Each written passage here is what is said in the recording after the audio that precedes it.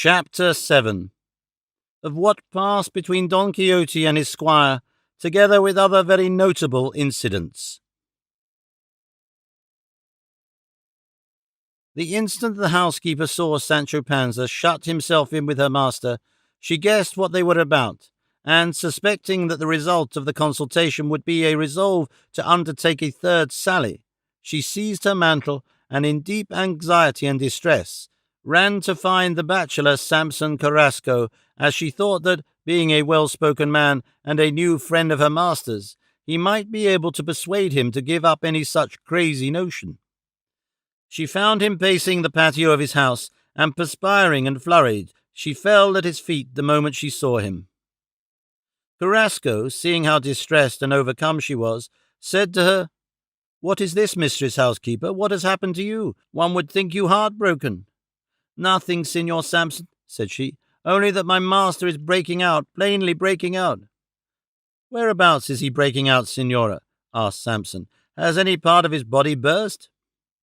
"He is only breaking out at the door of his madness," she replied. "I mean, dear Signor Bachelor, that he is going to break out again, and this will be the third time, to hunt all over the world for what he calls ventures, though I can't make out why he gives them that name. The first time he was brought back to us slung across the back of an ass, and belaboured all over, and the second time he came in an ox cart, shut up in a cage, in which he persuaded himself he was enchanted, and the poor creature was in such a state that the mother that bore him would not have known him, lean, yellow, with his eyes sunk deep in the cells of his skull, so that to bring him round again ever so little cost me more than 600 eggs, as God knows, and all the world, and my hens too, that won't let me tell a lie." "That I can well believe," replied the bachelor, "for they are so good and so fat and so well bred that they would not say one thing for another, though they were to burst for it. In short, then, mistress housekeeper, that is all, and there is nothing the matter except what is feared Don Quixote may do." "No, signor," said she. "Well, then," returned the bachelor, "don't be uneasy, but go home in peace. Get me ready something hot for breakfast, and while you are on the way, say the prayer of Santa Apolliana, that is, if you know it, for I will come presently, and you will see miracles." "Woe is me!" cried the housekeeper. "Is it the prayer of Santa Apolliana you would have me say? That would do if it was the toothache my master had, but it is in the brains what he has got." "I know what I am saying, mistress housekeeper. Go, and don't set yourself to argue with me, for you know I am a bachelor of Salamanca, and one can't be more of a bachelor than that," replied Carrasco, and with this the housekeeper retired, and the bachelor went to look for the curate and arrange with him what will be told in its proper place. While Don Quixote and Sancho were shut up together, they had a discussion which the history records with great precision and scrupulous exactness. Sancho said to his master, "Signor, I have induced my wife to let me go with your worship wherever you choose to take me." "Induced, you should say, Sancho," said Don Quixote, "not educed."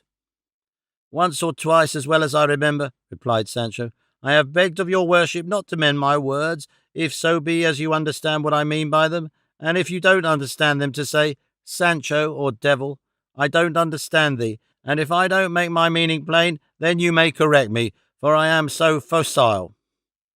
"I don't understand thee, Sancho," said Don Quixote at once, "for I know not what 'I am so facile' means." "So facile means I am so much that way," replied Sancho. "I understand thee still less now," said Don Quixote. "Well, if you can't understand me," said Sancho, "I don't know how to put it. I know no more, God help me." "Oh, now I have hit it," said Don Quixote. "Thou wouldst say thou art so docile, tractable, and gentle, that thou wilt take what I say to thee, and submit to what I teach thee." "I would bet," said Sancho, "that from the very first you understood me, and knew what I meant, but you wanted to put me out that you might hear me make another couple of dozen blunders." "Maybe so," replied Don Quixote, "but to come to the point, what does Teresa say?" "Teresa says," replied Sancho, "that I should make sure with your worship, and let papers speak and beards be still, for he who binds does not wrangle. Since one take is better than two, I'll give thee these, and I say a woman's advice is no great thing, and he who won't take it is a fool." "And so say I," said Don Quixote. "Continue, Sancho, my friend. Go on. You talk pearls today." "The fact is," continued Sancho, "that, as your worship knows better than I do, we are all of us liable to death, and today we are, and tomorrow we are not, and the lamb goes as soon as the sheep, and nobody can promise himself more hours of life in this world than God may be pleased to give him, for death is death, and when it comes to knock at our life's door, it is always urgent, and neither prayers nor struggles nor sceptres nor mitres can keep it back, as common talk and report say, and as they tell us from the pulpits every day." "All that is very true," said Don Quixote, "but I cannot make out what thou art driving at." "What I am driving at," said Sancho, "is that your worship settle some fixed wages for me, to be paid monthly while I am in your service, and that the same be paid me out of your estate, for I don't care to stand on rewards which either come late or ill or never at all. God help me with my own. In short, I would like to know what I am to get, be it much or little, for the hen will lay on one egg, and many littles make a much, and so long as one gains something there is nothing lost. To be sure, if it should happen, what I neither believe nor expect, that your worship were to give me that island you have promised me, I am not so ungrateful nor so grasping, but that I would be willing to have the revenue of such island valued and stopped out of my wages in due promotion." "Sancho, my friend," replied Don Quixote, "sometimes proportion may be as good as promotion." "I see," said Sancho. "I'll bet I ought to have said proportion and not promotion, but it is no matter, as your worship has understood me." "And so well understood," returned Don Quixote, "that I have seen into the depths of thy thoughts, and know the mark thou art shooting at with the countless shafts of thy proverbs. Look here, Sancho, I would readily fix thy wages if I had ever found any instance in the histories of the knights-errant to show or indicate, by the slightest hint, what their squires used to get monthly or yearly. But I have read all or the best part of their histories, and I cannot remember reading of any knight-errant having assigned fixed wages to his squire. I only know that they all served on reward, and that when they least expected it, if good luck attended their masters, they found themselves recompensed with an island or something equivalent to it, or at least they were left with a title and lordship. If with these hopes and additional inducements you, Sancho, please to return to my service, well and good. But to suppose that I am going to disturb or unhinge the ancient usage of knight-errantry is all nonsense. And so, my Sancho, get you back to your house and explain my intentions to your Teresa, and if she likes, and you like, to be on reward with me, bene quidem. If not, we remain friends, for if the pigeon-house does not lack food, it will not lack pigeons. And bear in mind, my son, that a good hope is better than a bad holding, and a good grievance better than a bad compensation. I speak in this way, Sancho, to show you that I can shower down proverbs just as well as yourself, and in short, I mean to say, and I do say, that if you don't like to come on reward with me, and run the same chance that I run, God be with you, and make a saint of you, for I shall find plenty of squires more obedient and painstaking, and not so thickened or talkative as you are." When Sancho heard his master's firm, resolute language, a cloud came over the sky with him, and the wings of his heart drooped, for he had made sure that his master would not go without him for all the wealth of the world, and as he stood there dumbfounded and moody, Simon Carrasco came in with the housekeeper and niece, who were anxious to hear by what arguments he was about to dissuade their master from going to seek adventures.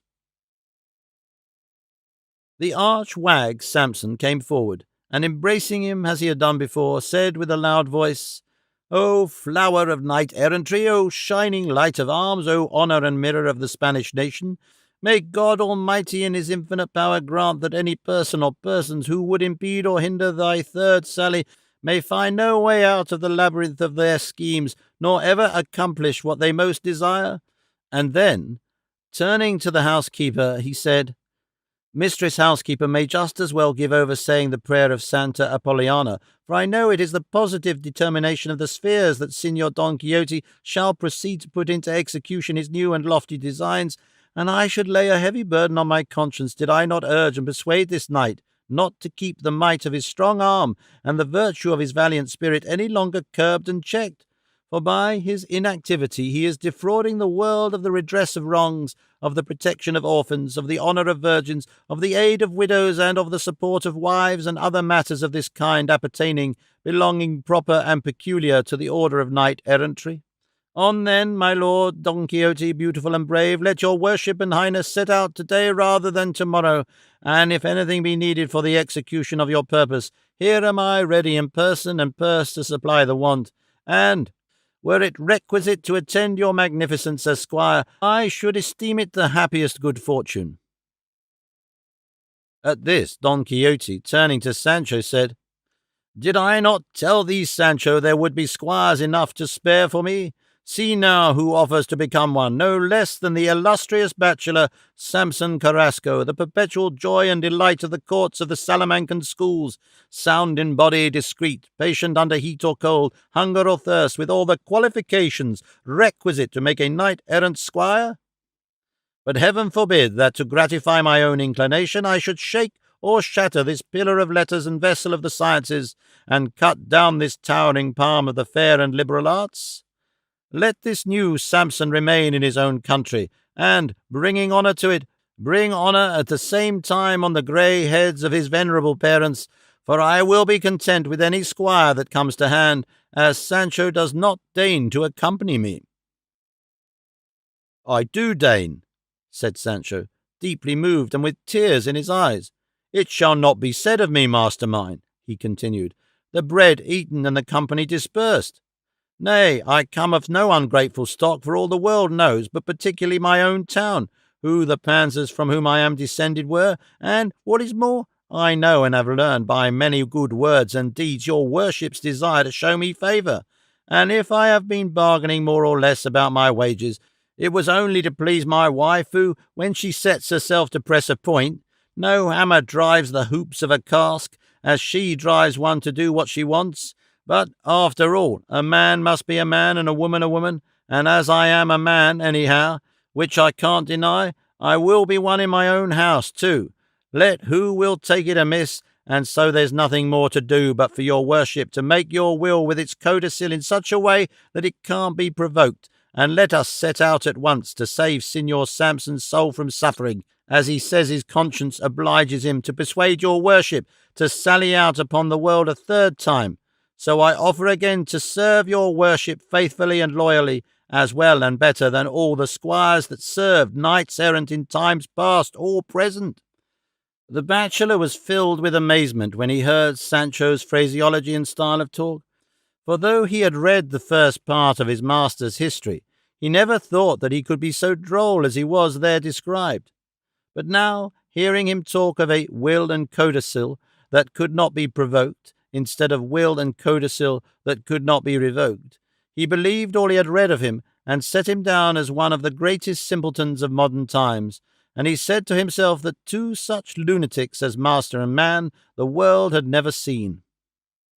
In fine, Don Quixote and Sancho embraced one another and made friends, and by the advice and with the approval of the great Carrasco, who was now their oracle, it was arranged that their departure should take place 3 days thence, by which time they could have all that was requisite for the journey ready, and procure a closed helmet, which Don Quixote said he must by all means take. Samson offered him one, as he knew a friend of his who had it would not refuse it to him, though it was more dingy with rust and mildew than bright and clean like burnished steel. The curses which both housekeeper and niece poured out on the bachelor were past counting. They tore their hair, they clawed their faces, and in the style of the hired mourners that were once in fashion, they raised a lamentation over the departure of their master and uncle, as if it had been his death. Samson's intention in persuading him to sally forth once more was to do what the history relates further on, all by the advice of the curate and barber with whom he had previously discussed the subject. Finally, then, during those 3 days, Don Quixote and Sancho provided themselves with what they considered necessary, and Sancho, having pacified his wife, and Don Quixote his niece and housekeeper, at nightfall, unseen by anyone except the bachelor, who thought fit to accompany them half a league out of the village, they set out for El Toboso, Don Quixote on his good Rocinante, and Sancho on his old dapple, his aforehorse furnished with certain matters in the way of victuals, and his purse with money that Don Quixote gave him to meet emergencies. Samson embraced him and entreated him to let him hear of his good or evil fortunes, so that he might rejoice over the former or condole with him over the latter, as the laws of friendship required. Don Quixote promised him he would do so, and Samson returned to the village, and the other two took the road for the great city of El Toboso.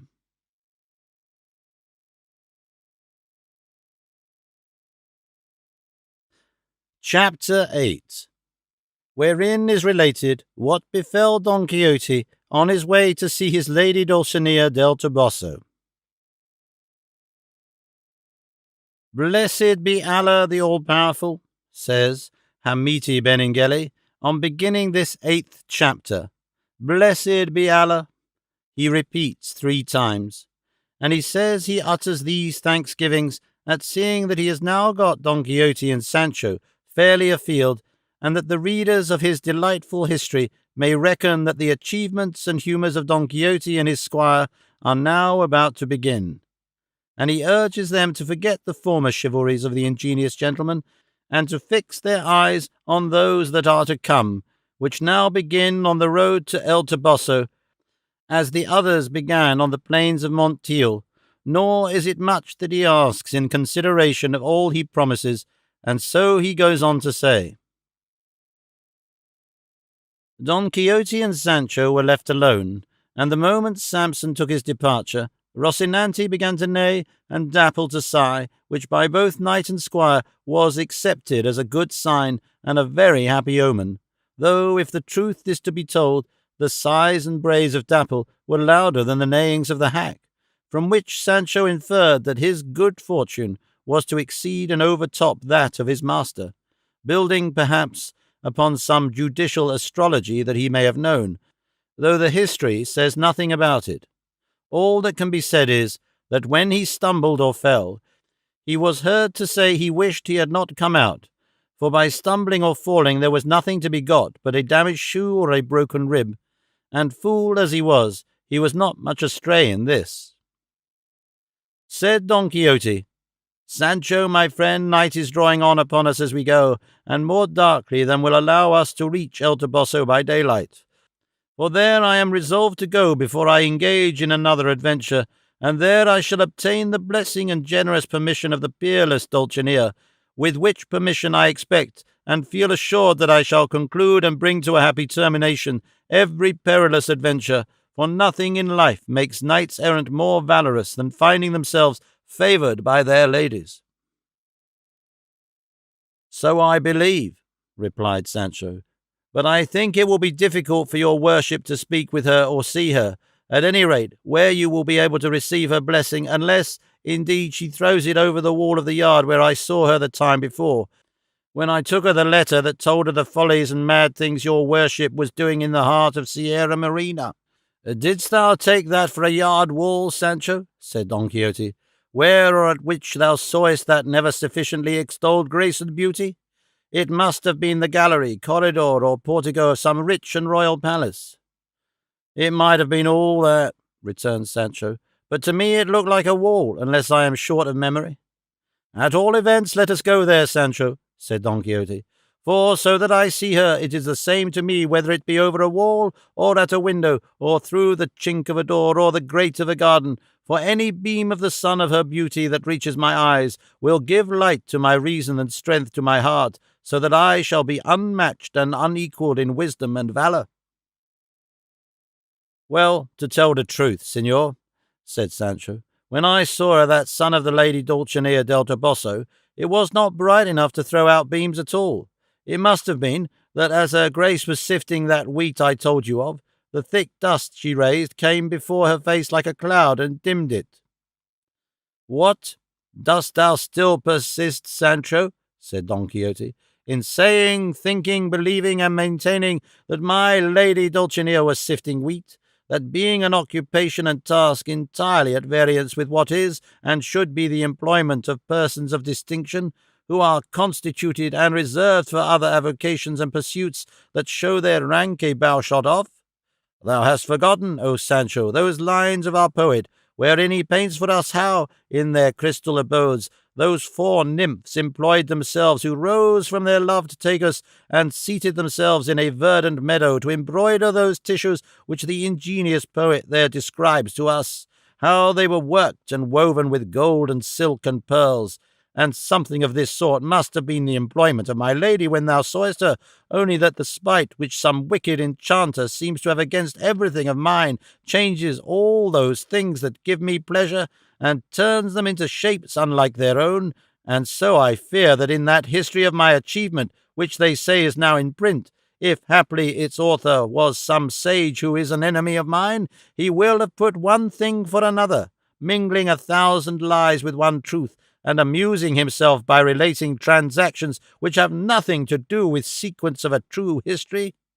O envy, root of all countless evils and cankerworm of the virtues, all the vices, Sancho, bring some kind of pleasure with them, but envy brings nothing but irritation, bitterness, and rage. So I say too, replied Sancho, and I suspect in that legend or history of us that the bachelor Samson Carrasco told us he saw, my honour goes dragged in the dirt, knocked about, up and down, sweeping the streets, as they say, and yet, on the faith of an honest man, I never spoke ill of any enchanter, and I am not so well off that I am to be envied. To be sure, I am rather sly, and I have a certain spice of the rogue in me, but all is covered by the great cloak of my simplicity, always natural and never acted, and if I had no other merit save that I believe, as I always do, firmly and truly in God, and all the Holy Roman Catholic Church holds and believes, and that I am a mortal enemy of the Jews, the historians ought to have mercy on me and treat me well in their writings. But let them say what they like. Naked was I born, naked I find myself. I neither lose nor gain. Nay, while I see myself put into a book and passed on from hand to hand over the world, I don't care a fig. Let them say what they like of me. That, Sancho, returned Don Quixote, reminds me of what happened to a famous poet of our own day, who, having written a bit of satire against all the courtesan ladies, did not insert or name in it a certain lady of whom it was questionable whether she was one or not. She, seeing she was not in the list of the poet, asked him what he had seen in her that he did not include her in the number of the others, telling him he must add to his satire and put her in the new part, or else look out for the consequences. The poet did as she bade him, and left her without a shred of reputation, and she was satisfied by getting fame, though it was infamy. In keeping with this is what they relate of that shepherd who set fire to the famous temple of Diana, by repute one of the 7 wonders of the world, and burned it with the sole object of making his name live in after ages, and, though it was forbidden to name him, or mention his name by word of mouth or in writing, lest the object of his ambition should be attained, nevertheless it became known that he was called Erostratus. And something of the same sort is what happened in the case of the great Emperor Charles V and a gentleman in Rome. The emperor was anxious to see that famous temple of the Rotunda, called in ancient times the Temple of All the Gods, but nowadays by a better nomenclature of All the Saints, which is the best preserved building of all those of pagan construction in Rome, and the one which best sustains the reputation of mighty works and magnificence of its founders. It is in the form of a half-orange, of enormous dimensions, and well lighted, though no light penetrates it save that which is admitted by a window, or rather round skylight at the top, and it was from this that the emperor examined the building. A Roman gentleman stood by his side and explained to him the skilful construction and ingenuity of the vast fabric and its wonderful architecture, and when they had left the skylight he said to the emperor, 1,000 times, your sacred majesty, the impulse came upon me to seize your majesty in my arms and fling myself down from yonder skylight, so as to leave behind me in the world a name that would last forever. I am thankful to you for not carrying such an evil thought into effect, said the emperor, and I shall give you no opportunity in future of again putting your loyalty to the test, and I therefore forbid you ever to speak to me or to be where I am." And he followed up these words by bestowing a liberal bounty upon him. My meaning is, Sancho, that the desire of acquiring fame is a very powerful motive. What thinkest thou? Was it that flung Horatius in full armour down from the bridge into the depths of the Tiber? What burned the hand and arm of Mutius? What impelled Curtius to plunge into the deep burning gulf that opened in the midst of Rome? What, in opposition to all the omens that declared against him, made Julius Caesar cross the Rubicon? And to come to more modern examples, what scuttled the ships and left stranded and cut off the gallant Spaniards under the command of the most courteous Cortes in the New World? All these and a variety of other exploits are, were, and will be the work of fame that mortals desire as a reward and a portion of the immortality their famous deeds deserve, though we Catholic Christians and knights-errant look more to that future glory that is everlasting in the ethereal regions of heaven than to the vanity of the fame that is to be acquired in this present transitory life, a fame that, however long it may last, must after all end with the world itself, which has its own appointed end. So that, O Sancho, in what we do we must not overpass the bounds which the Christian religion we profess has assigned to us. We have to slay pride in giants, envy by generosity and nobleness of heart, anger by calmness of demeanour and equanimity, gluttony and sloth by the spareness of our diet and the length of our vigils, lust and lewdness by the loyalty we preserve to those whom we have made the mistresses of our thoughts, indolence by traversing the world in all directions, seeking opportunities of making ourselves, besides Christians, famous knights. Such, Sancho, are the means by which we reach those extremes of praise that fair fame carries with it. All that your worship has said so far, said Sancho, I have understood quite well, but still I would be glad if your worship would dissolve a doubt for me, which has just this minute come into my mind. Solve, thou meanest, Sancho, said Don Quixote. Say on, in God's name, and I will answer as well as I can. Tell me, Signor, Sancho went on to say, those Julys or Augusts, and all those venturous knights that you say are now dead, where are they now? The heathens, replied Don Quixote, are no doubt in hell. The Christians, if they were good Christians, are either in purgatory or in heaven. Very good, said Sancho, but now I want to know, the tombs where the bodies of those great lords are, have they silver lamps before them, or are the walls of their chapels ornamented with crutches, winding sheets, tresses of hair, legs and eyes in wax?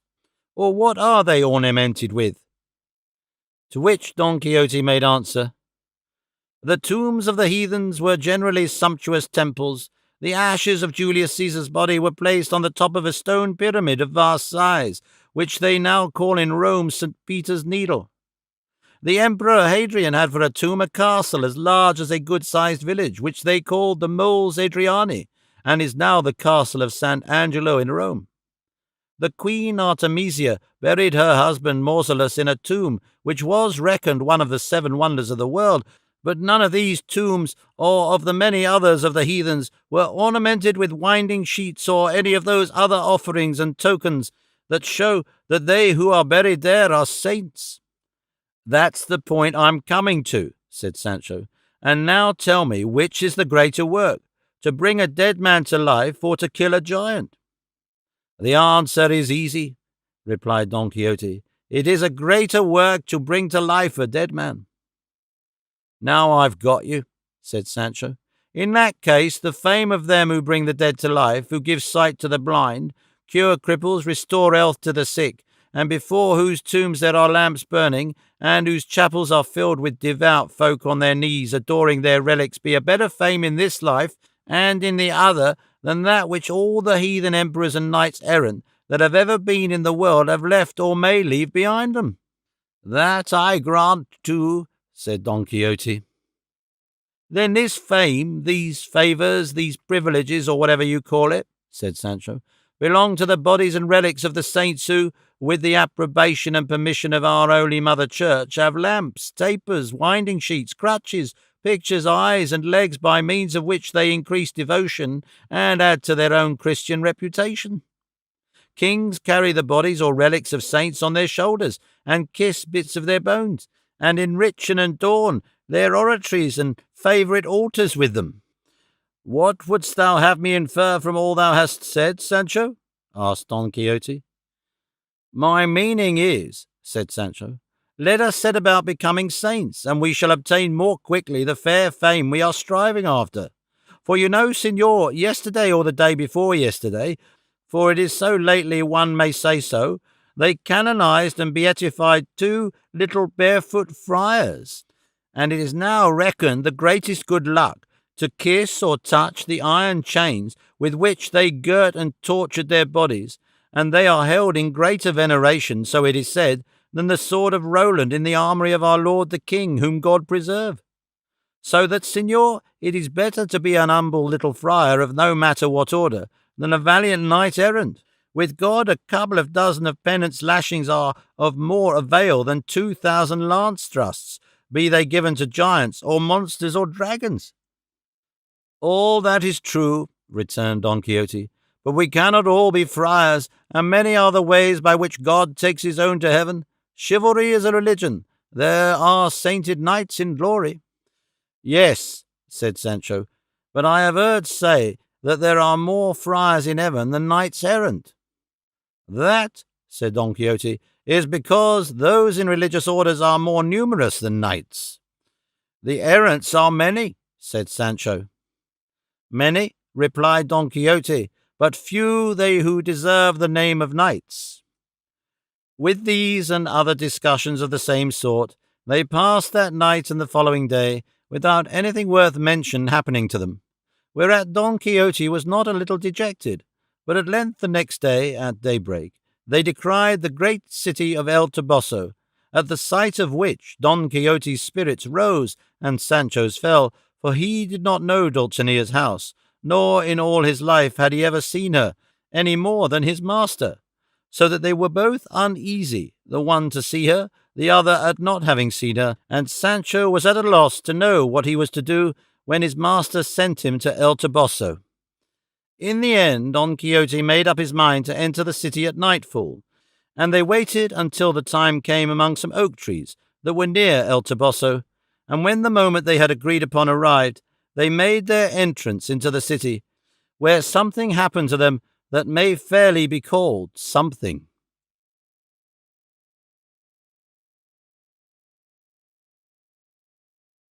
Chapter 9, wherein is related what will be seen there. 'Twas at the very midnight hour, more or less, when Don Quixote and Sancho quitted the wood and entered El Toboso. The town was in deep silence, for all the inhabitants were asleep, and stretched on the broad of their backs, as the saying is. The night was darkish, though Sancho would have been glad had it been quite dark, so as to find in the darkness an excuse for his blundering. All over the place nothing was to be heard except the barking of dogs, which deafened the ears of Don Quixote and troubled the heart of Sancho. Now and then an ass brayed, pigs grunted, cats mewed, and the various noises they made seemed louder in the silence of the night, all which the enamoured knight took to be of evil omen. Nevertheless, he said to Sancho, Sancho, my son, lead on to the palace of Dulcinea. It may be that we shall find her awake. Body of the sun, what palace am I to lead to? Said Sancho, when what I saw her highness in was only a very little house. Most likely she had withdrawn into some small apartment of her palace, said Don Quixote, to amuse herself with damsels, as great ladies and princesses are accustomed to do. Signor, said Sancho, if your worship will have it in spite of me that the house of my lady Dulcinea is a palace, is this an hour, think you, to find the door open, and will it be right for us to go knocking till they hear us and open the door, making a disturbance and confusion all through the household? Are we going, do you fancy, to the house of our wenches, like gallants who come and knock and go in at any hour, however late it may be? Let us first of all find out the palace for certain, replied Don Quixote, And then I will tell thee, Sancho, what we had best do. But look, Sancho, for either I see badly, or that dark mass that one sees from here should be Dulcinea's palace." "Then let your worship lead the way," said Sancho. "Perhaps it may be so. Though I see it with my eyes and touch it with my hands, I'll believe it as much as I believe it is daylight now." Don Quixote took the lead, and having gone a matter of 200 paces, he came upon the mass that produced the shade, and found it was a great tower, and then he perceived that the building in question was no palace, but the chief church of the town, and said he, "It's the church we have lit upon, Sancho." "So I see," said Sancho, "and God grant we may not light upon our graves. It is no good sign to find oneself wandering in a graveyard at this time of night, and that after my telling your worship, if I don't mistake, that the house of this lady will be in an alley without an outlet." "The curse of God on thee for a blockhead," said Don Quixote. "Where hast thou ever heard of castles and royal palaces being built in alleys without an outlet?" "Signor," replied Sancho, "every country has a way of its own. Perhaps here in El Toboso it is the way to build palaces and grand buildings in alleys. So I entreat your worship to let me search about among these streets or alleys before me, and perhaps in some corner or other I may stumble on this palace, and I wish I saw the dogs eating it for leading us such a dance." "Speak respectfully of what belongs to my lady, Sancho," said Don Quixote. "Let us keep the feast in peace, and not throw the rope after the bucket." "I'll hold my tongue," said Sancho. "But how am I to take it patiently when your worship wants me, with only once seeing the house of our mistress, to know always, and to find it in the middle of the night, when your worship can't find it, who must have seen it thousands of times?" "Thou wilt drive me to desperation, Sancho," said Don Quixote. "Look here, heretic, have I not told thee 1,000 times that I have never once in my life seen the peerless Dulcinea, or crossed the threshold of a palace, and that I am enamoured solely by hearsay, and by the great reputation she bears for beauty and discretion?" "I hear it now," returned Sancho, "and I may tell you that if you have not seen her, no more have I." "That cannot be," said Don Quixote, "for, at any rate, thou saidst, on bringing back the answer to the letter I sent by thee, that thou sawest her sifting wheat." "Don't mind that, signor," said Sancho. "I must tell you that my seeing her and the answer I brought you back were by hearsay too, for I can no more tell who the lady Dulcinea is than I can hit the sky." "Sancho, Sancho," said Don Quixote, "there are times for jests and time when jests are out of place. If I tell thee that I have neither seen nor spoken to the lady of my heart, it is no reason why thou shouldst say thou hast not spoken to Rosina, as thou well knowest." While the two were engaged in this conversation, they perceived someone with a pair of mules approaching the spot where they stood, and from the noise the plough made as it dragged along the ground, they guessed him to be some labourer who had got up before daybreak to go to his work, and so it proved. He came along singing the ballad that says, "Ill did ye fare, ye men of France, in Roncesvalles chase." "May I die, Sancho," said Don Quixote when he heard him, "if any good will come to us tonight. Dost thou not hear what that clown is singing?" "I do," said Sancho, "but what has Roncesvalles chase to do with what we have in hand? He might just as well be singing the ballad of Calais Nos, for any good or ill that can come to us in our business." By this time the labourer had come up, and Don Quixote asked him, "Can you tell me, worthy friend, and God speed you, whereabouts here is the palace of the peerless princess, Donna Dulcinea del Toboso?" "Signor," replied the lad, "I am a stranger, and I have been only a few days in the town, doing farm work for a rich farmer. In that house opposite there live the curate of the village and the sacristan, and both or either of them will be able to give your worship some account of this lady princess, for they have a list of all the people of El Toboso, though it is my belief there is not a princess living in the whole of it. Many ladies there are of quality, and in her own house each of them may be a princess." "Well, then, she I am inquiring for will be one of these, my friend," said Don Quixote. "May be so," replied the lad. "God be with you, for here comes the daylight." And without waiting for any more of his questions, he whipped on his mules. Sancho, seeing his master downcast and somewhat dissatisfied, said to him, Signor, daylight will be here before long, and it will not do for us to let the sun find us in the street. It will be better for us to quit the city, and for your worship to hide in some forest in the neighbourhood, and I will come back in the daytime, and I won't leave a nook or corner of the whole village that I won't search for the house, castle, or palace of my lady, and it will be hard luck for me if I don't find it, and as soon as I have found it I will speak to her grace, and tell her where and how your worship is waiting for her to arrange some plan for you to see her without any damage to her honour and reputation. Sancho, said Don Quixote, thou hast delivered 1,000 sentences condensed in the compass of a few words. I thank thee for the advice thou hast given me, and take it most gladly. Come, my son, let us go look for some place where I may hide, while thou dost return, as thou sayest, to seek and speak with my lady, from whose discretion and courtesy I look for favours more than miraculous. Sancho was in a fever to get his master out of the town, lest he should discover the falsehood of the reply he had brought to him in the Sierra Morena on behalf of Dulcinea. So he hastened their departure, which they took at once, and 2 miles out of the village they found a forest or thicket wherein Don Quixote ensconced himself, while Sancho returned to the city to speak to Dulcinea, in which embassy things befell him which demand fresh attention and a new chapter.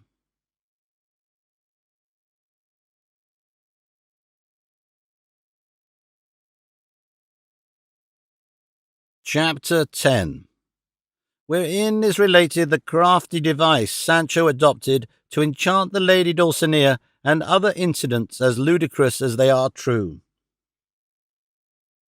When the author of this great history comes to relate what is set down in this chapter, he says he would have preferred to pass it over in silence, fearing it would not be believed, because here Don Quixote's madness reaches the confines of the greatest that can be conceived, and even goes a couple of bow shots beyond the greatest.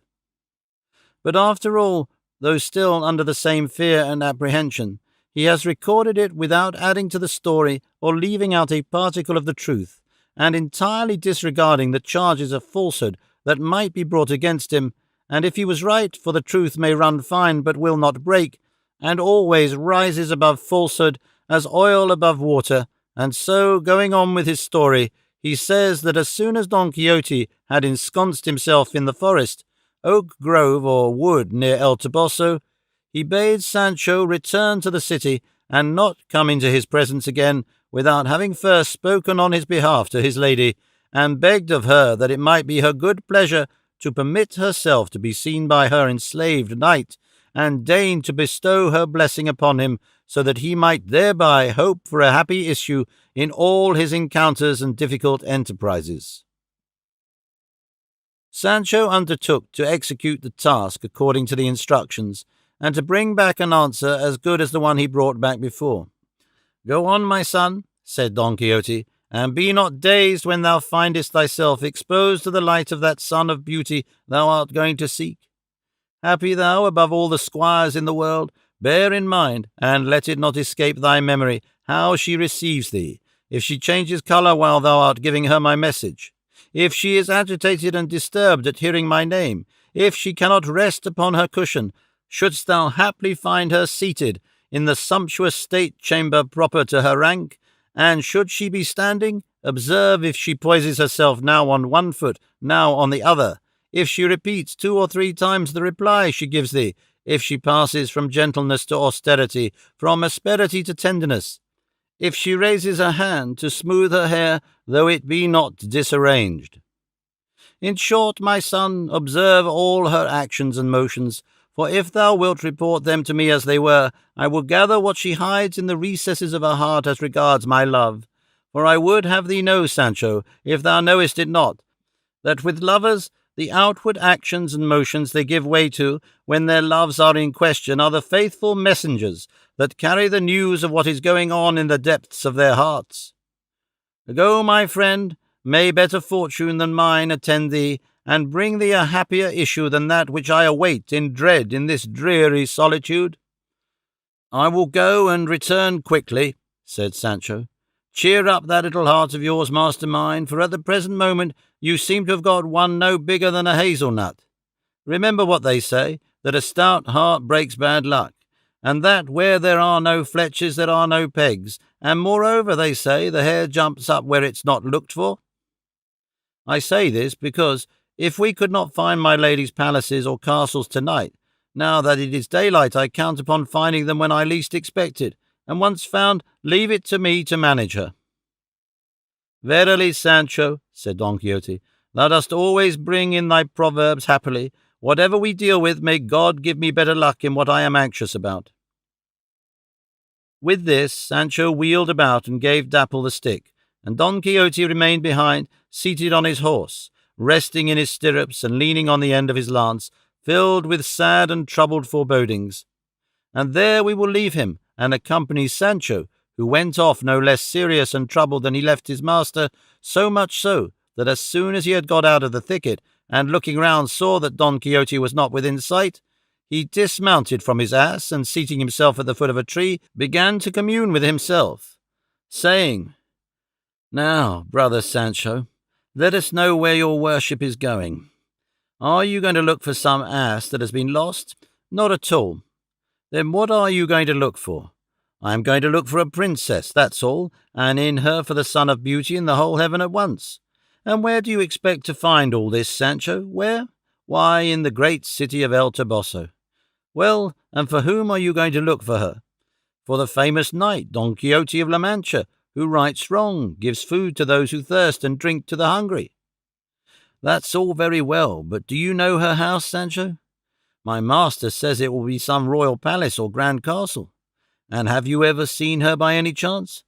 Neither I nor my master ever saw her, and does it strike you that it would be just and right if the El Toboso people, finding out that you were here with the intention of going to tamper with their princesses and trouble their ladies, were to come and cudgel your ribs and not leave a whole bone in you? They would indeed have very good reason if they did not see that I am under orders, and that you are a messenger, my friend, no blame belongs to you. Don't you trust to that, Sancho, for the Manchegan folk are as hot-tempered as they are honest, and won't put up with liberties from anybody. By the Lord, if they get scent of you, it will be worse for you, I promise you. Be off, you scoundrel, let the bolt fall. Why should I go looking for 3 feet on a cat to please another man? And what is more, when looking for Dulcinea, we'll be looking for Marica in Ravenna, or the bachelor in Salamanca. The devil, nobody else has mixed me up in this business. Such was the soliloquy Sancho held with himself, and all the conclusion he could come to was to say to himself again, Well, there's a remedy for everything except death, under whose yoke we have all to pass, whether we like it or not, when life's finished. I have seen by 1,000 signs that this master of mine is a madman fit to be tied, and for that matter, I too am not behind him, for I am a greater fool than he is when I follow him and serve him. If there's any truth in the proverb that says, Tell me what company thou keepest, and I'll tell thee what thou art, or in that other, not with whom thou art bred, but with whom thou art fed, well then, if he be mad as he is, and with a madness that mostly takes one thing for another, and white for black, and black for white, as was seen when he said the windmills were giants, and the monks' mules dromedaries, flocks of sheep, armies of enemies, and much more to the same tune, it will not be very hard to make him believe that some country girl, the first I come across here, is the Lady Dulcinea, and if he does not believe it, I'll swear it, and if he should swear, I'll swear again, and if he persists, I'll persist more, so as, come what may, to have my quoit always over the peg. Maybe, by holding out in this way, I may put a stop to his sending me on messages of this kind another time. Or maybe he will think, as I suspect he will, that one of those wicked enchanters, who he says have a spite against him, has changed her form for the sake of doing him an ill turn and injuring him. With this reflection, Sancho made his mind easy, counting the business as good as settled, and stayed there till the afternoon, so as to make Don Quixote think he had enough time to go to El Toboso and return. And things turned out so luckily for him that as he got up to Mount Dapple, he spied, coming from El Toboso towards the spot where he stood, 3 peasant girls on 3 colts or fillies. For the author does not make the point clear, though it is more likely they were she-asses, the usual mount with village girls, but as it is of no great consequence, we need not stop to prove it. To be brief, the instant Sancho saw the peasant girls, he returned full speed to seek his master, and found him sighing and uttering 1,000 passionate lamentations. When Don Quixote saw him, he exclaimed, "What news, Sancho, my friend? Am I to mark this day with a white stone or a black?" "Your worship," replied Sancho, "had better mark it with ruddle, like the inscriptions on the walls of classrooms, that those who see it may see it plain." "Then thou bringest good news?" said Don Quixote. "So good," replied Sancho, "that your worship has only to spur Rocinante and get out into the open field to see the lady Dulcinea del Toboso, who, with 2 others, damsels of hers, is coming to see your worship." "Holy God, what art thou saying, Sancho, my friend?" exclaimed Don Quixote. "Take care thou art not deceiving me, or seeking by false joy to cheer my real sadness." "What could I get by deceiving your worship?" returned Sancho, "especially when it will so soon be shown whether I tell the truth or not. Come, signor, push on, and you will see the princess our mistress, robed and adorned, in fact, like what she is. Her damsels and she are all one glow of gold, all bunches of pearls, all diamonds, all rubies, all cloth of brocade of more than 10 borders, and with their hair loose on their shoulders like so many sunbeams, playing with the wind, and, moreover, they come mounted on 3 piebald hackneys, the finest sight ever you saw." "Hackneys, you mean, Sancho?" said Don Quixote. "There is not much difference between cackneys and hackneys," said Sancho, "but no matter what they come on, there they are, the finest ladies one could wish for, especially my lady the Princess Dulcinea, who staggers one's senses." "Let us go, Sancho, my son," said Don Quixote, "and in guerdon of this news, as unexpected as it is good, I bestow upon thee the best spoil I shall win in the first adventure I may have, or if that does not satisfy thee, I promise thee the foals I shall have this year from my 3 mares, that thou knowest are in foal on our village common." "I'll take the foals," said Sancho, "for it is not quite certain that the spoils of the first adventure will be good ones." By this time they had cleared the wood, and saw the 3 village lasses close at hand. Don Quixote looked all along the road to El Toboso, and as he could see nobody except the 3 peasant girls, he was completely puzzled, and asked Sancho if it was outside the city he had left them. "How outside the city?" returned Sancho. "Are your worship's eyes in the back of your head, that you can't see that they are these who are coming here, shining like the very sun at noonday?" "I see nothing, Sancho," said Don Quixote, "but 3 country girls on 3 jackasses." "Now may God deliver me from the devil," said Sancho. "And can it be that your worship takes 3 hackneys, or whatever they're called, as white as the driven snow, for jackasses? By the Lord, I could tear my beard if that was the case." "Well, I can only say, Sancho, my friend," said Don Quixote, "that it is as plain as they are jackasses or jennyasses as that I am Don Quixote and thou Sancho Panza. At any rate, they seem to me to be so." "Hush, signor," said Sancho. "Don't talk that way, but open your eyes and come and pay your respects to the lady of your thoughts, who is close upon us now." And with these words he advanced to receive the 3 village lasses, and dismounting from Dapple, caught hold of one of the asses of the 3 country girls by the halter, and dropping on both knees on the ground, he said, "Queen and princess and duchess of beauty, may it please your haughtiness and greatness to receive into your favour and goodwill your captive knight, who stands there turned into marble stone, and quite stupefied and benumbed at finding himself in your magnificent presence. I am Sancho Panza, his squire, and he the vagabond knight, Don Quixote of La Mancha, otherwise called the Knight of the Rueful Countenance." Don Quixote had by this time placed himself on his knees beside Sancho, and with eyes starting out of his head and a puzzled gaze, was regarding her whom Sancho called queen and lady. And as he could see nothing in her except a village lass, and not a very well-favoured one, for she was platter-faced and snub-nosed, he was perplexed and bewildered, and did not venture to open his lips. The country girls, at the same time, were astonished to see these 2 men, so different in appearance on their knees, preventing their companion from going on. She, however, who had been stopped, breaking silence, said angrily and testily, "Get out of the way, bad luck to you, and let us pass, for we are in a hurry." To which Sancho returned, "O princess and universal lady of El Toboso, is not your magnanimous heart softened by seeing the pillar and prop of knight-errantry on his knees before your sublimated presence?" On hearing this, one of the others exclaimed, "Woe, then, why am I rubbing thee down, she-ass of my father-in-law? See how the lordings come to make game of the village girls now, as if we could not chaff as well as themselves.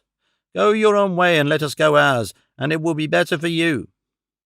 "Get up, Sancho," said Don Quixote at this. "I see that fortune, with evil done to me unsated still, has taken possession of all the roads by which any comfort may reach this wretched soul that I carry in my flesh, and thou, highest perfection of excellence that can be desired, utmost limit of grace in human shape, sole relief of this afflicted heart that adores thee, though the malign enchanter that persecutes me has brought clouds and cataracts on my eyes, and to them and them only transformed thy unparagoned beauty, and changed thy features into those of a poor peasant girl, if so be he has not at the same time changed mine into those of some monster, to render them loathsome in thy sight. Refuse not to look upon me with tenderness and love, seeing in this submission that I make on my knees to thy transformed beauty the humility with which my soul adores thee." "Hey day, my grandfather," cried the girl, "much I care for your love-making. Get out of the way and let us pass, and we'll thank you." Sancho stood aside and let her go, very well pleased to have got so well out of the hobble he was in. The instant the village lass, who had done duty for Dulcinea, found herself free, prodding her cackney with a spike she had at the end of her stick, she set off at full speed across the field. The she-ass, however, feeling the point more acutely than usual, began cutting such capers that it flung the lady Dulcinea to the ground, seeing which Don Quixote ran to raise her up, and Sancho to fix and girth the pack-saddle, which also had slipped under the ass's belly. The pack-saddle being secured as Don Quixote was about to lift up his enchanted mistress in his arms and put her upon a beast, the lady, getting up from the ground, saved him the trouble, for going back a little she took a short run, and putting both hands on the croup of the ass, she dropped into the saddle more lightly than a falcon, and sat astride like a man, whereat Sancho said, "Rogue! But Our Lady is lighter than a lanner, and might teach the cleverest Cordovan or Mexican how to mount. She cleared the back of the saddle in one jump, and without spurs she is making the hackney go like a zebra, and her damsels are no way behind her, for they all fly like the wind." Which was the truth, for as soon as they saw Dulcinea mounted, they pushed on after her, and sped away without looking back, for more than half a league.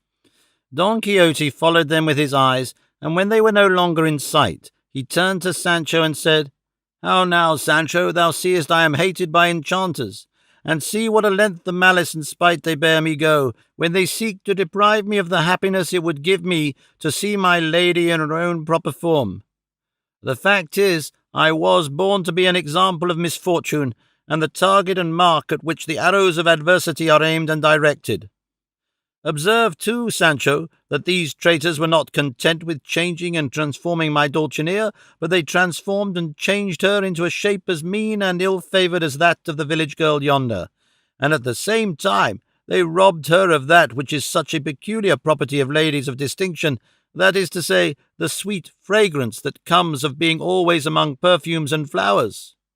For I must tell thee, Sancho, that when I approached to put Dulcinea upon her hackney, as thou sayest it was, though to me it appeared a she-ass, she gave me a whiff of raw garlic that made my head reel and poisoned my very heart." "O scum of the earth!" cried Sancho at this. "O miserable, spiteful enchanters! Oh, that I could see you all strung by the gills like sardines on a twig! Ye know a great deal, ye can do a great deal, and ye do a great deal more. It ought to have been enough for you, ye scoundrels, to have changed the pearls of my lady's eyes into oak galls, and her hair of purest gold into the bristles of a red ox's tail, and in short all her features from fair to foul, without meddling with her smell. For by that we might somehow have found out what was hidden underneath that ugly rind, though, to tell the truth, I never perceived her ugliness, but only her beauty, which was raised to the highest pitch of perfection by a mole she had on her right lip, like a moustache, with 7 or 8 red hairs like threads of gold, and more than a palm long. From the correspondence which exists between those of the face and those of the body," said Don Quixote, "Dulcinea must have another mole resembling that on the thick of the thigh, on that side on which she has the one on her face, but the hairs of that length thou hast mentioned are very long for moles. Well, all I can say is they were as plain as could be, replied Sancho. I believe it, my friend, returned Don Quixote, for nature bestowed nothing on Dulcinea that was not perfect and well finished, and so, if she had 100 moles like the one thou hast described, in her they would not be moles, but moons and shining stars. But tell me, Sancho, that which seemed to me to be a pack saddle as thou wert fixing it, was it a flat saddle or a side saddle? It was neither, replied Sancho, but a ginetta saddle, with a field covering worth half a kingdom, so rich is it. And that I could not see all this, Sancho, said Don Quixote. Once more I say, and will say 1,000 times, I am the most unfortunate of men. Sancho, the rogue, had enough to do to hide his laughter at hearing the simplicity of the master he had so nicely befooled. At length, after a good deal more conversation had passed between them, they remounted their beasts and followed the road to Saragossa, which they expected to reach in time to take part in a certain grand festival which is held every year in that illustrious city. But before they got there, things happened to them so many, so important, and so strange, that they deserve to be recorded and read, as will be seen further on.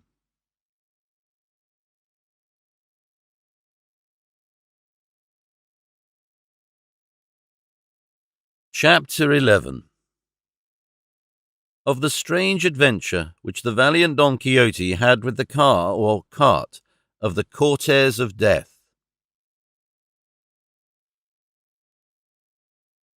Dejected beyond measure, did Don Quixote pursue his journey, turning over in his mind the cruel trick the enchanters had played him in changing his lady Dulcinea into the vile shape of the village lass. Nor could he think of any way of restoring her to her original form. And these reflections so absorbed him that without being aware of it, he let go of Rocinante's bridle, and he, perceiving the liberty that was granted him, stopped at every step to crop the fresh grass with which the plain abounded. Sancho recalled him from his reverie. "Melancholy, signor," said he, "was made not for beasts, but for men. But if men give way to it overmuch, they turn to beasts. Control yourself, your worship. Be yourself again. Gather up Rocinante's reins. Cheer up. Rouse yourself, and show that gallant spirit that knight-errants ought to have. What the devil is this? What weakness is this? Are we here or in France? The devil fly away with all the Dulcineas in the world, for the well-being of a single knight-errant is of more consequence than all the enchantments and transformations on earth." "Hush, Sancho," said Don Quixote in a weak and faint voice. "Hush, and utter no blasphemies against that enchanted lady, for I alone am to blame for her misfortune and hard fate. Her calamity has come of the hatred the wicked bear me." "So say I," returned Sancho.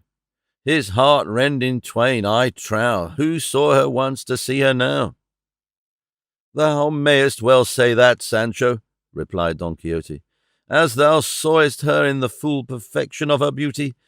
For the enchantment does not go so far as to pervert thy vision or hide her loveliness from thee. Against me alone and against my eyes is the strength of its venom directed. Nevertheless, there is one thing which has occurred to me, and that is that thou didst still ill describe her beauty to me.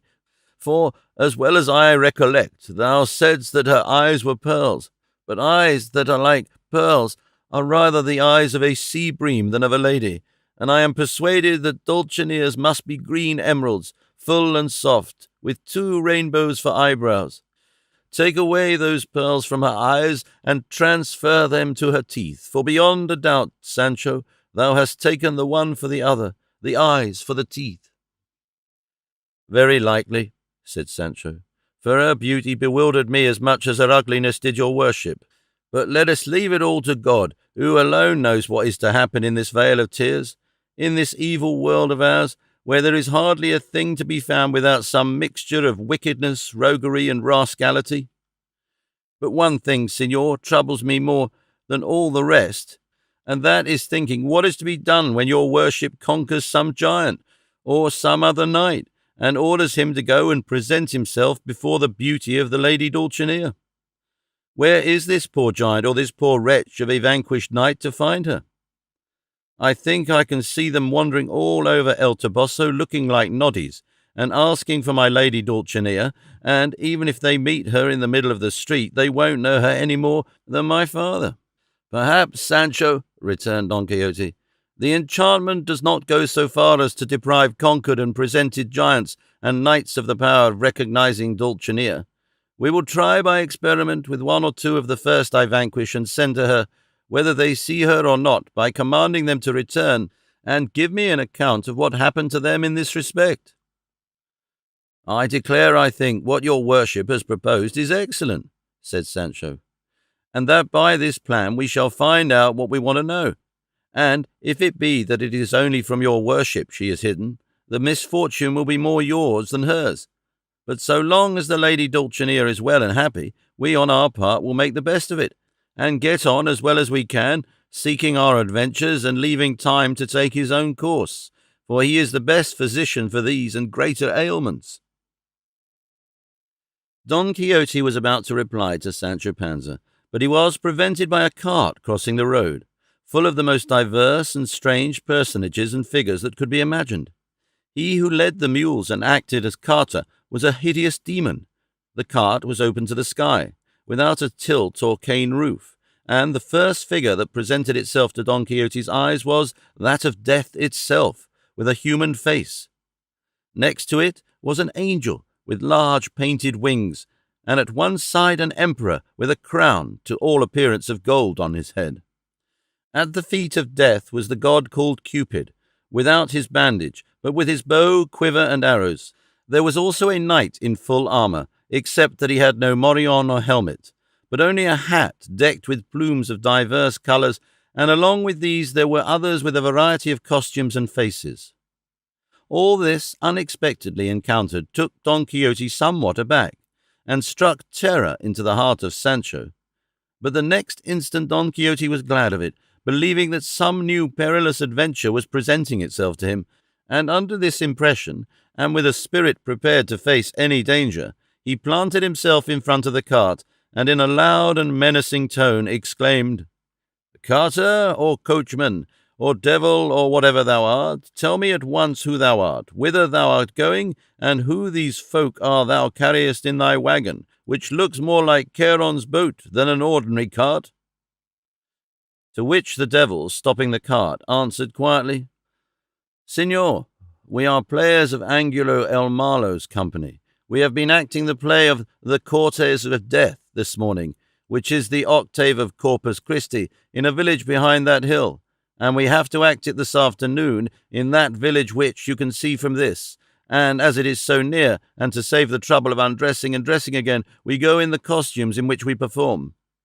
That lad there appears as Death, that other as an angel, that woman, the manager's wife, plays the queen, this one the soldier, that the emperor, and I the devil. And I am one of the principal characters of the play, for in this company I take the leading parts. If you want to know anything more about us, ask me, and I will answer with the utmost exactitude, for as I am a devil, I am up to everything." "By the faith of a knight-errant," replied Don Quixote, "when I saw this cart I fancied some great adventure was presenting itself to me, but I declare one must touch with the hand what appears to the eye, if illusions are to be avoided. God speed you, good people. Keep your festival, and remember, if you demand of me aught wherein I can render you a service, I will do it gladly and willingly, for from a child I was fond of the play, and in my youth a keen lover of the actor's art."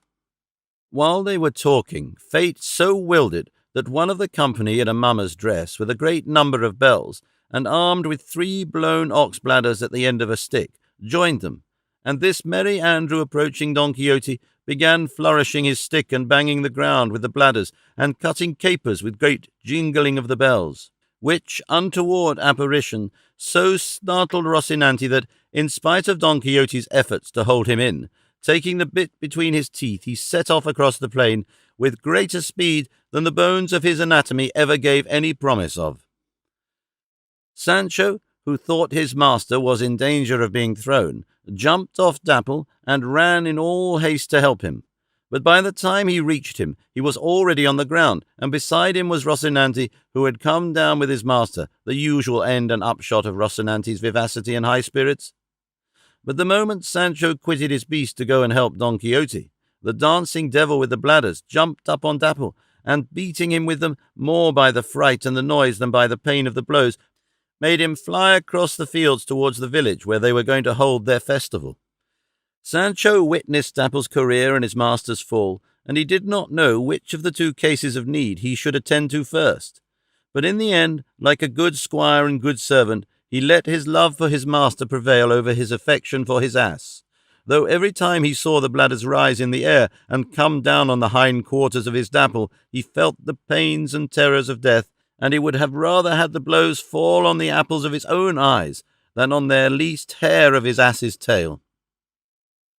In this trouble and perplexity, he came to where Don Quixote lay in a far sorrier plight than he liked, and having helped him to mount Rocinante, he said to him, "Signor, the devil has carried off my Dapple." "What devil?" asked Don Quixote. "The one with the bladders," said Sancho. "Then I will recover him," said Don Quixote, "even if he be shut up with him in the deepest and darkest dungeons of hell. Follow me, Sancho, for the cart goes slowly, and with the mules of it I will make good the loss of Dapple." "You need not take the trouble, signor," said Sancho. "Keep cool, for as I now see, the devil has let Dapple go, and he is coming back to his old quarters." And so it turned out, for having come down with Dapple, in imitation of Don Quixote and Rocinante, the devil made off on foot to the town, and the ass came back to his master. "For all that," said Don Quixote, "it will be well to visit the discourtesy of that devil upon some of those in the cart, even if it were the emperor himself." "Don't think of it, your worship," returned Sancho. "Take my advice and never meddle with actors, for they are a favoured class. I myself have known an actor taken up for 2 murders and yet come off scot-free. Remember that, as they are merry folk who give pleasure, everyone favours and protects them, and helps and makes much of them, above all, when they are of those royal companies and under patent, all or most of whom in dress and appearance look like princes." "Still, for all that," said Don Quixote, "the player devil must not go off boasting, even if the whole human race favours him." So saying, he made for the cart, which was now very near the town, shouting out as he went, "Stay, halt, ye merry jovial crew! I want to teach you how to treat asses and animals that serve the squires of knights-errant for steeds."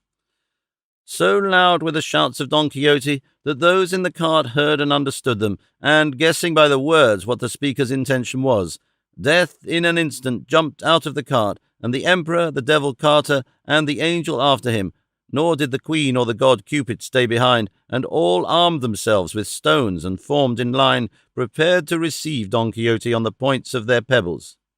Don Quixote, when he saw them draw up in such a gallant array, with uplifted arms ready for a mighty discharge of stones, checked Rocinante, and began to consider in what way he could attack them with the least danger to himself. As he halted, Sancho came up, and seeing him disposed to attack this well-ordered squadron, said to him, "It would be the height of madness to attempt such an enterprise. Remember, signor, that against sops from the brook, and plenty of them, there is no defensive armour in the world, except to stow oneself away under a brass bell.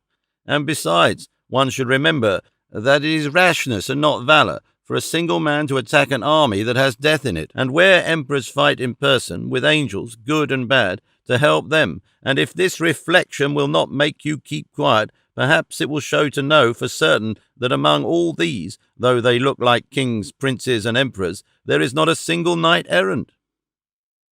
"Now, indeed, thou hast hit the point, Sancho," said Don Quixote, "which may and should turn me from the resolution I had already formed. I cannot and must not draw sword, as I have many a time before told thee, against anyone who is not a dubbed knight. It is for thee, Sancho, if thou wilt, to take vengeance for the wrong done to thy Dapple, and I will help thee from here by shouts and salutary counsels." "There is no occasion to take vengeance on anyone, signor," replied Sancho, "for it is not the part of good Christians to revenge wrongs, And besides, I will arrange it with my ass to leave his grievance to my good will and pleasure, and that is to live in peace as long as heaven grants me life."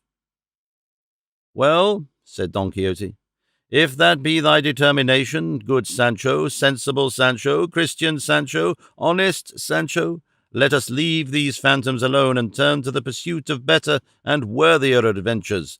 For, from what I see of this country, we cannot fail to find plenty of marvellous ones in it." He at once wheeled about. Sancho ran to take possession of his dapple. Death and his flying squadron returned to their cart and pursued their journey, and thus the dread adventure of the cart of death ended happily. Thanks to the advice Sancho gave his master, who had, the following day, a fresh adventure of no less thrilling interest than the last, with an enamoured knight-errant.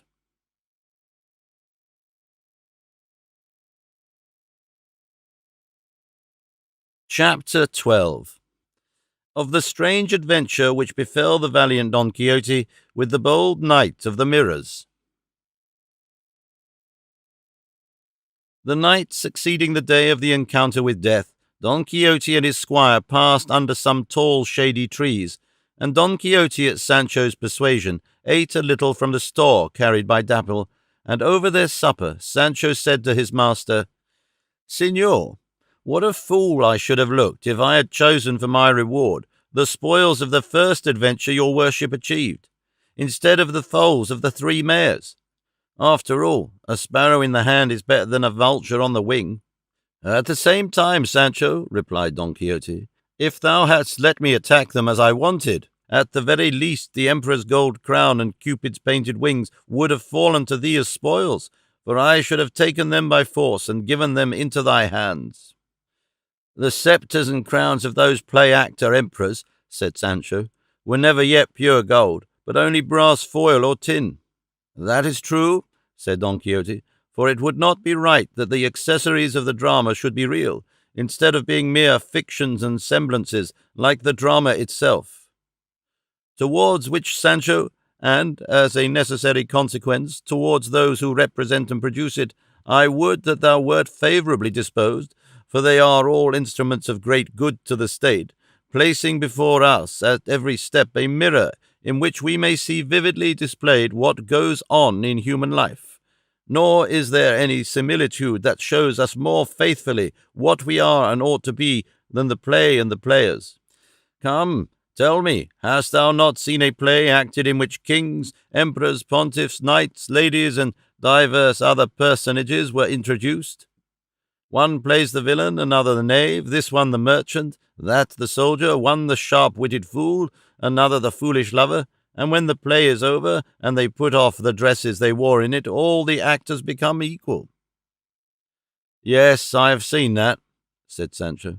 "Well then," said Don Quixote, "the same thing happens in the comedy and life of this world, where some play emperors, others popes, and in short all the characters that can be brought into a play, but when it is over, that is to say, when life ends, death strips them all of the garments that distinguish one from the other, and all are equal in the grave." "A fine comparison," said Sancho, "though not so new but that I have heard it many and many a time, as well as that other one of the game of chess, how so long as the game lasts, each piece has its own particular office, and when the game is finished they are all mixed, jumbled up, and shaken together, and stowed away in the bag, which is much like ending life in the grave." "Thou art growing less doltish and more shrewd every day, Sancho," said Don Quixote. "Aye," said Sancho, "it must be that some of your worship's shrewdness sticks to me. Land that, of itself, is barren and dry, will come to yield good fruit if you dung it and till it.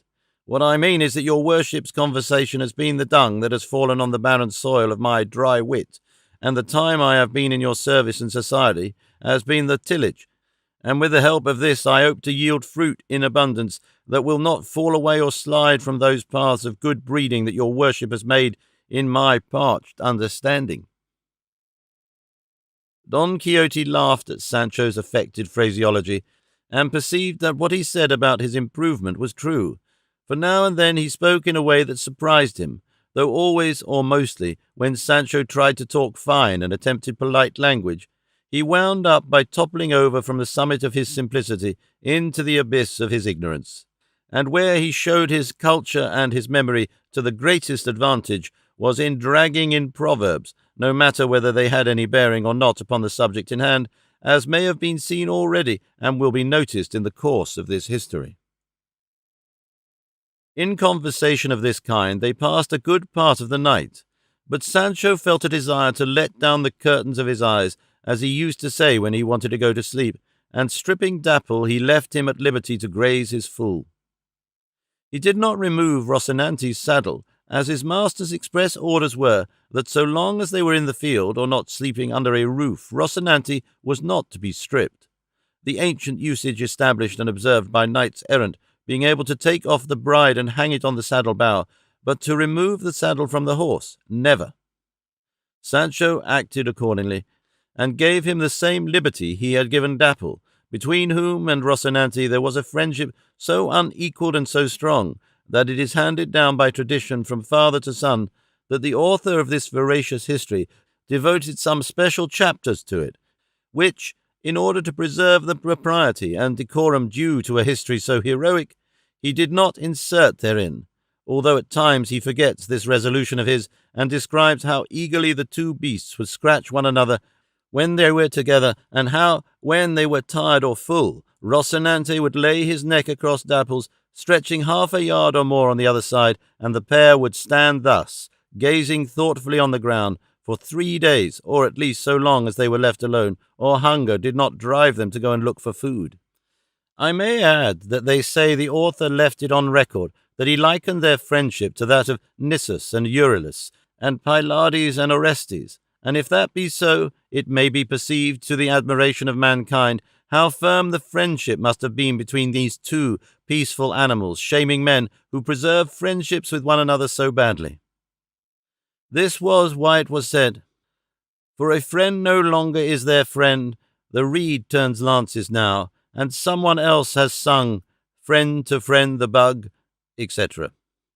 And let no one fancy that the author was at all astray when he compared the friendship of these animals to that of men, for men have received many lessons from beasts, and learned many important things, as, for example, the clyster from the stork, vomit and gratitude from the dog, watchfulness from the crane, foresight from the ant, modesty from the elephant, and loyalty from the horse. Sancho at last fell asleep at the foot of a cork tree, while Don Quixote dozed at that of a sturdy oak. But a short time only had elapsed when a noise he heard behind him awoke him, and rising up startled, he listened and looked in the direction the noise came from, and perceived 2 men on horseback, one of whom, letting himself drop from the saddle, said to the other, "Dismount, my friend, and take the bridles off the horses, for, so far as I can see, this place will furnish grass for them, and the solitude and silence my love-sick thoughts need of." As he said this, he stretched himself upon the ground, and as he flung himself down, the armour in which he was clad rattled, whereby Don Quixote perceived that he must be a knight-errant, and going over to Sancho, who was asleep, he shook him by the arm, and with no small difficulty brought him back to his senses, and said in a low voice to him, "Brother Sancho, we have got an adventure." "God send us a good one," said Sancho. "And where may her ladyship the adventure be?"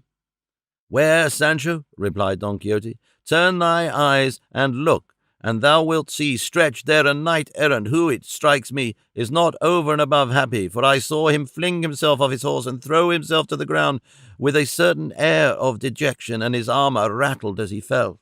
"Well," said Sancho, "how does your worship make out that to be an adventure?" "I do not mean to say," returned Don Quixote, "that it is a complete adventure, but it is the beginning of one, for it is in this way adventures begin. But listen, for it seems he is tuning a lute or guitar, and from the way he is spitting and clearing his chest, he must be getting ready to sing something." "Faith, you are right," said Sancho, "and no doubt he is some enamoured knight." "There is no knight-errant that is not," said Don Quixote, "but let us listen to him, for if he sings, by that thread we shall extract the ball of his thoughts, because out of the abundance of the heart the mouth speaketh." Sancho was about to reply to his master, But the knight-errant of the grove's voice, which was neither very bad nor very good, stopped him, and listening attentively, the pair heard him sing this sonnet. Your pleasure, prithee, lady mine, unfold, declare the terms that I am to obey. My will to yours submissively I mould, and from your law my feet shall never stray. Would you I die, to silent grief a prey, then count me even now as dead and cold. Would you I tell my woes in some new way, then shall my tale by love itself be told. The unison of opposites to prove, of the soft wax and diamond hard am I, but still obedient to the laws of love. Here, hard or soft, I offer you my breast, whate'er you grave or stamp thereon shall rest, indelible for all eternity. With an me that seemed to be drawn from the inmost recesses of his heart, the Knight of the Grove brought his lay to an end, and shortly afterwards exclaimed in a melancholy and piteous voice, O fairest and most ungrateful woman on earth, what can it be, most serene Casildea di Vandalia, that thou wilt suffer this thy captive knight to waste away and perish in ceaseless wanderings and rude and arduous toils? It is not enough that I have compelled all the knights of Navarre, all the Leonese, all the Tartesians, all the Castilians, and, finally, all the knights of La Mancha, to confess thee the most beautiful in the world. Not so, said Don Quixote at this, for I am of La Mancha, and I have never confessed anything of the sort, nor could I, nor should I confess a thing so much to the prejudice of my lady's beauty. Thou seest how this knight is raving, Sancho? But let us listen, perhaps he will tell us more about himself. That he will, returned Sancho, for he seems in a mood to bewail himself for a month at a stretch. But this was not the case, for the Knight of the Grove, hearing voices near him, instead of continuing his lamentation, stood up and exclaimed in a distinct but courteous tone, Who goes there? What are you? Do you belong to the number of the happy or of the miserable? Of the miserable, answered Don Quixote. Then come to me, said he of the Grove, and rest assured that it is to woe itself and affliction itself you come. Don Quixote, finding himself answered in such a soft and courteous manner, went over to him, and so did Sancho. The doleful knight took Don Quixote by the arm, saying, Sit down here, Sir Knight, for that you are one, and of those that profess knight-errantry, it is to me a sufficient proof to have found you in this place, where solitude and night, the natural couch and proper retreat of knights-errant, keep you company. To which Don made answer, A knight I am of the profession you mention, and though sorrows, misfortunes, and calamities have made my heart their abode, the compassion I feel for the misfortune of others has not been thereby banished from it. From what you have just now sung, I gather that yours spring from love. I mean, from the love you bear that fair ingrate you named in your lament. In the meantime, they had seated themselves together on the hard ground, peaceably and sociably, just as if, as soon as day broke, they were not going to break one another's heads. Are you, Sir Knight, in love perchance? Asked he of the Grove of Don Quixote. By mischance I am, replied Don Quixote, though the ills arising from well-bestowed affections should be esteemed favours rather than misfortunes. That is true, returned he of the Grove, if scorn did not unsettle our reason and understanding, for if it be excessive, it looks like revenge. I was never scorned by my lady, said Don Quixote.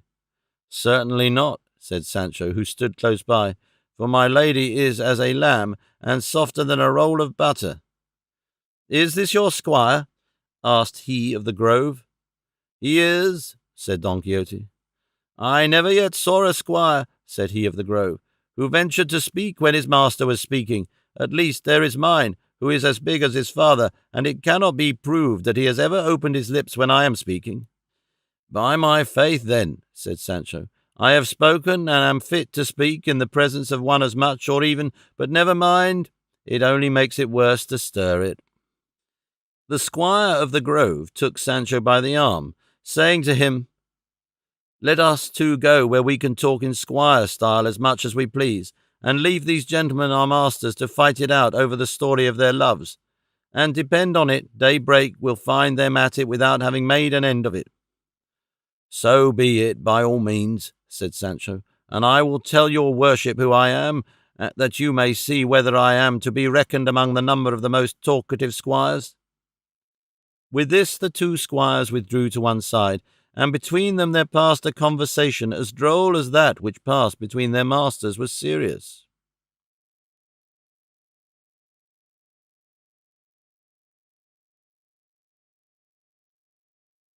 Chapter 13, in which is continued the adventure of the Knight of the Grove, together with the sensible, original, and tranquil colloquy that passed between the two squires. The knights and the squires made two parties, these telling the story of their lives, the others the story of their loves. But the history relates first of all the conversation of the servants, and afterwards takes up that of the masters.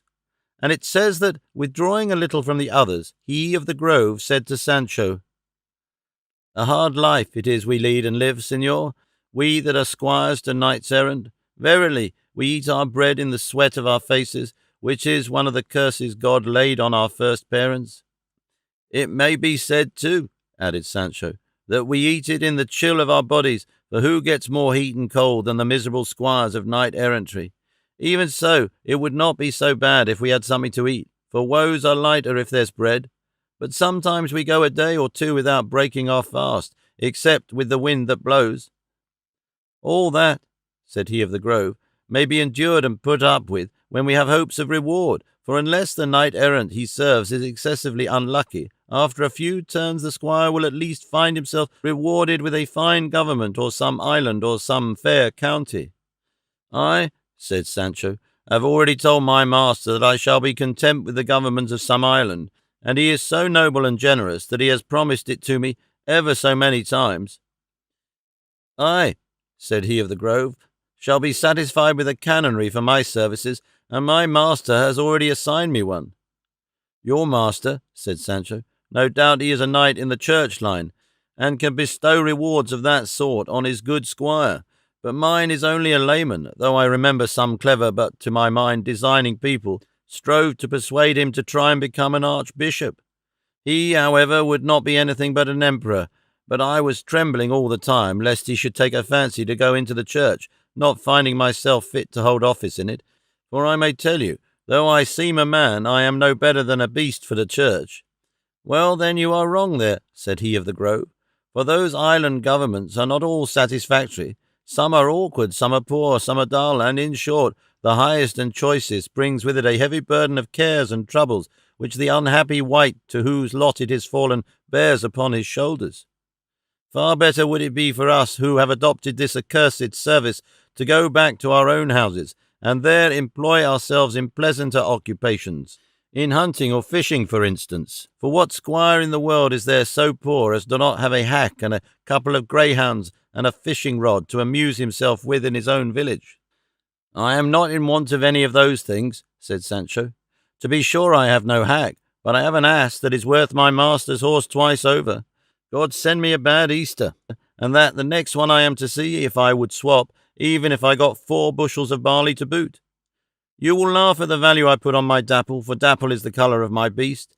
As to greyhounds, I can't want for them, for there are enough and to spare in my town, and moreover, there is more pleasure in sport when it is at other people's expense. In truth and earnest, Sir Squire," said he of the Grove, "I have made up my mind and determined to have done with these drunken vagaries of these knights, and go back to my village and bring up my children, for I have 3, like 3 oriental pearls."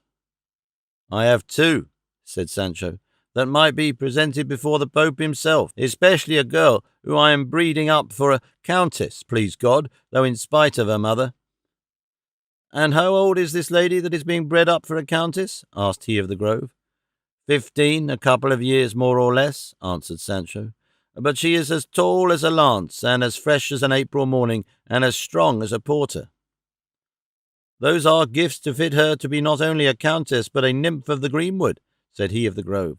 "Poor son Strumpet, what pith the rogue must have!" To which Sancho made answer somewhat sulkily, "She's no strumpet, nor was her mother, nor will either of them be, please God, while I live. Speak more civilly. For one bred up among knights errant, who are courtesy itself, your words don't seem to me to be very becoming." "Oh, how little you know about compliments, Sir Squire," returned he of the Grove. "What, don't you know that when a horseman delivers a good lance thrust at the bull in the plaza, or when anyone does anything very well, the people are wont to say, 'Ha, horse unrip, how well he has done it,' and that what seems to be abuse in the expression is high praise? Disown sons and daughters, signor, who don't do what deserves that compliments of this sort should be paid to their parents?" "I do disown them," replied Sancho, "and in this way, and by the same reasoning, you might call me and my children and my wife all the strumpets in the world, for all they do and say is of a kind that in the highest degree deserves the same praise.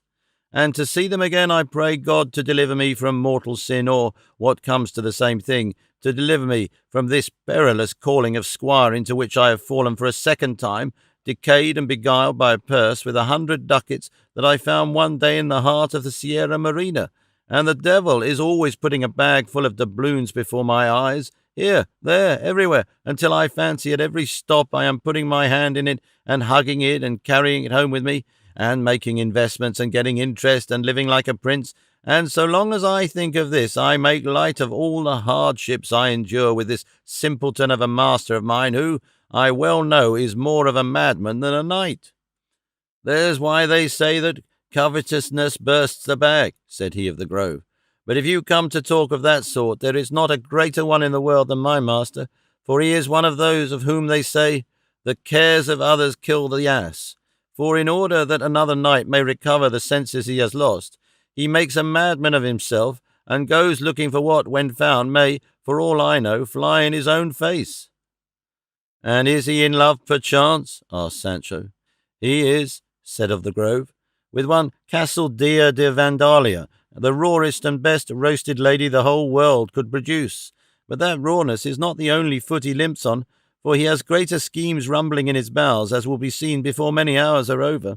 "There's no road so smooth but it has some hole or hindrance in it," said Sancho. "In other houses they cook beans, but in mine it's by the potful. Madness will have more followers and hangers-on than sound sense, but if there be any truth in the common saying, that to have companions in trouble gives some relief, I may take consolation from you, inasmuch as you serve a master as crazy as my own." "Crazy but valiant," replied he of the Grove, "and more roguish than crazy or valiant." "Mine is not that," said Sancho. "I mean he has nothing of the rogue in him. On the contrary, he has the soul of a pitcher. He has no thought of doing harm to anyone, only good to all, nor has he any malice whatever in him. A child might persuade him that it is night at noonday, and for this simplicity I love him as the core of my heart, and I can't bring myself to leave him, let him do ever such foolish things." "For all that, brother and signor," said he of the Grove, "if the blind lead the blind, both are in danger of falling into the pit. It is better for us to beat a quiet retreat and get back to our own quarters, for those who seek adventures don't always find good ones." Sancho kept spitting from time to time, and his spittle seemed somewhat ropey and dry, observing which the compassionate squire of the Grove said, "It seems to me that with all this talk of ours, our tongues are sticking to the roofs of our mouths, but I have a pretty good loosener hanging from the saddle-bow of my horse." And getting up, he came back the next minute with a large bota of wine and a pasty half a yard across. And this is no exaggeration, for it was made of a house rabbit, so big that Sancho, as he handled it, took it to be made of a goat, not to say a kid, and looking at it, he said, "And do you carry this with you, signor?" "Why, what are you thinking about?" said the other. "Do you take me for some paltry squire? I carry a better larder on my horse's croup than a general takes with him when he goes on a march." Sancho ate without requiring to be pressed, and in the dark bolted mouthfuls like the knots on a tether, and said he, "You are a proper trusty squire, one of the right sort, sumptuous and grand, as this banquet shows, which, if it has not come here by magic art, at any rate has the look of it, not like me, unlucky beggar, that have nothing more in my afforehers than a scrap of cheese, so hard that one might brain a giant with it, and to keep it company a few dozen carobs and as many more filberts and walnuts, thanks to the austerity of my master, and the idea he has and the rule he follows that knights errant must not live or sustain themselves on anything except dried fruits and the herbs of the field. By my faith, brother, said he of the Grove, my stomach is not made for thistles or wild pears or roots of the woods. Let our masters do as they like with their chivalry notions and laws, and eat what those enjoin. I carry my prog basket and this boater hanging to the saddle-bow, whatever they may say, and it is such an object of worship with me, and I love it so, that there is hardly a moment but I am kissing and embracing it over and over again. And so saying, he thrust it into Sancho's hands, who, raising it aloft, pointed to his mouth, gazed at the stars for a quarter of an hour, and when he had done drinking, let his head fall on one side, and giving a deep sigh, exclaimed, "Ah, whoreson rogue, how Catholic it is!" "There you see," said he of the Grove, hearing Sancho's exclamation, "how you have called this wine whoreson by way of praise." "Well," said Sancho, "I own it, and I grant it is no dishonour to call any one whoreson when it is to be understood as praise. But tell me, signor, by what you love best, is this Ciudad Real wine?" "Oh, rare wine taster," said he of the Grove. "Nowhere else indeed does it come from, and it has some years' age too." "Leave me alone for that," said Sancho. "Never fear but I'll hit upon the place it came from somehow.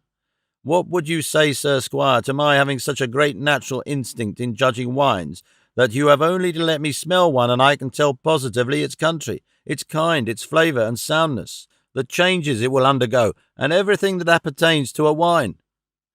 But it is no wonder, for I have had in my family, on my father's side, the two best wine tasters that have been known in La Mancha for many a long year, and to prove it, I'll tell you now a thing that happened then. They gave the two of them some wine out of a cask to try, asking their opinion as to the condition, quality, goodness or badness of the wine. One of them tried it with the tip of his tongue, the other did no more than bring it to his nose. The first said the wine had a flavour of iron, the second said it had a stronger flavour of cordovan. The owner said the cask was clean, and that nothing had been added to the wine from which it could have got a flavour of either iron or leather. Nevertheless, these two great wine tasters held to what they had said. Time went by, the wine was sold, and when they came to clean out the cask, they found in it a small key hanging to a thong of cordovan. See now if one who comes of the same stock has not a right to give his opinion in such like cases.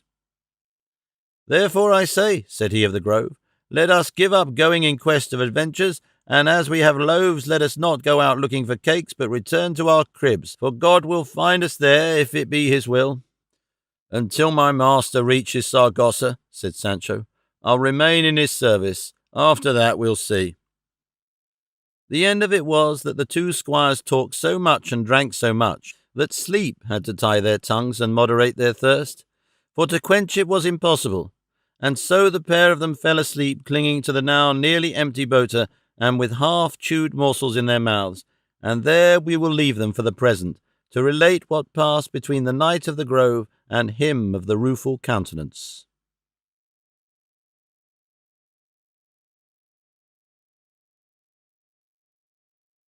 Chapter 14, wherein is continued the adventure of the Knight of the Grove.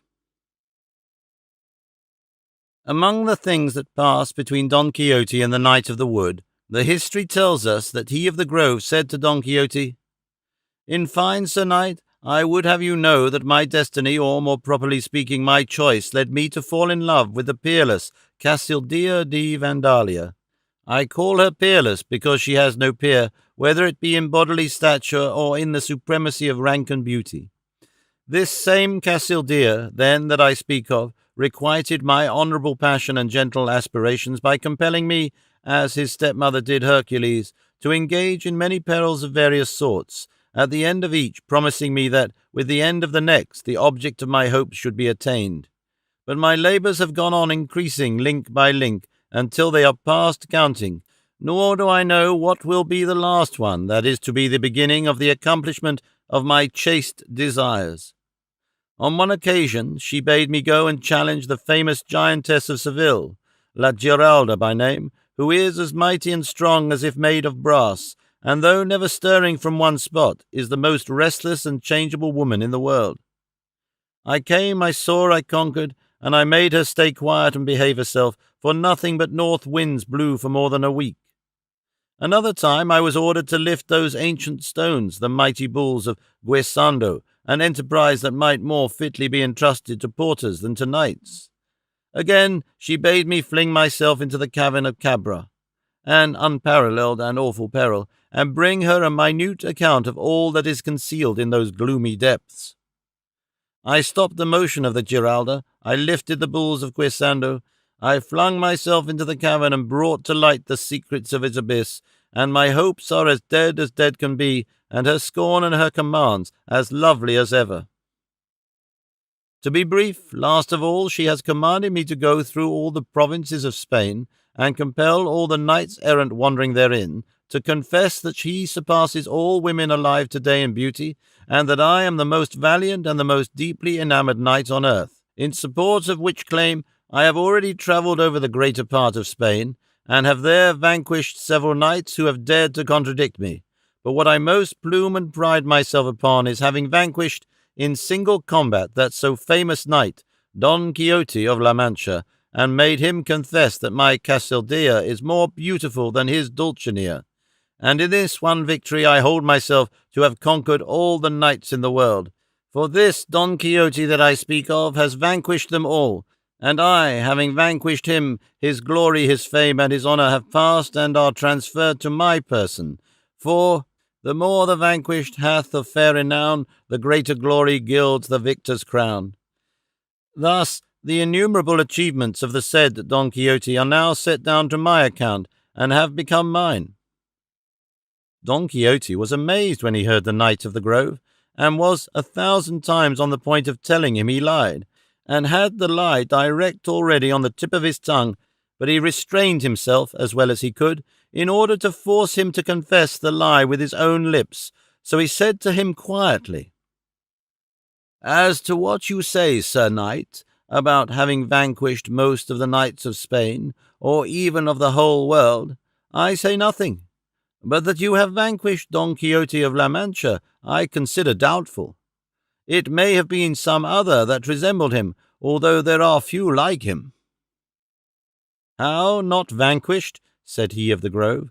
"By the heaven that is above us, I fought Don Quixote, and overcame him, and made him yield, and he is a man of tall stature, gaunt features, long lank limbs, with hair turning grey, an aquiline nose rather hooked, and large black drooping moustaches. He does battle under the name of the Countenance, and he has for a squire a peasant called Sancho Panza.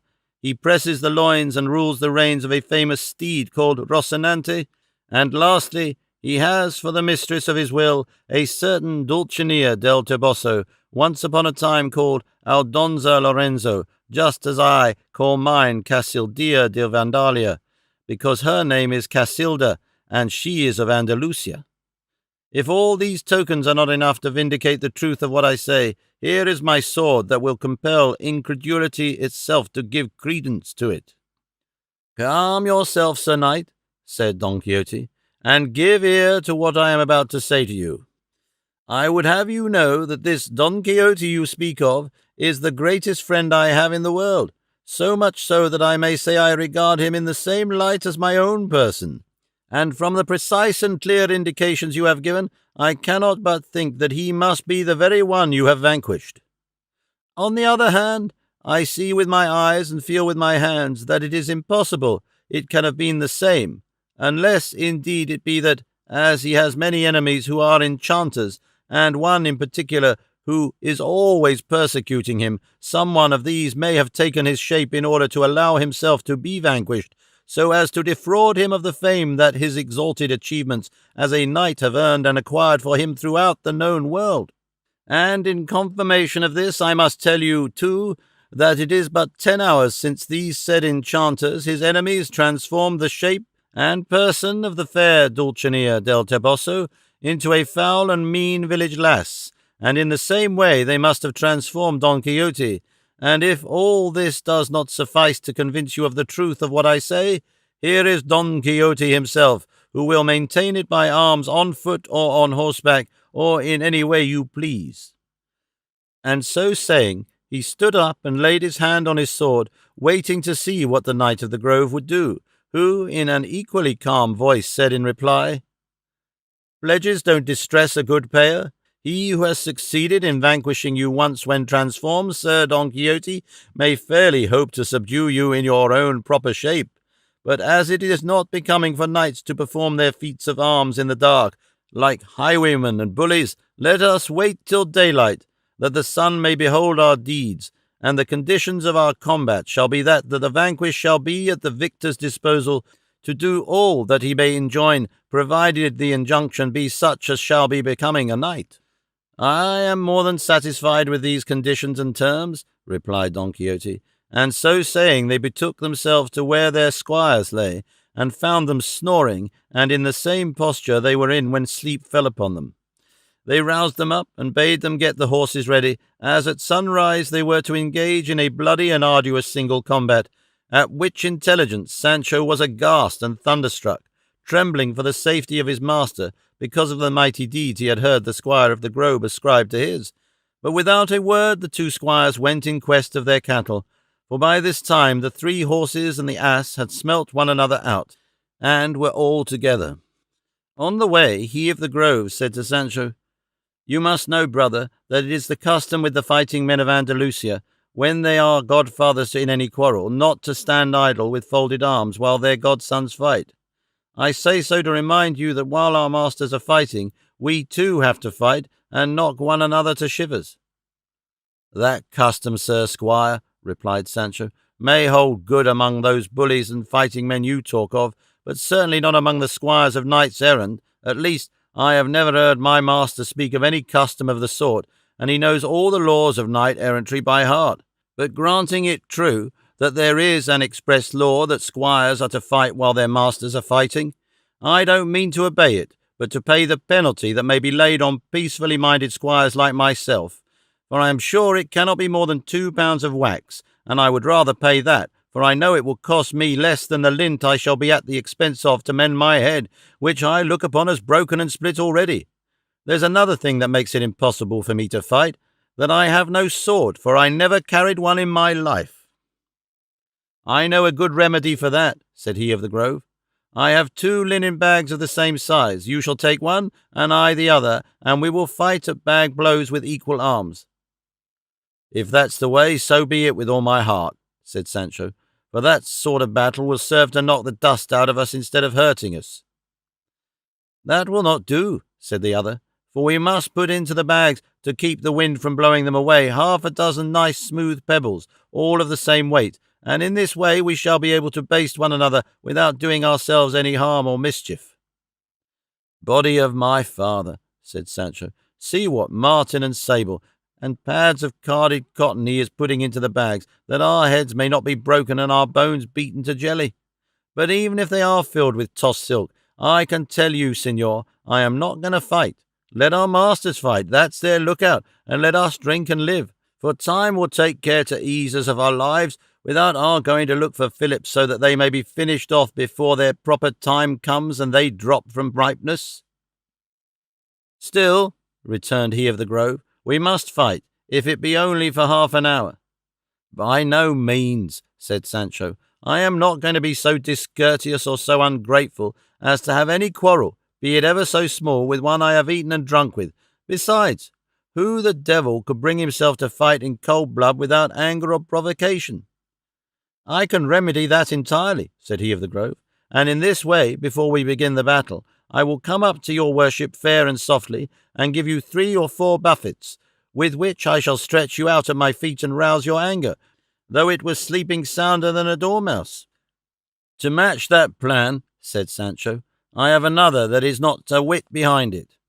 I will take a cudgel, and before your worship comes near enough to waken my anger, I will send yours so sound to sleep with wax, that it won't waken unless it be in the other world, where it is known that I am not a man to let my face be handled by anyone. Let each look out for the arrow, though the surer way would be to let everyone's anger sleep, for nobody knows the heart of anyone, and a man may come for wool and go back shorn. God gave his blessing to peace and his curse to quarrels. If a hunted cat, surrounded and hard-pressed, turns into a lion, God knows what I, who am a man, may turn into. And so from this time forth I warn you, sir squire, that all the harm and mischief that may come of our quarrel will be put down to your account." "Very good," said he of the Grove. "God will send the dawn, and we shall be all right." And now gay plumaged birds of all sorts began to warble in the trees, and with their varied and gladsome notes seemed to welcome and salute the fresh morn that was beginning to show the beauty of her countenance at the gates and balconies of the east, shaking from her locks a profusion of liquid pearls, in which dulcet moisture bathed. The plant, too, seemed to shed and shower down a pearly spray. The willows distilled sweet manna, the fountains laughed, the brooks babbled, the woods rejoiced, and the meadows arrayed themselves in all their glory at her coming. But hardly had the light of day made it possible to see and distinguish things, when the first object that presented itself to the eyes of Sancho Panza was the squire of the Grove's nose, which was so big that it almost overshadowed his whole body. It is, in fact, stated that it was of enormous size, hooked in the middle, covered with warts, and of a mulberry colour like an eggplant. It hung down 2 fingers' length below his mouth, and the size, the colour, the warts, and the bend of it made his face so hideous that Sancho, as he looked at him, began to tremble hand and foot, like a child in convulsions, and he vowed in his heart to let himself be given 200 buffets sooner than be provoked to fight that monster. Don Quixote examined his adversary, and found that he already had his helmet on and visor lowered, so that he could not see his face. He observed, however, that he was a sturdily built man, but not very tall in stature. Over his armour he wore a surcoat or cassock of what seemed to be the finest cloth of gold, all bespangled with glittering mirrors like little moons, which gave him an extremely gallant and splendid appearance. Above his helmet fluttered a great quantity of plumes, green, yellow, and white, and his lance, which was leaning against a tree, was very long and stout, and had a steel point more than a palm in length. Don Quixote observed all, and took note of all, and from what he saw and observed he concluded that the said knight must be a man of great strength, but he did not for all that give way to fear like Sancho Panza.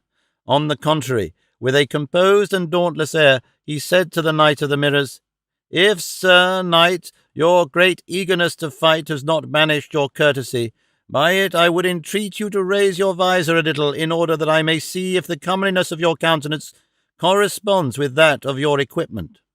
"Whether you come victorious or vanquished out of this emprise, sir knight," replied he of the Mirrors, "you will have more than enough time and leisure to see me, and if now I do not comply with your request, it is because it seems to me I should do a serious wrong to the fair Castilla di Vandalia in wasting time while I stop to raise my visor before compelling you to confess what you are already aware I maintain." "Well, then," said Don Quixote, "while we are mounting, you can at least tell me if I am that Don Quixote whom you said you vanquished." "To that we answer you," said he of the Mirrors, "that you are as like the very knight I vanquished as one egg is like another, but as you say enchanters persecute you, I will not venture to say positively whether you are the said person or not." "That," said Don Quixote, "is enough to convince me that you are under a deception. However, entirely to relieve you of it, let our horses be brought, and in less time than it would take you to raise your visor, if God, my lady, and my arms stand me in good stead, I shall see your face, and you shall see that I am not the vanquished Don Quixote you take me to be." With this, cutting short the colloquy, they mounted, and Don Quixote wheeled Rocinante round in order to take a proper distance to charge back upon his adversary, and he of the Mirrors did the same. But Don Quixote had not moved away 20 paces when he heard himself called by the other, and, each returning halfway, he of the Mirrors said to him, "Remember, Sir Knight, that the terms of our combat are, that the vanquished, as I said before, shall be at the victor's disposal."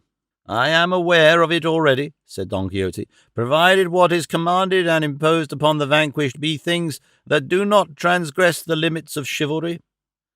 "That is understood," replied he of the Mirrors.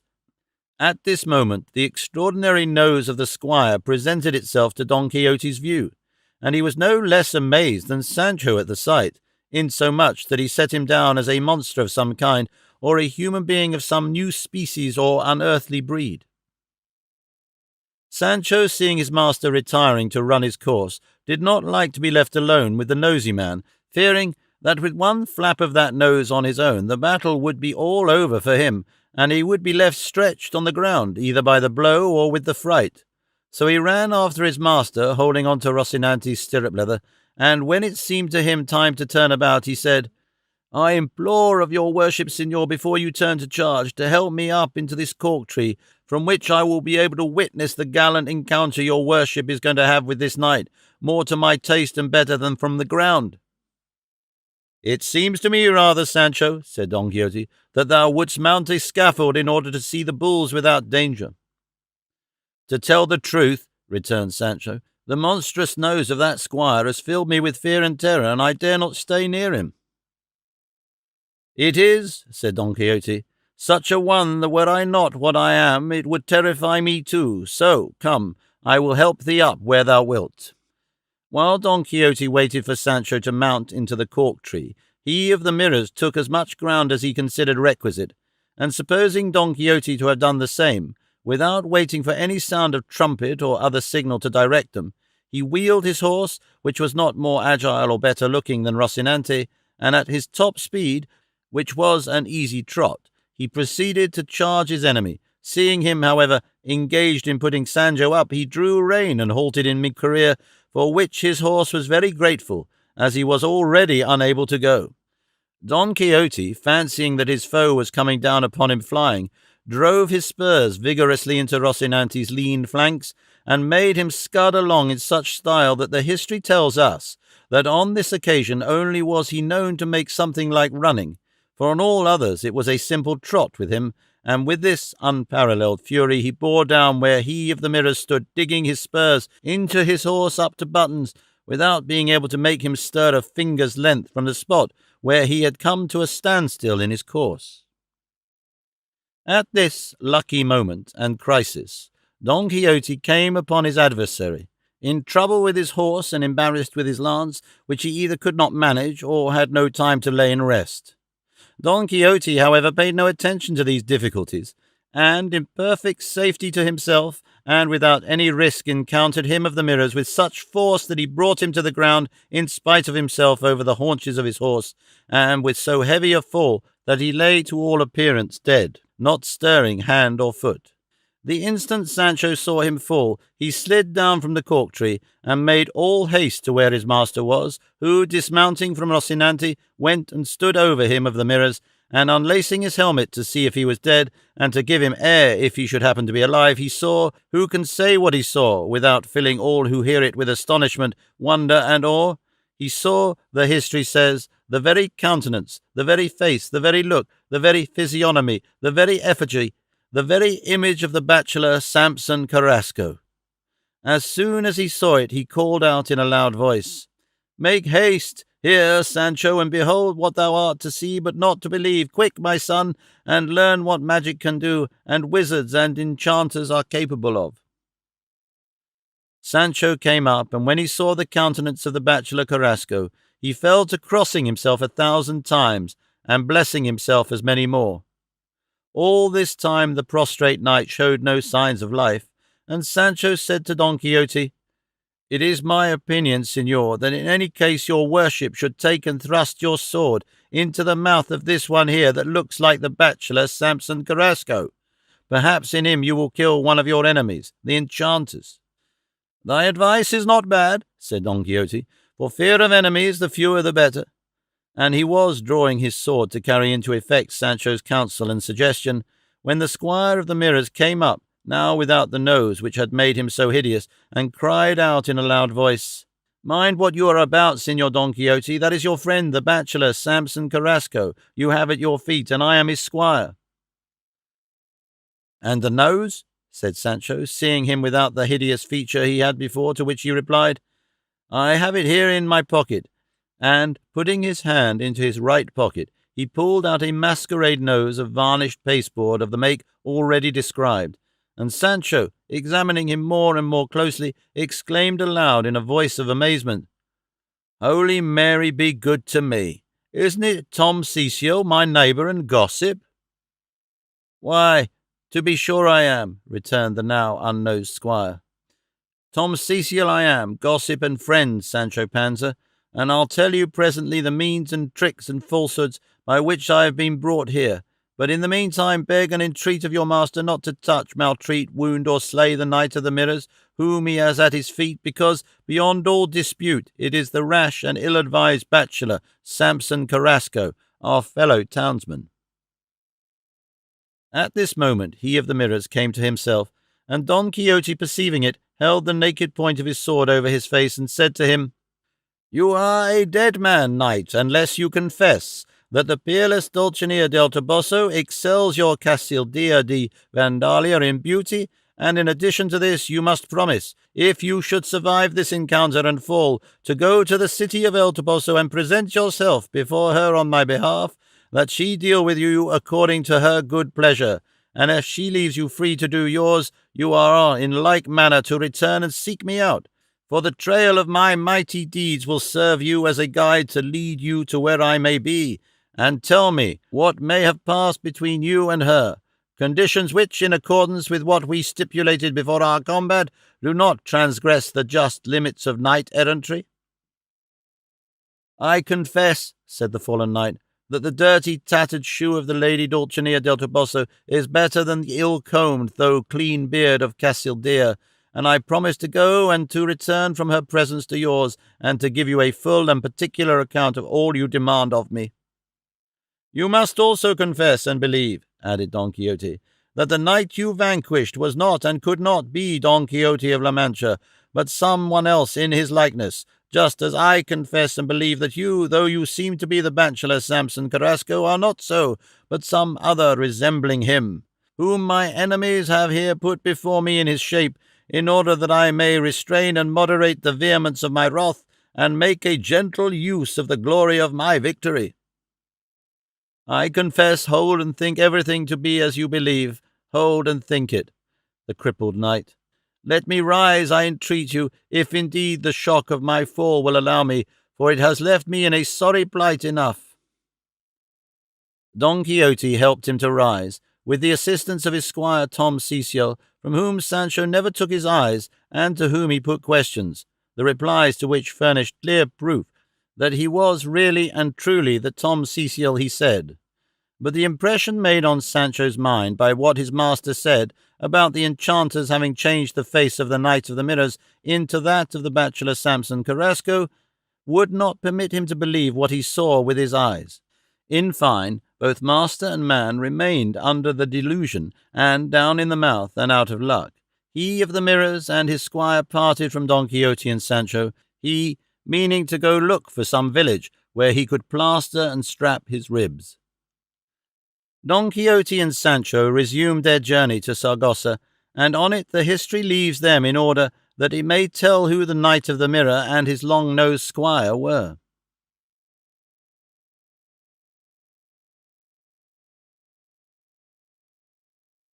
Chapter 15, wherein it is told and known who the Knight of the Mirrors and his squire were.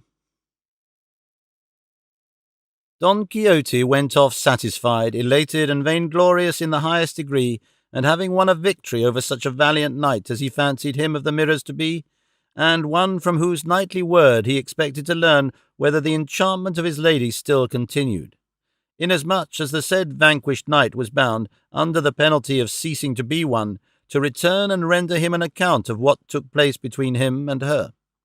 But Don Quixote was of one mind, he of the mirrors of another, for he just then had no thought of anything but finding some village where he could plaster himself, as has been said already.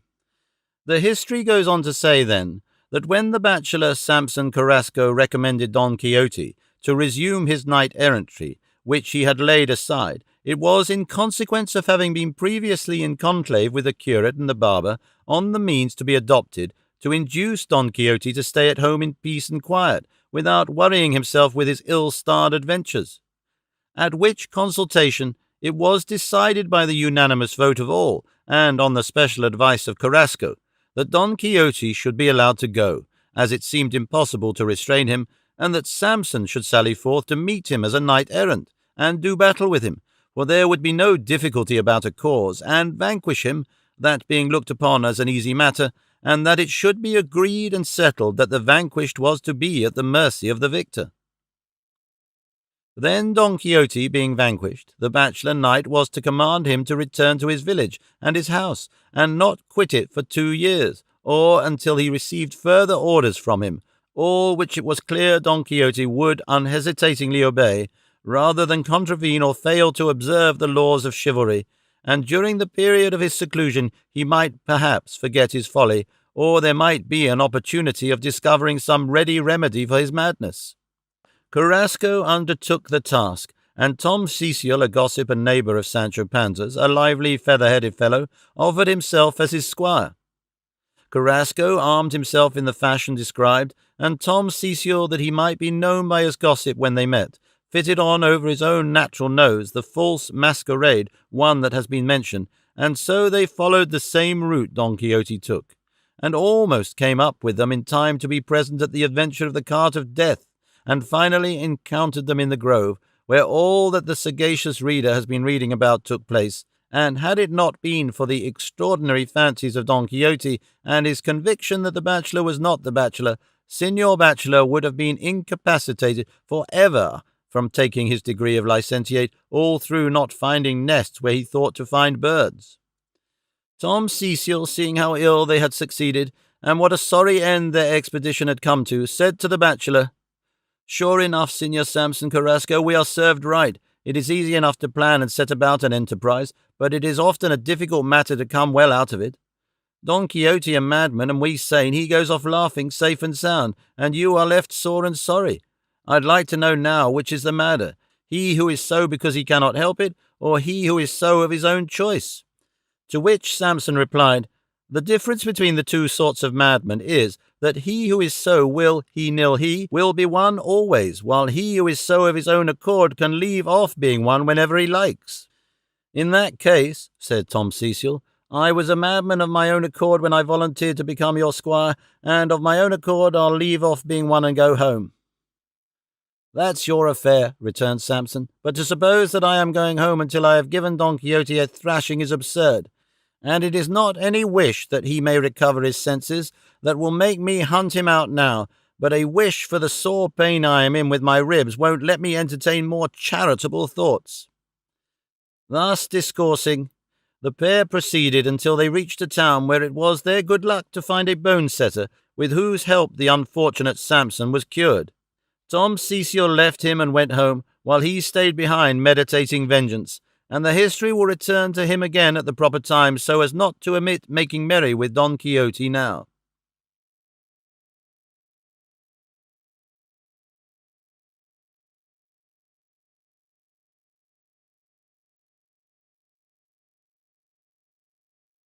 Chapter 16 of what befell Don Quixote with a discreet gentleman of La Mancha. Don Quixote pursued his journey in the high spirits, satisfaction, and self-complacency already described, fancying himself the most valorous knight-errant of the age in the world because of his late victory. All the adventures that could befall him from that time forth he regarded as already done and brought to a happy issue. He made light of enchantments and enchanters. He thought no more of the countless drubbings that had been administered to him in the course of his knight-errantry, nor of the volley of stones that had levelled half his teeth, nor of the ingratitude of the galley-slaves, nor of the audacity of the Angusans, and the shower of stakes that fell upon him. In short, he said to himself that could he discover any means, mode, or way of disenchanting his lady Dulcinea, he would not envy the highest fortune that the most fortunate knight-errant of yore ever reached or could reach. He was going along entirely absorbed in these fancies when Sancho said to him, "Isn't it odd, Signor, that I have still before my eyes that monstrous enormous nose of my gossip Tom Cecil?" "And dost thou then believe, Sancho," said Don Quixote, "that the Knight of the Mirrors was the bachelor Carrasco and his squire Tom Cecil thy gossip?" "I don't know what to say to that," replied Sancho. All I know is that the tokens he gave me about my house, wife, and children, nobody else but himself could have given me, and the face, once the nose was off, was the very face of Tom Cecil, as I have seen it many a time in my town and next door to my own house, and the sound of the voice was just the same. "Let us reason the matter, Sancho," said Don Quixote. "Come now, by what process of thinking can it be supposed that the bachelor Samson Carrasco would come as a knight-errant, in arms offensive and defensive, to fight with me? Have I ever been by any chance his enemy? Have I ever given him any occasion to owe me a grudge? Am I his rival, or does he profess arms, that he should envy the fame I have acquired in them?" "Well, but what are we to say, señor," returned Sancho, "about that knight, whoever he is, being so like the bachelor Carrasco, and his squire so like my gossip Tom Cecil?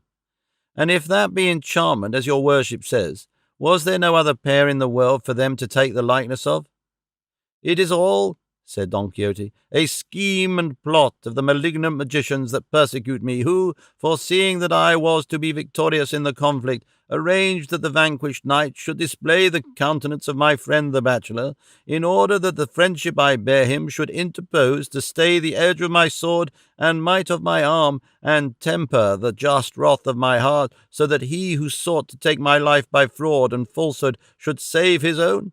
And to prove it, thou knowest already, Sancho, by experience which cannot lie or deceive, how easy it is for enchanters to change one countenance into another, turning fair into foul and foul into fair. For it is not 2 days since thou sawest with thine own eyes the beauty and elegance of the peerless Dulcinea in all its perfection and natural harmony, while I saw her in the repulsive and mean form of a coarse country wench, with cataracts in her eyes and a foul smell in her mouth. And when the perverse enchanter ventured to effect so wicked a transformation, it is no wonder if he effected that of Samson Carrasco and thy gossip in order to snatch the glory of victory out of my grasp. For all that, however, I console myself because, after all, in whatever shape he may have been, I have been victorious over my enemy." "God knows what's the truth of it all," said Sancho, and knowing as he did that the transformation of Dulcinea had been a device and imposition of his own, his master's illusions were not satisfactory to him, but he did not like to reply lest he should say something that might disclose his trickery. As they were engaged in this conversation, they were overtaken by a man who was following the same road behind them, mounted on a very handsome flea-bitten mare, and dressed in a gaban of fine green cloth, with tawny velvet facings and a montera of the same velvet. The trappings of the mare were of the Field and Ginetta fashion, and of mulberry colour and green. He carried a Moorish cutlass hanging from a broad green and gold baldric. The buskins were of the same make as the baldric. The spurs were not gilt, but lacquered green, and so brightly polished that, matching as they did the rest of his apparel, they looked better than if they had been of pure gold. When the traveller came up with them, he saluted them courteously, and spurring his mare was passing them without stopping. But Don Quixote called out to him, "Gallant sir, if so be your worship is going our road, and has no occasion for speed, it would be a pleasure to me if we were to join company." "In truth," replied he on the mare, "I would not pass you so hastily, but for fear that horse might turn restive in the company of my mare." "You may safely hold in your mare, señor," said Sancho in reply to this, "for our horse is the most virtuous and well-behaved horse in the world. He never does anything wrong on such occasions, and the only time he misbehaved, my master and I suffered for it sevenfold. I say again, your worship may pull up if you like, for if she was offered to him between 2 plates, the horse would not anchor after her." The traveller drew rein, amazed at the trim and features of Don Quixote, who rode without his helmet, which Sancho carried like a valise in front of Dapple's pack saddle, and if the man in green examined Don Quixote closely, still more closely did Don Quixote examine the man in green, who struck him as being a man of intelligence. In appearance he was about 50 years of age, with but few grey hairs, an aquiline cast of features, and an expression between grave and gay, and his dress and accoutrements showed him to be a man of good condition. What he in green thought of Don Quixote of La Mancha was that a man of that sort and shape he had never yet seen. He marvelled at the length of his hair, his lofty stature, the lankness and sallowness of his countenance, his armour, his bearing, and his gravity. A figure and picture such as had not been seen in those regions for many a long day. Don Quixote saw very plainly the attention with which the traveller was regarding him, and read his curiosity in his astonishment, and courteous as he was and ready to please everybody, before the other could ask him any question, he anticipated him by saying, "The appearance I present to your worship being so strange and so out of the common, I should not be surprised if it filled you with wonder, but you will cease to wonder when I tell you, as I do, that I am one of those knights who, as people say, go seeking adventures. I have left my home, I have mortgaged my estate, I have given up my comforts, and committed myself to the arms of fortune, to bear me whithersoever she may please.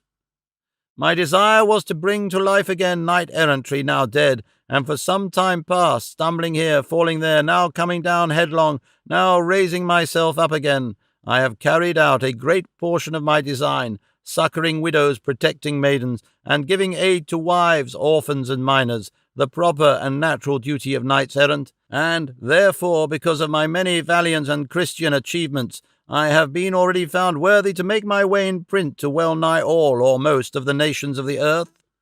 30,000 volumes of my history have been printed, and it is on the high road to be printed 30,000 thousands of times, if heaven does not put a stop to it. In short, to sum up all in a few words, or in a single one, I may tell you I am Don Quixote of La Mancha, otherwise called the Knight of the Rueful Countenance. For though self-praise is degrading, I must perforce sound my own sometimes, that is to say, when there is no one at hand to do it for me. So that, gentle sir, neither this horse, nor this lance, nor this shield, nor this squire, nor all these arms put together, nor the sallowness of my countenance, nor my gaunt leanness, will henceforth astonish you, now that you know who I am and what profession I follow." With these words Don Quixote held his peace, and, from the time he took to answer, the man in green seemed to be at a loss for a reply. After a long pause, however, he said to him, "You were right when you saw curiosity in my amazement, Sir Knight, but you have not succeeded in removing the astonishment I feel at seeing you. Although you say, Signor, that knowing who you are ought to remove it, it has not done so. On the contrary, now that I know, I am left more amazed and astonished than before. What? Is it possible that there are knights-errant in the world in these days, and histories of real chivalry printed? I cannot realize the fact that there can be anyone on earth nowadays who aids widows, or protects maidens, or defends wives, or succours orphans, nor should I believe it had I not seen it in your worship with my own eyes. Blessed be heaven!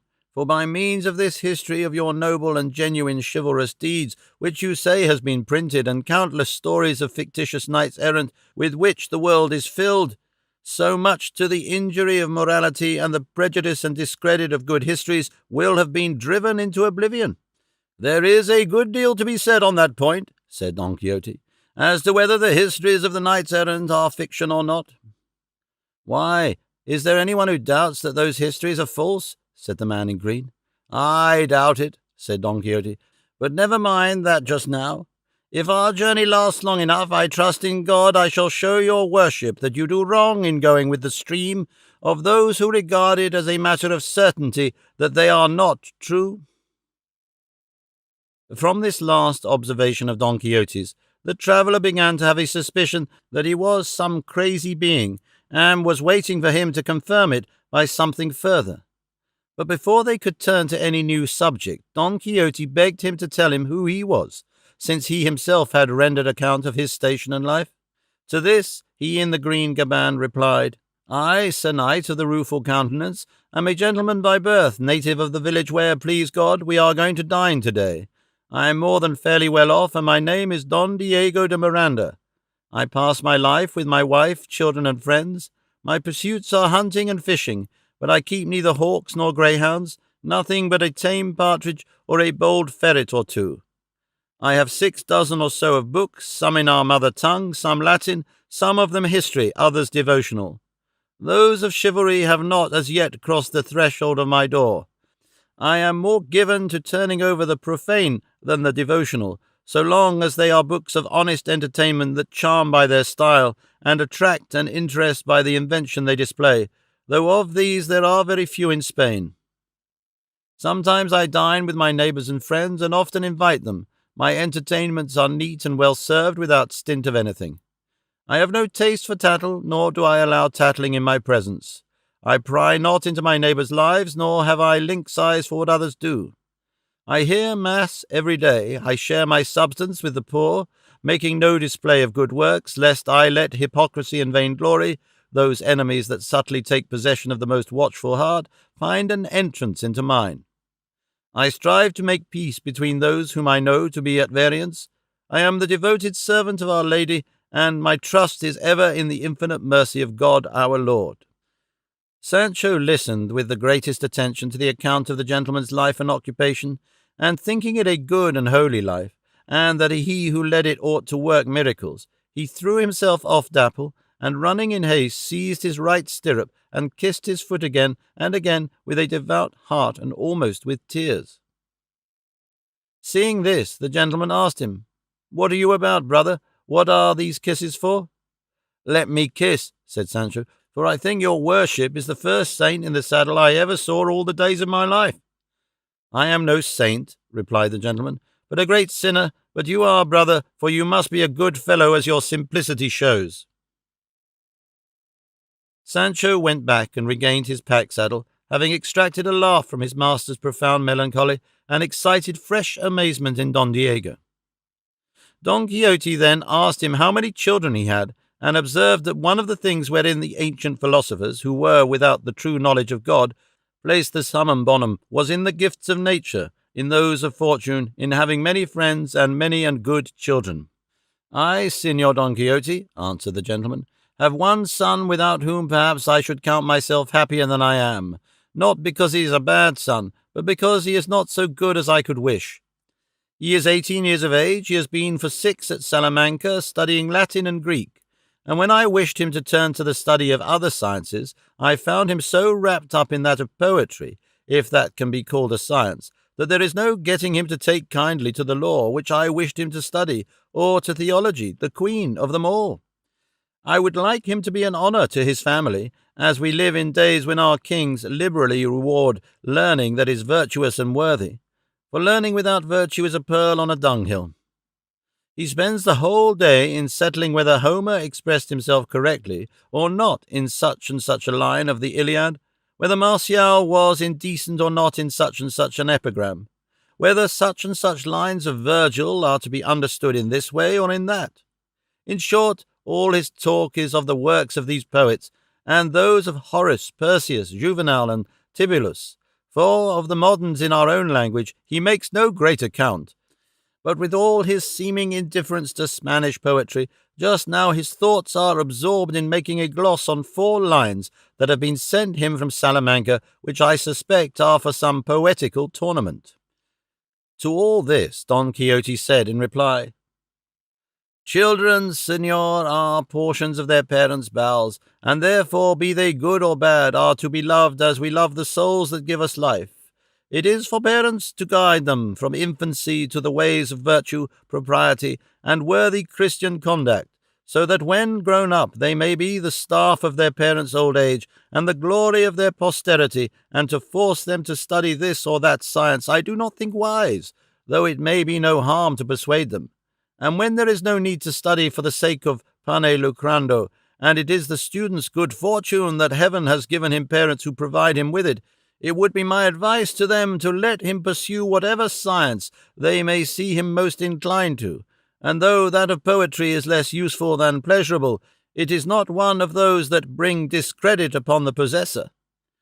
Poetry, gentle sir, is, as I take it, like a tender young maiden of supreme beauty, to array, bedeck, and adorn whom is the task of several other maidens who are all the rest of the sciences, and she must avail herself of the help of all, and all derive their lustre from her. But this maiden will not bear to be handled, nor dragged through the streets, nor exposed either at the corners of the marketplaces, or in the closets of palaces. She is the product of an alchemy of such virtue that he who is able to practice it will turn her into pure gold of inestimable worth. He that possesses her must keep her within bounds, not permitting her to break out in ribald satires or soulless sonnets. She must on no account be offered for sale unless, indeed, it be in heroic poems, moving tragedies, or sprightly and ingenious comedies. She must not be touched by the buffoons nor by the ignorant vulgar, incapable of comprehending or appreciating her hidden treasures. And do not suppose, signor, that I apply the term vulgar here merely to plebeians and the lower orders, for everyone who is ignorant, be he lord or prince, may and should be included among the vulgar. He, then, who shall embrace and cultivate poetry under the conditions I have named, shall become famous and his name honored throughout all the civilized nations of the world. And with regard to what you say, signor, of your son having no great opinion of Spanish poetry, I am inclined to think that he is not quite right there, and for this reason. The great poet Homer did not write in Latin, but because he was a Greek, nor did Virgil write in Greek because he was a Latin. In short, all the ancient poets wrote in the language they imbibed with their mother's milk, and never went in quest of foreign ones to express their sublime conceptions, and that, being so, the usage should in justice extend to all nations, and the German poet should not be undervalued because he writes in his own language, nor the Castilian, nor even the Biscayan for writing in his. But your son, signor, I suspect, is not prejudiced against Spanish poetry, but against those poets who are mere Spanish verse writers, without any knowledge of other languages or sciences, to adorn and give life and vigour to their natural inspiration.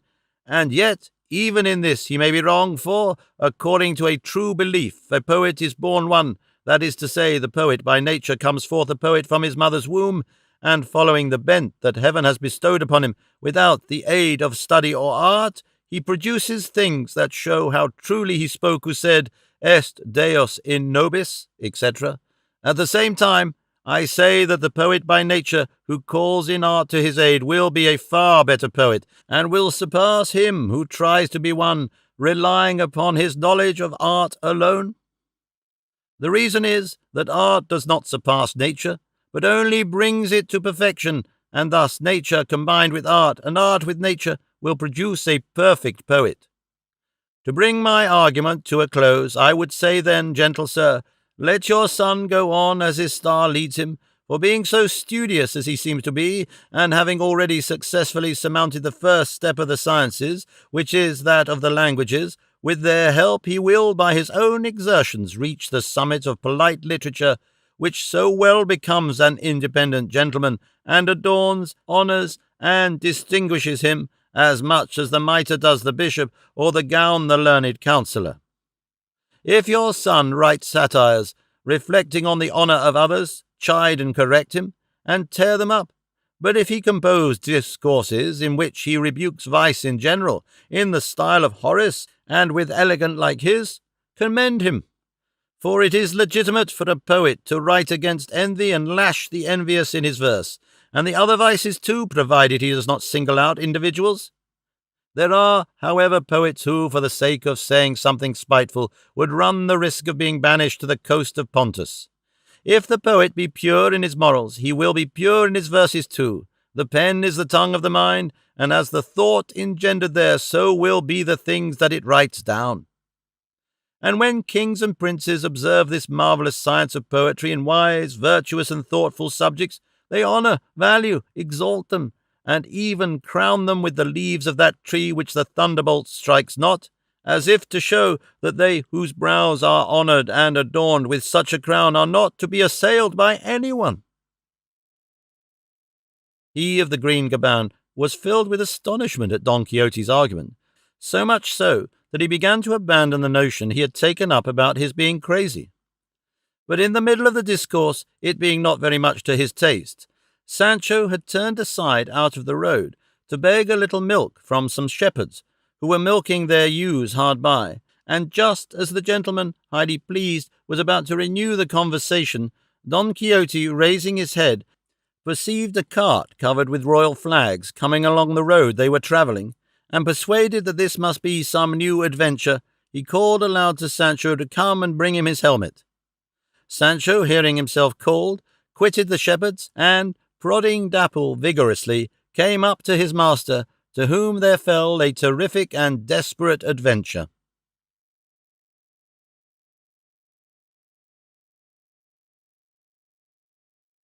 Chapter 17, wherein is shown the furthest and highest point which the unexampled courage of Don Quixote reached or could reach, together with the happily achieved adventure of the lions.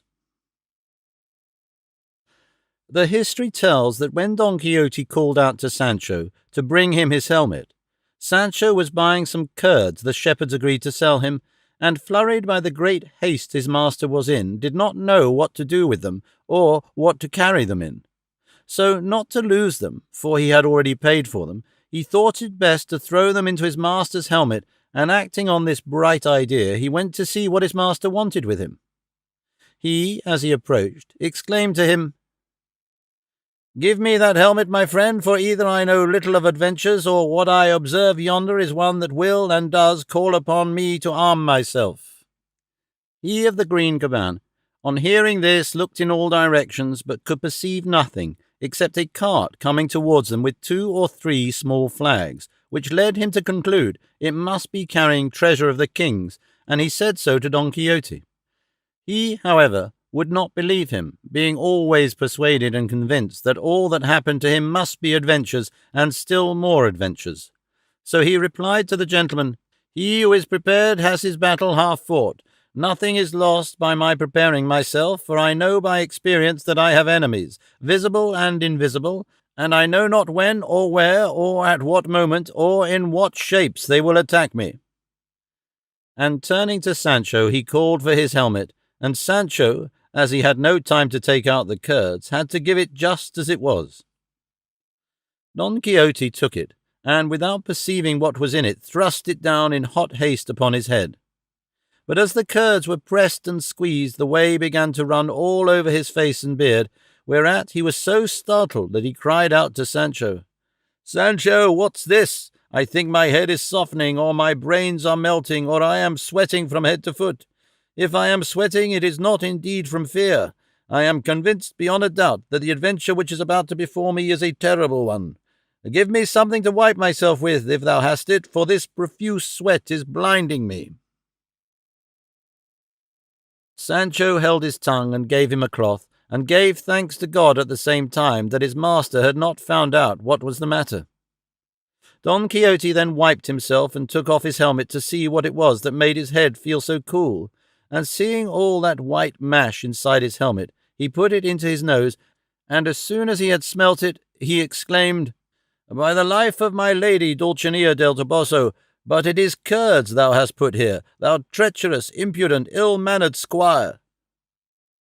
To which, with great composure and pretended innocence, Sancho replied, "If they are curds, let me have them, your worship, and I'll eat them, but let the devil eat them, for it must have been he who put them there.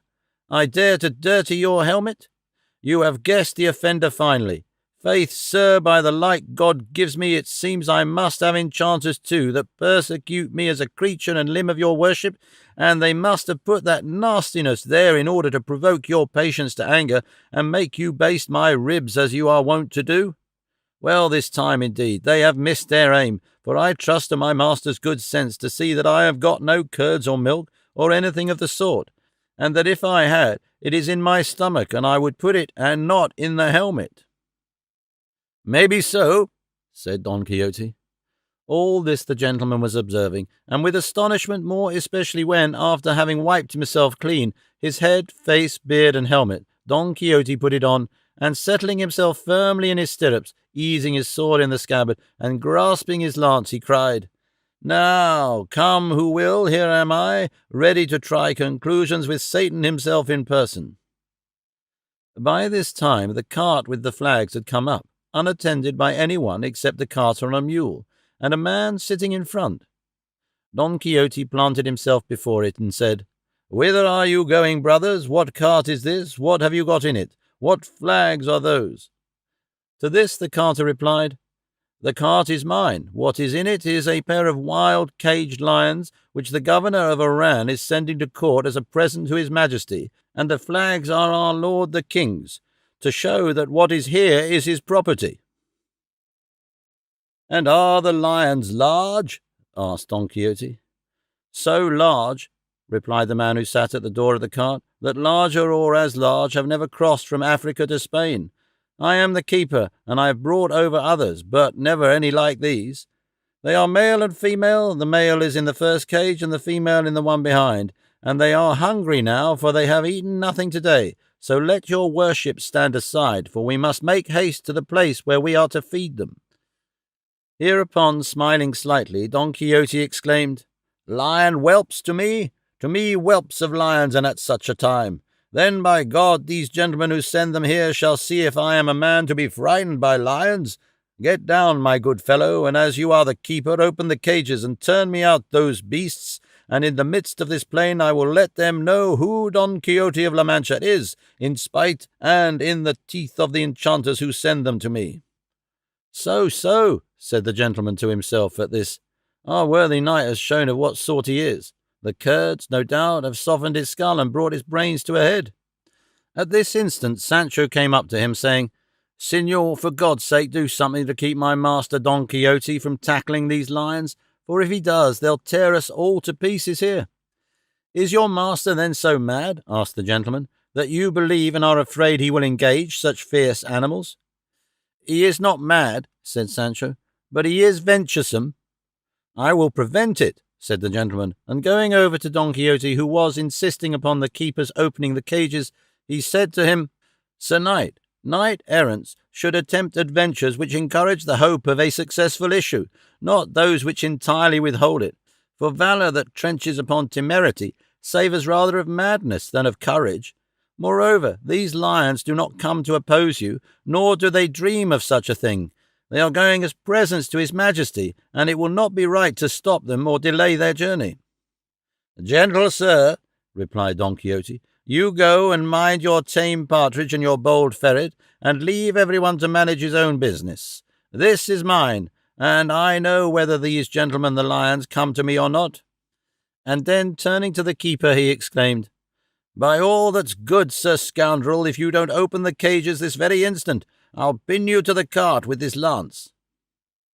The carter, seeing the determination of this apparition in armour, said to him, "Please your worship, for charity's sake, signor, let me unyoke the mules and place myself in safety along with them before the lions are turned out. For if they kill them on me, I am ruined for life, for all I possess is this cart and mules." "O man of little faith," replied Don Quixote, "get down and unyoke. You will soon see that you are exerting yourself for nothing, and that you might have spared yourself the trouble." The carter got down, and with all speed unyoked the mules, and the keeper called out at the top of his voice, "I call all here to witness that against my will and under compulsion I opened the cages and let the lions loose, and that I warn this gentleman that he will be accountable for all the harm and mischief which these beasts may do, and for my salary and dues as well. You, gentlemen, place yourselves in safety before I open, for I know they will do me no harm." Once more the gentleman strove to persuade Don Quixote not to do such a mad thing, as it was tempting God to engage in such a piece of folly. To this Don Quixote replied that he knew what he was about. The gentleman, in return, entreated him to reflect, for he knew he was under a delusion. "Well, signor," answered Don Quixote, "if you do not like to be a spectator of this tragedy, as in your opinion it will be, spur your flea-bitten mare and place yourself in safety." Hearing this, Sancho, with tears in his eyes, entreated him to give up an enterprise compared with which the one of the windmills and the awful one of the fulling mills, and, in fact, all the feats he had attempted in the whole course of his life, were cakes and fancy bread. "Look ye, signor," said Sancho, "there's no enchantment here, nor anything of the sort, for between the bars and chinks of the cage I have seen the paw of a real lion, and judging by that I reckon the lion such a paw could belong to must be bigger than a mountain." "Fear, at any rate," replied Don Quixote, "will make him look bigger to thee than half the world. Retire, Sancho, and leave me, and if I die here thou knowest our old compact. Thou wilt repair to Dulcinea. I say no more." To these he added some further words that banished all hope of his giving up his insane project. He of the green gaban would have offered resistance, but he found himself ill-matched as to arms, and did not think it prudent to come to blows with a madman, for such Don Quixote now showed himself to be in every respect. And the latter, renewing his commands to the keeper and repeating his threats, gave warning to the gentleman to spur his mare. Sancho his dapple, and the carter his mules, all striving to get away from the cart as far as they could before the lions broke loose. Sancho was weeping over his master's death, for this time he firmly believed it was in store for him from the claws of the lions, and he cursed his fate and called it an unlucky hour when he thought of taking service with him again. But with all his tears and lamentations, he did not forget to thrash Dapple so as to put a good space between himself and the cart. The keeper, seeing that the fugitives were now some distance off, once more entreated and warned him as before, but he replied that he heard, and that he need not trouble himself with any further warnings or entreaties, as they would be fruitless, and bade him make haste. During the delay that occurred while the keeper was opening the first cage, Don Quixote was considering whether it would not be well to do battle on foot instead of on horseback, and finally resolved to fight on foot, fearing that Rocinante might take fright at the sight of the lions. He therefore sprang off his horse, flung his lance aside, braced his buckler on his arm, and drawing his sword advanced slowly with marvellous intrepidity and resolute courage to plant himself in front of the cart, commending himself with all his heart to God and to his lady Dulcinea. It is to be observed that on coming to this passage, the author of this veracious history breaks out into exclamations. O doughty Don Quixote, high-mettled past extolling, mirror wherein all the heroes of the world may see themselves, second modern Don Manuel de Leon, once the glory and honour of Spanish knighthood, in what words shall I describe this dread exploit? By what language shall I make it credible to ages to come? What eulogies are there unmeet for thee, though they be hyperboles piled on hyperboles? On foot alone, undaunted, high-souled, with but a simple sword, and that no trenchant blade of the Perillo brand, a shield but no bright polished steel one, there stoodst thou, hiding and awaiting the two fiercest lions that Africa's forests ever bred. Thy own deeds be thy praise, valiant Manchegan, and here I leave them as they stand, wanting the words wherewith to glorify them. Here the author's outburst came to an end, and he proceeded to take up the thread of his story, saying that the keeper, seeing that Don Quixote had taken up his position, and that it was impossible for him to avoid letting out the mail without incurring the enmity of the fiery and daring knight, flung open the doors of the first cage, containing, as has been said, the lion, which was now seen to be of enormous size and grim and hideous mien. The first thing he did was to turn round in the cage in which he lay, and protrude his claws, and stretch himself thoroughly. He next opened his mouth, and yawned, very leisurely, with near 2 palms' length of tongue that he had thrust forth. He licked the dust out of his eyes, and washed his face. Having done this, he put his head out of the cage, and looked all round with eyes like glowing coals. A spectacle and demeanour to strike terror into temerity itself.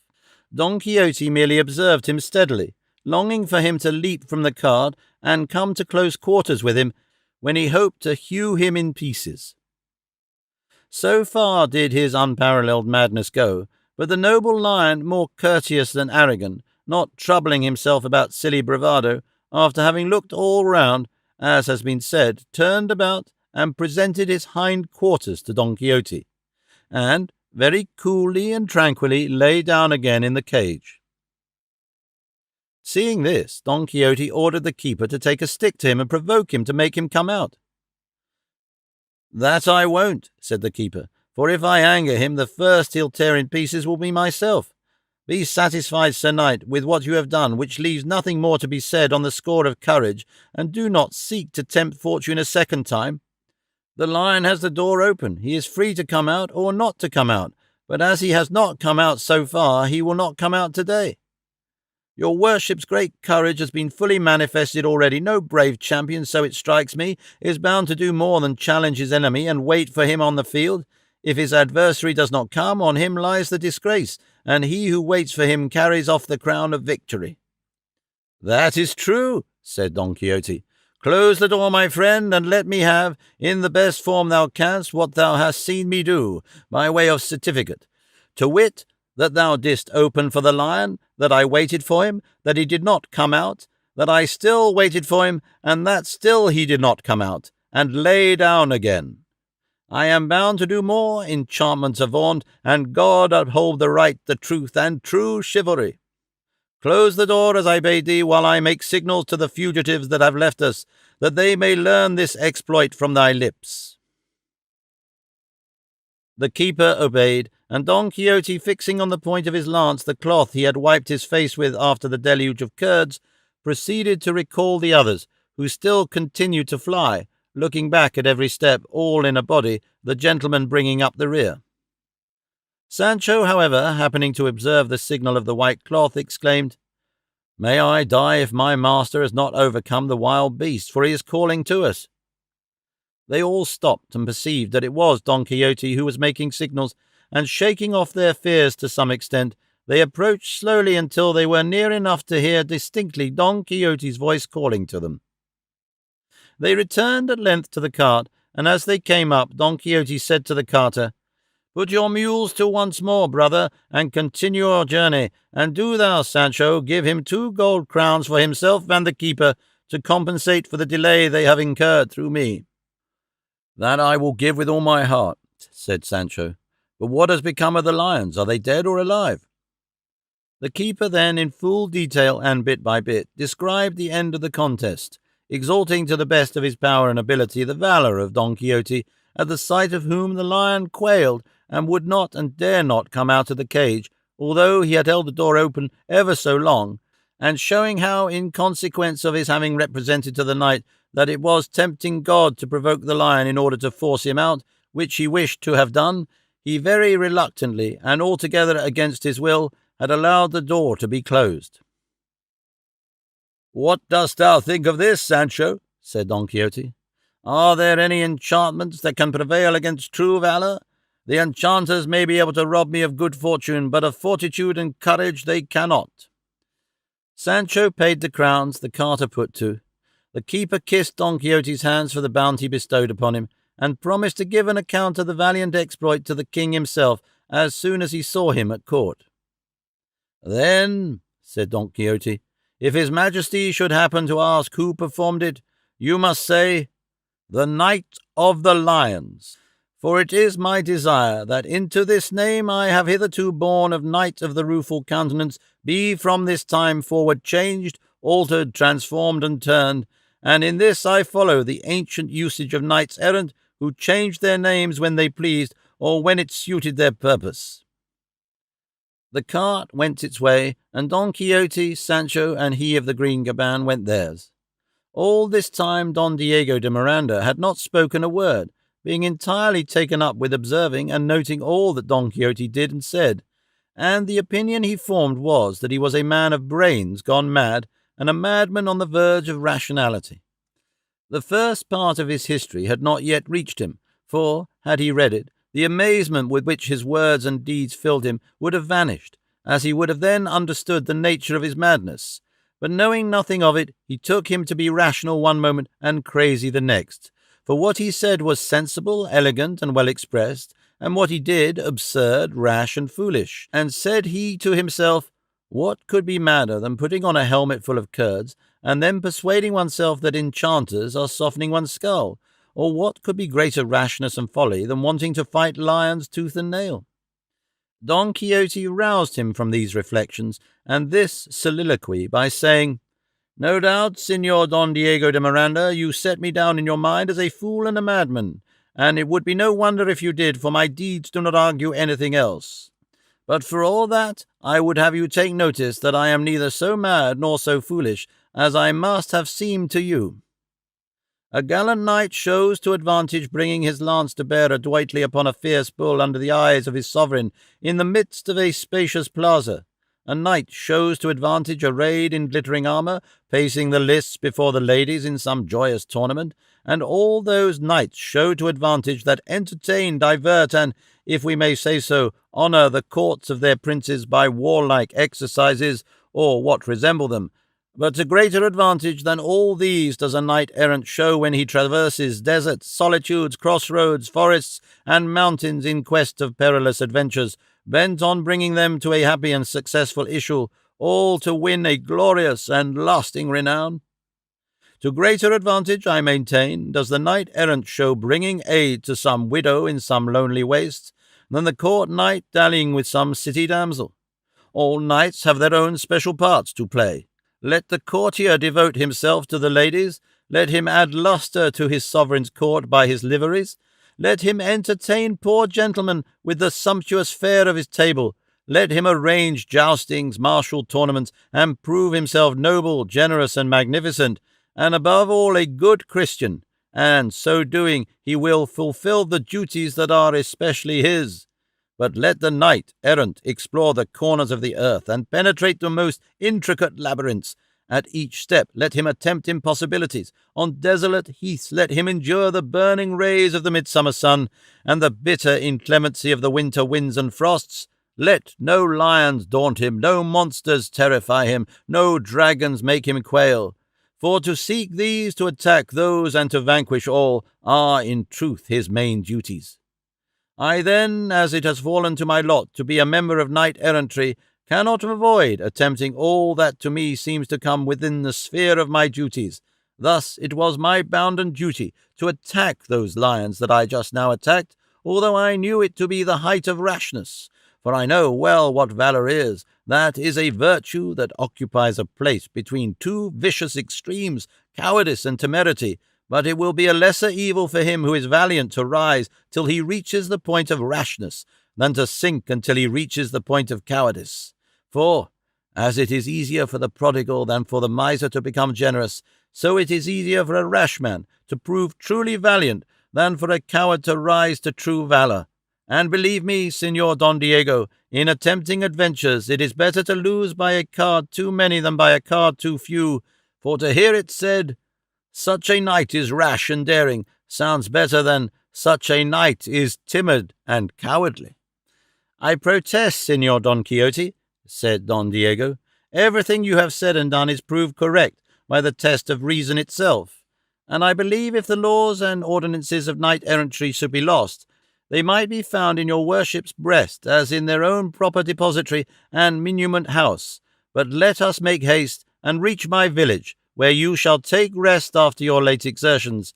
For if they have not been of the body, they have been of the spirit, and these sometimes tend to produce bodily fatigue." "I take the invitation as a great favour and honour, Signor Don Diego," replied Don Quixote, and pressing forward at a better pace than before, at about 2 in the afternoon they reached the village and the house of Don Diego, or, as Don Quixote called him, the Knight of the Green Gaban.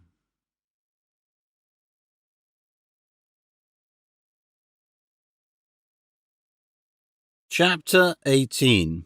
Of what happened to Don Quixote in the castle or house of the Knight of the Green Gaban, together with other matters out of the common. Don Quixote found Don Diego de Miranda's house, built in village style, with its arms in rough stone over the street door. In the patio was the storeroom, and at the entrance the cellar, with plenty of wine jars standing round, which, coming from El Toboso, brought back to his memory his enchanted and transformed Dulcinea. And with a sigh, and not thinking of what he was saying, or in whose presence he was, he exclaimed, "O ye sweet treasures to my sorrow found, once sweet and welcome when 'twas heaven's good will! O ye Tobosan jars, how ye bring back to my memory the sweet object of my bitter regrets!" The student poet Don Diego's son, who had come out with his mother to receive him, heard this exclamation, and both mother and son were filled with amazement at the extraordinary figure he presented. He, however, dismounting from Rocinante, advanced with great politeness to ask permission to kiss the lady's hand, while Don Diego said, "Signora, pray receive with your wanton kindness Signor Don Quixote of La Mancha, whom you see before you a knight-errant and the bravest and wisest in the world." The lady, whose name was Donna Cristina, received him with every sign of goodwill and great courtesy, and Don Quixote placed himself at her service with an abundance of well-chosen and polished phrases. Almost the same civilities were exchanged between him and the student, who, listening to Don Quixote, took him to be a sensible, clear-headed person.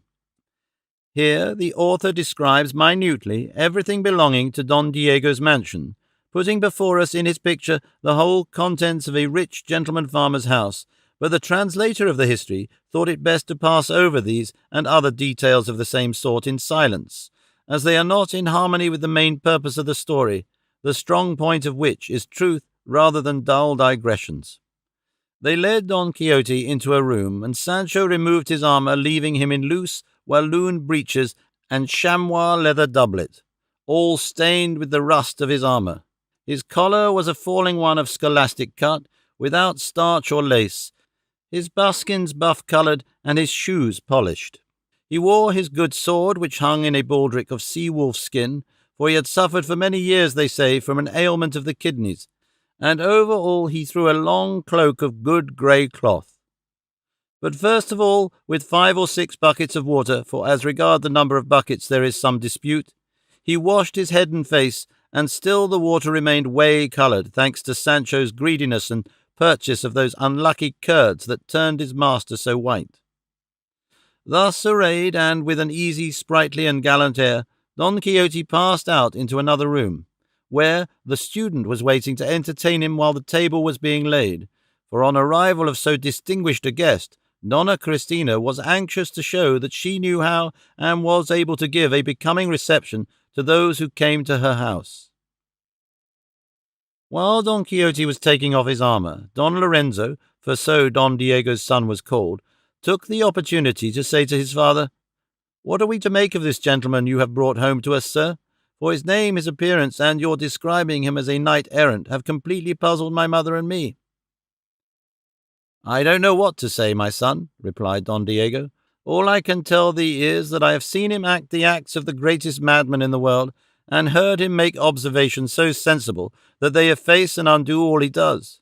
Do thou talk to him and feel the pulse of its wits, and as thou art shrewd, form the most reasonable conclusion thou canst as to his wisdom or folly, though, to tell the truth, I am more inclined to take him to be mad than sane." With this, Don Lorenzo went away to entertain Don Quixote, as has been said, and in the course of the conversation that passed between them, Don Quixote said to Don Lorenzo, "Your father, Signor Don Diego de Miranda, has told me of the rare abilities and subtle intellect you possess, and above all that you are a great poet." "A poet it may be," replied Don Lorenzo, "but a great one by no means. It is true that I am somewhat given to poetry and to reading good poets, but not so much so as to justify the title of great which my father gives me." "I do not dislike that modesty," said Don Quixote, "for there is no poet who is not conceited, and does not think he is the best poet in the world." "There is no rule without an exception," said Don Lorenzo. "There may be some who are poets, and yet do not think they are." "Very few," said Don Quixote. "But tell me, what verses are those which you have now in hand, and which your father tells me keep you somewhat restless and absorbed?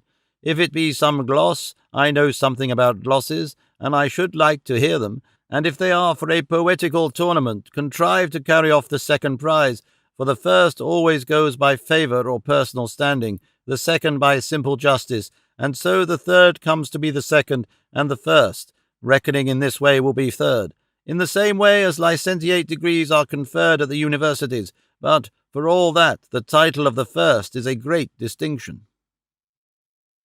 "So far," said Don Lorenzo to himself, "I should not take you to be a madman, but let us go on." So he said to him, "Your worship has apparently attended the schools. What sciences have you studied?" "That of knight-errantry," said Don Quixote, "which is as good as that of poetry, and even a finger or two above it." "I do not know what science that is," said Don Lorenzo, "and until now I have never heard of it." "It is a science," said Don Quixote, "that comprehends in itself all or most of the sciences in the world, for he who professes it must be a jurist, and must know the rules of justice, distributive and equitable, so as to give to each one what belongs to him and is due to him. He must be a theologian, so as to be able to give a clear and distinctive reason for the Christian faith he professes, wherever it may be asked of him. He must be a physician, and above all a herbalist, so as in wastes and solitudes to know the herbs that have the property of healing wounds, for a knight-errant must not go looking for someone to cure him at every step. He must be an astronomer, so as to know by the stars how many hours of the night have passed, and what clime and quarter of the world he is in. He must know mathematics, for at every turn some occasion for them will present itself to him, and putting it aside that he must be adorned with all the virtues, cardinal and theological, to come down to minor particulars, he must, I say, be able to swim as well as Nicholas or Nicolau the fish could, as the story goes. He must know how to shoe a horse and repair his saddle and bridle, and to return to higher matters, he must be faithful to God and to his lady. He must be pure in thought, decorous in words, generous in works, valiant in deeds, patient in suffering, compassionate towards the needy, and lastly, an upholder of the truth, though its defence should cost him his life. Of all these qualities, great and small, is a true knight-errant made up. Judge then, Signor Don Lorenzo, whether it be a contemptible science which the knight who studies and professes it has to learn, and whether it may not compare with the very loftiest that are taught in the schools. If that be so, replied Don Lorenzo, this science, I protest, surpasses all. How if that be so? Said Don Quixote. What I mean to say, said Don Lorenzo, is that I doubt whether there are now or ever were any knights errant and adorned with such virtues. Many a time, replied Don Quixote, have I said what I now say once more, that the majority of the world are of opinion that there never were any knights errant in it, and as it is my opinion that, unless heaven by some miracle brings home to them the truth that there were and are, all the pains one takes will be in vain, as experience has often proved to me, I will not now stop to disabuse you of the error you share with the multitude. All I shall do is to pray to heaven to deliver you from it, and show you how beneficial and necessary knights-errants were in days of yore, and how useful they would be in these days were they but in vogue. But now, for the sins of the people, sloth and indolence, gluttony and luxury are triumphant. Our guest has broken out on our hands, said Don Lorenzo to himself at this point, but for all that he is a glorious madman, and I shall be a dull blockhead to doubt it. Here, being summoned to dinner, they brought their colloquy to a close. Don Diego asked his son what he had been able to make out as to the wits of their guest, to which he replied, all the doctors and clever scribes in the world will not make sense of the scrawl of his madness. He is a madman full of streaks, full of lucid intervals. They went in to dinner, and the repast was such as Don Diego said on the road he was in the habit of giving to his guests, neat, plentiful, and tasty, but what pleased Don Quixote most was the marvellous silence that reigned throughout the house, for it was like a Carthusian monastery. When the cloth had been removed, grace said, and their hands washed, Don Quixote earnestly pressed Don Lorenzo to repeat to him his verses for the poetical tournament, to which he replied, not to be like those poets who, when they are asked to recite their verses, refuse, and when they are not asked for them, vomit them up. I will repeat my gloss, for which I do not expect any prize, having composed it merely as an exercise of ingenuity. A discerning friend of mine, said Don Quixote, was of the opinion that no one ought to waste labour in glossing verses, and the reason he gave was that the gloss can never come up to the texts, and that often or most frequently it wanders away from the meaning and purpose aimed at in the glossed lines, and besides that the laws of the gloss were too strict, as they did not allow interrogations, nor said he, nor I say, nor turning verbs into nouns, or altering the construction, not to speak of other restrictions and limitations that fetter gloss writers, as you no doubt know. Verily, Signor Don Quixote, said Don Lorenzo, I wish I could catch your worship tripping at a stretch, but I cannot, for you slip through my fingers like an eel. I don't understand what you say or mean by slipping, said Don Quixote. I will explain myself another time, said Don Lorenzo. For the present pray attend to the glossed verses, and the gloss, which runs thus. Could, was, become, and is for me, then would I ask no more than this, or could for me the time that is become the time that is to be? Gloss. Dame Fortune once upon a day to me was bountiful and kind, but all things change, she changed her mind, and what she gave she took away. O Fortune, long I've sued to thee, the gifts thou gavest me restore, for trust me I would ask no more, could, was, become, and is for me. No other prize I seek to gain, no triumph, glory, or success, only the long-lost happiness, the memory whereof is pain. One taste, methinks, of bygone bliss, the heart-consuming fire might stay, and so it come without delay, then would I ask no more than this. I ask what cannot be, alas, that time should ever be, and then come back to us and be again, no power on earth can bring to pass, for fleet of foot is he, I wis, and idly therefore do we pray, that what for aye hath left us may, became for us the time that is. Perplexed, uncertain to remain, twixt hope and fear is death, not life. 'Twere better sure to end the strife, and dying seek release from pain. And yet thought were the best for me, anon the thought aside I fling, and to the present fondly cling, and dread the time that is to be. When Don Lorenzo had finished reciting his gloss, Don Quixote stood up, and in a loud voice, almost a shout, exclaimed as he grasped Don Lorenzo's right hand in his, "By the highest heavens, noble youth, but you are the best poet on earth, and deserve to be crowned with laurel, not by Cyprus or Gaeta, as a certain poet, God forgive me, said, but by the academies of Athens, if they still flourished, and by those that flourish now, Paris, Bologna, Salamanca. Heaven grant that the judges who rob you of the first prize, that Phoebus may pierce them with his arrows, and the muses never cross the thresholds of their doors. Repeat me some of your long measure verses, signor, if you will be so good, for I want thoroughly to feel the pulse of your rare genius." Is there any need to say that Don Lorenzo enjoyed hearing himself praised by Don Quixote, albeit he looked upon him as a madman? Power of flattery, how far-reaching art thou, and how wide are the bounds of thy pleasant jurisdiction! Don Lorenzo gave a proof of it, for he complied with Don Quixote's request and entreaty, and repeated to him this sonnet on the fable or story of Pyramus and Thisbe. Sonnet. The lovely maid, she pierces now the wall, heart pierced by her young Pyramus doth lie, and love spreads wings from Cyprus isle to fly, a chink to view so wondrous great and small. There silence speaketh, for no voice at all can pass so straight a strait, but love will ply where to all other power 'twere vain to try, for love will find a way whate'er befall. Impatient of delay with reckless pace, the rash maid wins the fatal spot where she sinks not in lover's arms, but death's embrace. So runs the strange tale, how the lovers twain, one sword, one sepulchre, one memory, slays and entombs, and brings to life again.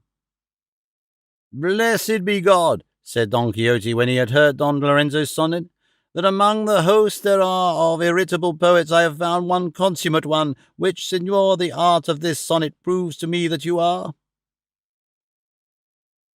For 4 days was Don Quixote most sumptuously entertained in Don Diego's house, at the end of which time he asked his permission to depart, telling him he thanked him for the kindness and hospitality he had received in his house, but that, as it did not become knights-errant to give themselves up for long to idleness and luxury, he was anxious to fulfill the duties of his calling in seeking adventures, of which he was informed there was an abundance in that neighbourhood, where he hoped to employ his time until the day came round for the jousts at Saragossa, for that was his proper destination, and that, first of all, he meant to enter the Cave of Montesinos, of which so many marvellous things were reported all through the country, and at the same time to investigate and explore the origin and true source of the 7 lakes, commonly called the Lakes of Ruidera. Don Diego and his son commended his laudable resolution, and bade him furnish himself with all he wanted from their house and belongings, as they would most gladly be of service to him, which indeed his personal worth and his honourable profession made incumbent upon them. The day of his departure came at length, as welcome to Don Quixote as it was sad and sorrowful to Sancho Panza, who was very well satisfied with the abundance of Don Diego's house, and objected to return to the starvation of the woods and wilds and the short commons of his hill-stocked forehurst. These, however, he filled and packed with what he considered needful. On taking leave, Don Quixote said to Don Lorenzo, "I know not whether I have told you already, but if I have, I tell you once more, that if you wish to spare yourself fatigue and toil in reaching the inaccessible summit of the Temple of Fame, You have nothing to do but to turn aside out of the somewhat narrow path of poetry and take the still narrow one of knight-errantry, wide enough, however, to make you an emperor in the twinkling of an eye." In this speech Don Quixote wound up the evidence of his madness, but still better in what he added when he said, "God knows I would gladly take Don Lorenzo with me to teach him how to spare the humble and trample the proud underfoot, virtues that are part and parcel of the profession I belong to. But since his tender age does not allow of it, nor his praiseworthy pursuits permit it, I will simply content myself with impressing it upon your worship that you will become famous as a poet if you are guided by the opinion of others rather than by your own, because no fathers or mothers ever think their own children ill-favoured, and this sort of deception prevails still more strongly in the case of the children of the brain." But father and son were amazed afresh at the strange medley Don Quixote talked, at one moment sense, at another nonsense, and at the pertinacity and persistence he displayed in going through thick and thin in quest of his unlucky adventures, which he made the end and aim of his desires. There was a renewal of offers of service and civilities, and then, with the gracious permission of the lady of the castle, they took their departure, Don Quixote on Rocinante and Sancho on Dapple.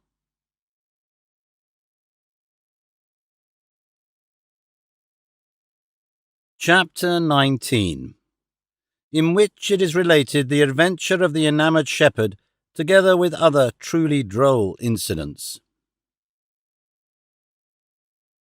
Don Quixote had gone but a short distance beyond Don Diego's village, when he fell in with a couple of either priests or students, and a couple of peasants, mounted on 4 beasts of the ass kind.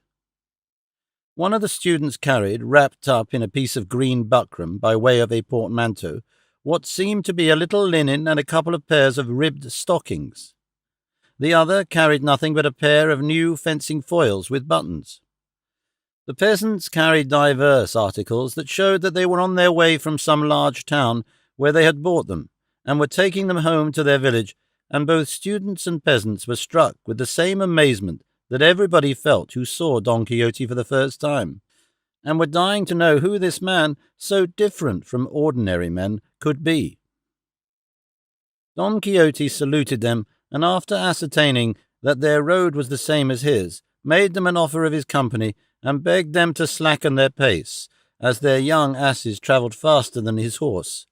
And then, to gratify them, he told them in a few words who he was, and the calling and profession he followed, which was that of a knight-errant seeking adventures in all parts of the world. He informed them that his own name was Don Quixote of La Mancha, and that he was called by way of surname the Knight of the Lions. All this was Greek or gibberish to the peasants, but not so to the students, who very soon perceived the crack in Don Quixote's pate. For all that, however, they regarded him with admiration and respect, and one of them said to him, "If you, Sir Knight, have no fixed road, as it is the way with those who seek adventures not to have any, let your worship come with us. You will see one of the finest and richest weddings that up to this day have ever been celebrated in La Mancha or for many a league round." Don Quixote asked him if it was some prince's that he spoke of in this way. "Not at all," said the student. "It is the wedding of a farmer and a farmer's daughter, he the richest in all this country, and she the fairest mortal ever set eyes on. The display with which it is to be attended will be something rare and out of the common, for it will be celebrated in a meadow adjoining the town of the bride, who is called par excellence Quiteria the fair, as the bridegroom is called Camacho the rich. She is 18 and he 22, and they are fairly matched, though some knowing ones, who have all the pedigrees in the world by heart, will have it that the family of the fair Quiteria is better than Camacho's. But no one minds that nowadays, for wealth can solder a great many flaws.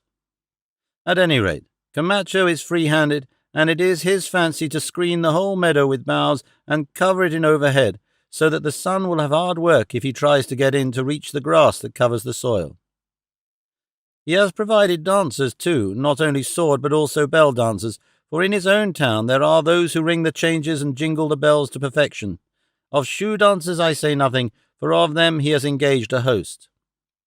But none of these things, nor of the many others I have omitted to mention, will do more to make this a memorable wedding than the part which I suspect the despairing Basilio will play in it. This Basilio is a youth of the same village as Quiteria, and he lived in the house next door to that of her parents, of which circumstance love took advantage to reproduce to the word the long-forgotten loves of Pyramus and Thisbe. For Basilio loved Quiteria from his earliest years, and she responded to his passion with countless modest proofs of affection, so that the loves of the two children, Basilio and Quiteria, were the talk and the amusement of the town. As they grew up, the father of Quiteria made up his mind to refuse Basilio his wanted freedom of access to the house, and to relieve himself of constant doubts and suspicions, he arranged a match for his daughter with the rich Camacho, as he did not approve of marrying her to Basilio, who had not so large a share of the gifts of fortune as of nature. For if the truth be told ungrudgingly, he is the most agile youth we know, a mighty thrower of the bar, a first-rate wrestler, and a great ball-player. He runs like a deer and leaps better than a goat, bowls over the 9 pins as if by magic, sings like a lark, plays the guitar so as to make it speak, and above all, handles a sword as well as the best. For that excellence alone, said Don Quixote at this, the youth deserves to marry not merely the fair Quiteria, but Queen Guinevere herself, were she alive now, in spite of Lancelot and all who would try to prevent it. Say that to my wife, said Sancho, who had until now listened in silence, for she won't hear of anything but each one marrying his equal, holding with the proverb, each ewe to her like. What I would like is that good Basilio, for I am beginning to take a fancy to him already, should marry this Lady Quiteria, and a blessing and good luck. I meant to say the opposite on people who would prevent those who love one another from marrying. If all those who love one another were to marry, said Don Quixote, it would deprive parents of the right to choose and marry their children to the proper person and at the proper time, and if it was left to daughters to choose husband as they pleased, one would be for choosing her father's servant, and another someone she has seen passing in the street and fancies gallant and dashing, though he may be a drunken bully. For love and fancy easily blind the eyes of the judgment, so much wanted in choosing one's way of life, and the matrimonial choice is very liable to error, and it needs great caution and the special favour of heaven to make it a good one. He who has to make a long journey will, if he is wise, look out for some trusty and pleasant companion to accompany him before he sets out. Why, then, should not he who do the same who has to make the whole journey of life down to the final halting place of death, more especially when the companion has to be his companion in bed, at board, and everywhere as the wife is to her husband? The companionship of one's wife is no article of merchandise that, after it has been bought, may be returned or bartered or changed, for it is an inseparable accident that lasts as long as life lasts. It is a noose that, once you put it round your neck, turns into a Gordian knot, which, if the scythe of death does not cut it, there is no untying. I could say a great deal more on the subject were I not prevented by the anxiety I feel to know if the Signor Licentiate has anything more to tell about the story of Basilio. To this the student bachelor, or as Don Quixote called him, Licentiate, replied, I have nothing whatever to say further, but that from the moment Basilio learned that the fair Quiteria was to be married to Camacho the rich, he has never been seen to smile or heard to utter rational word, and he always goes about moody and dejected, talking to himself in a way that shows plainly he is out of his senses. He eats little and sleeps little, and all he eats is fruit, and when he sleeps, if he sleeps at all, it is in the field on the hard earth like a brute beast. Sometimes he gazes at the sky, at other times he fixes his eyes on the earth in such an abstracted way that he might be taken for a clothed statue, with its draperies stirred by the wind. In short, he shows such signs of a heart crushed by suffering that all we who know him believe that when tomorrow the fair Quiteria says yes, it will be his sentence of death. God will guide it better, said Sancho, for God who gives the wound gives the salve. Nobody knows what will happen. There are a good many hours between this and tomorrow, and any one of them or any moment the house may fall. I have seen the rain coming down and the sun shining all at one time. Many a one goes to bed in good health who can't stir the next day. And tell me, is there any one who can boast of having driven a nail into the wheel of fortune? No, faith, and between a woman's yes and no I wouldn't venture to put the point of a pin, for there would not be room for it. If you tell me Quiteria loves Basilio heart and soul, then I'll give him a bag of good luck. For love, I have heard say, looks through spectacles that make copper seem gold, poverty wealth, and bleary eyes pearls. "What art thou driving at, Sancho? Curses on thee," said Don Quixote, "for when thou takest to stringing proverbs and sayings together, no one can understand thee but Judas himself, and I wish he had thee. Tell me, thou animal, what dost thou know about nails or wheels or anything else?" "Oh, if you don't understand me," replied Sancho, "it is no wonder my words are taken for nonsense, but no matter, I understand myself, and I know I have not said anything very foolish in what I have said. Only your worship, signor, is always gravelling at everything I say, nay, everything I do." "Cavilling, not gravelling," said Don Quixote. "Thou prevaricator of honest language, God confound thee." "Don't find fault with me, your worship," returned Sancho, "for you know I have not been bred up at court or trained at Salamanca, to know whether I am adding or dropping a letter or so in my words. Why, God bless me, it's not fair to force a Sayago man to speak like a Toledan. Maybe there are Toledans who do not hit it off when it comes to polished talk." "That is true," said the licentiate, "for those who have been bred up in the tanneries and the Zocodover cannot talk like those who are almost all day pacing the cathedral cloisters, and yet they are all Toledans. Pure, correct, elegant, and lucid language will be met with in men of courtly breeding and discrimination, though they have been born in Mahalonda. I say of discrimination, because there are many who are not so, and discrimination is the grammar of good language, if it be accompanied by practice. I, sirs, for my sins, have studied canon law at Salamanca, and I rather pique myself on expressing my meaning in clear, plain, and intelligible language. If you did not pique yourself more on your dexterity with those foils you carry than on dexterity of tongue," said the other student, "you would have been head of the degrees, where you are now tail." "Look here, bachelor Corcuelo," returned the licentiate, "you have the most mistaken idea in the world about skill with the sword, if you think it useless." "It is no idea on my part, but an established truth," replied Corcuelo, "and if you wish me to prove it to you by experiment, you have swords there, and it is a good opportunity. I have a steady hand and a strong arm, and these, joined with my resolution, which is not small, will make you confess that I am not mistaken. Dismount and put in practice your positions and circles and angles and science, for I hope to make you see stars at noonday with my rude, raw swordsmanship, in which, next to God, I place my trust that the man is yet to be born who will make me turn my back, and that there is not one in the world I will not compel to give ground." "As to whether you turn your back or not, I do not concern myself," replied the master of fence, "though it might be that your grave would be dug on the spot where you planted your foot the first time. I mean that you would be stretched dead there for despising skill with the sword." "We shall soon see," replied Corcuelo, and getting off his ass briskly, he drew out furiously one of the swords the licentiate carried on his beast. "It must not be that way," said Don Quixote at this point. "I will be the director of this fencing match and judge of this often disputed question." And dismounting from Rocinante and grasping his lance, he planted himself in the middle of the road, just as the licentiate, with an easy, graceful bearing and step, advanced towards Corcuelo, who came on against him, darting fire from his eyes, as the saying is. The other two of the company, the peasants, without dismounting from their asses, served as spectators of the mortal tragedy. The cuts, thrusts, downstrokes, backstrokes, and doubles that Corcuelo delivered were past counting, and came thicker than hops or hail. He attacked like an angry lion, but he was met by a tap on the mouth from the button of the licentiate's sword that checked him in the midst of his furious onset, and made him kiss it as if it were a relic, though not as devoutly as relics are and ought to be kissed.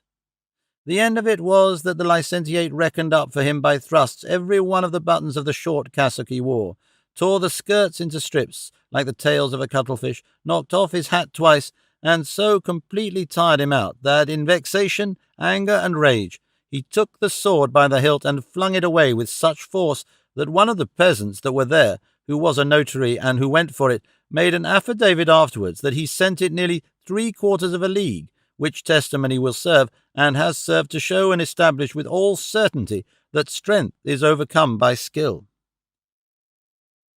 Corcuelo sat down wearied, and Sancho, approaching him, said, "By my faith, Signor Bachelor, If your worship takes my advice, you will never challenge anyone to fence again, only to wrestle and throw the bar, for you have the youth and strength for that. But as for these fencers, as they call them, I have heard them say they can put the point of a sword through the eye of a needle." "I am satisfied with having tumbled off my donkey," said Corcuelo, "and with having had the truth I was so ignorant of proved to me by experience." And getting up, he embraced the licentiate, and they were better friends than ever, and not caring to wait for the notary who had gone for the sword, as they saw he would be a long time about it, they resolved to push on so as to reach the village of Quiteria, to which they all belonged, in good time. During the remainder of the journey, the licentiate held forth to them on the excellencies of the sword, with such conclusive arguments, and such figures and mathematical proofs, that all were convinced of the value of the science, and Corcuelo cured of his dogmatism.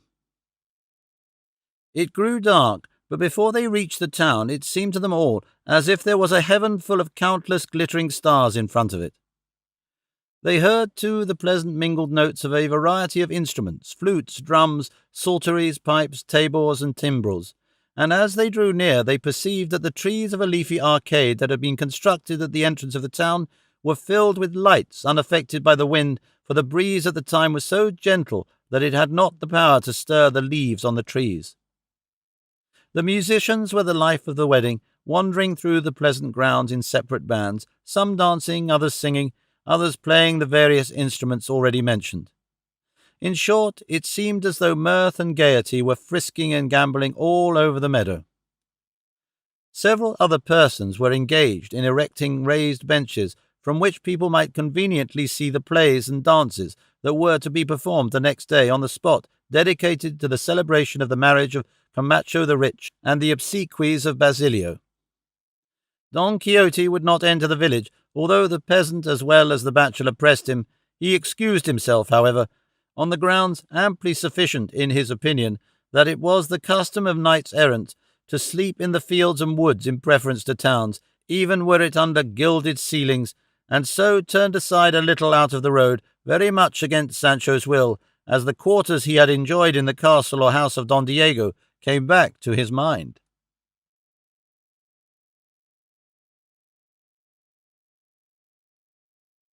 Chapter 20, wherein an account is given of the wedding of Camacho the rich, together with the incident of Basilio the poor.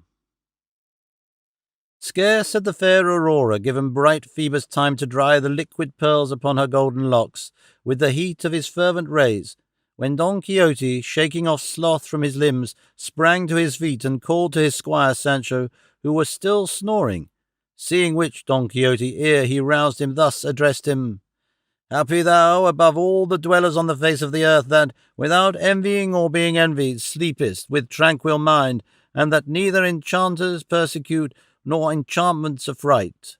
Sleep, I say, and will say, 100 times, without any jealousies thoughts of thy mistress to make thee keep ceaseless vigils, or any cares as to how thou art to pay the debts thou owest, or find tomorrow's food for thyself and thy needy family, to interfere with thy repose.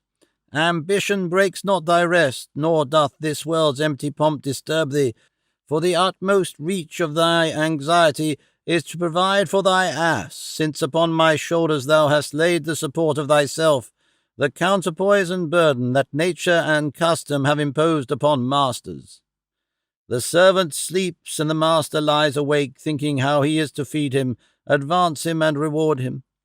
The distress of seeing the sky turn brazen, and withhold its needful moisture from the earth, is not felt by the servant but by the master, who in time of scarcity and famine must support him who has served him in times of plenty and abundance." To all this Sancho made no reply, because he was asleep, nor would he have wakened up so soon as he did, had not Don Quixote brought him to his senses with the butt of his lance. He awoke at last, drowsy and lazy, and casting his eyes about in every direction, observed, "There comes, if I don't mistake it, from the quarter of that arcade a steam and a smell, a great deal more like fried rashers than galingale or thyme. A wedding that begins with smells like that, by my faith, ought to be plentiful and unstinting." "Have done, thou glutton," said Don Quixote, Come, let us go and witness this bridal, and see what the rejected Basilio does." "Let him do what he likes," returned Sancho. "Be he not poor, he would marry Quiteria, to make a grand match for himself, and he without a farthing. Is there nothing else? Faith, signor, it's my opinion the poor man should be content with what he can get, and not go looking for dainties in the bottom of the sea. I will bet my arm that Camacho could bury Basilio in rails, and if that be so, as no doubt it is, what a fool Quiteria would be to refuse the fine dresses and jewels Camacho must have given her, and will give her, and take Basilio's bar-throwing and sword-play. They won't give a pint of wine at the tavern for a good cast of the bar or a neat thrust of the sword. Talents and accomplishments that can't be turned into money, let Count Durlos have them. But when such gifts fall to one that has hard cash, I wish my condition of life was as becoming as they are. On a good foundation you can raise a good building, and the best foundation in the world is money." "For God's sake, Sancho," said Don Quixote here, "stop that harangue. It is my belief, if thou wert allowed to continue all thou beginnest every instant, thou wouldst have no time left for eating or sleeping, for thou wouldst spend it all in talking." "If your worship had a good memory," replied Sancho, "you would remember the articles of your agreement before we started from home this last time. One of them was that I was to be let say all I liked, so long as it was not against my neighbour or your worship's authority, and so far it seems to me I have not broken the said article." "I remember no such article, Sancho," said Don Quixote, "and even if it were so, I desire you to hold your tongue and come along, for the instruments we heard last night are already beginning to enliven the valleys again, and no doubt the marriage will take place in the cool of the morning, and not in the heat of the afternoon." Sancho did as his master bade him, and putting the saddle on Rocinante and the pack saddle on Dapple, they both mounted, and at a leisurely pace entered the arcade. The first thing that presented itself to Sancho's eyes was a whole ox spitted on a whole elm tree, and in the fire at which it was to be roasted there was burning a middling-sized mountain of faggots, and 6 stew-pots that stood round the blaze had not been made in the ordinary mould of common pots, for they were 6 half-wine jars, each fit to hold the contents of a slaughter-house. They swallowed up whole sheep and hid them away in their insides without showing any more sign of them than if they were pigeons. Countless were the hares ready-skinned and the plucked fowls that hung on the trees for burial in the pots. Numberless the wild fowl and game of various sorts suspended from the branches that the air might keep them cool. Sancho counted more than 60 wineskins of over 6 gallons each, and all filled, as it proved afterwards, with generous wines. There were, besides, piles of the whitest bread, like the heaps of corn one sees on the threshing floors.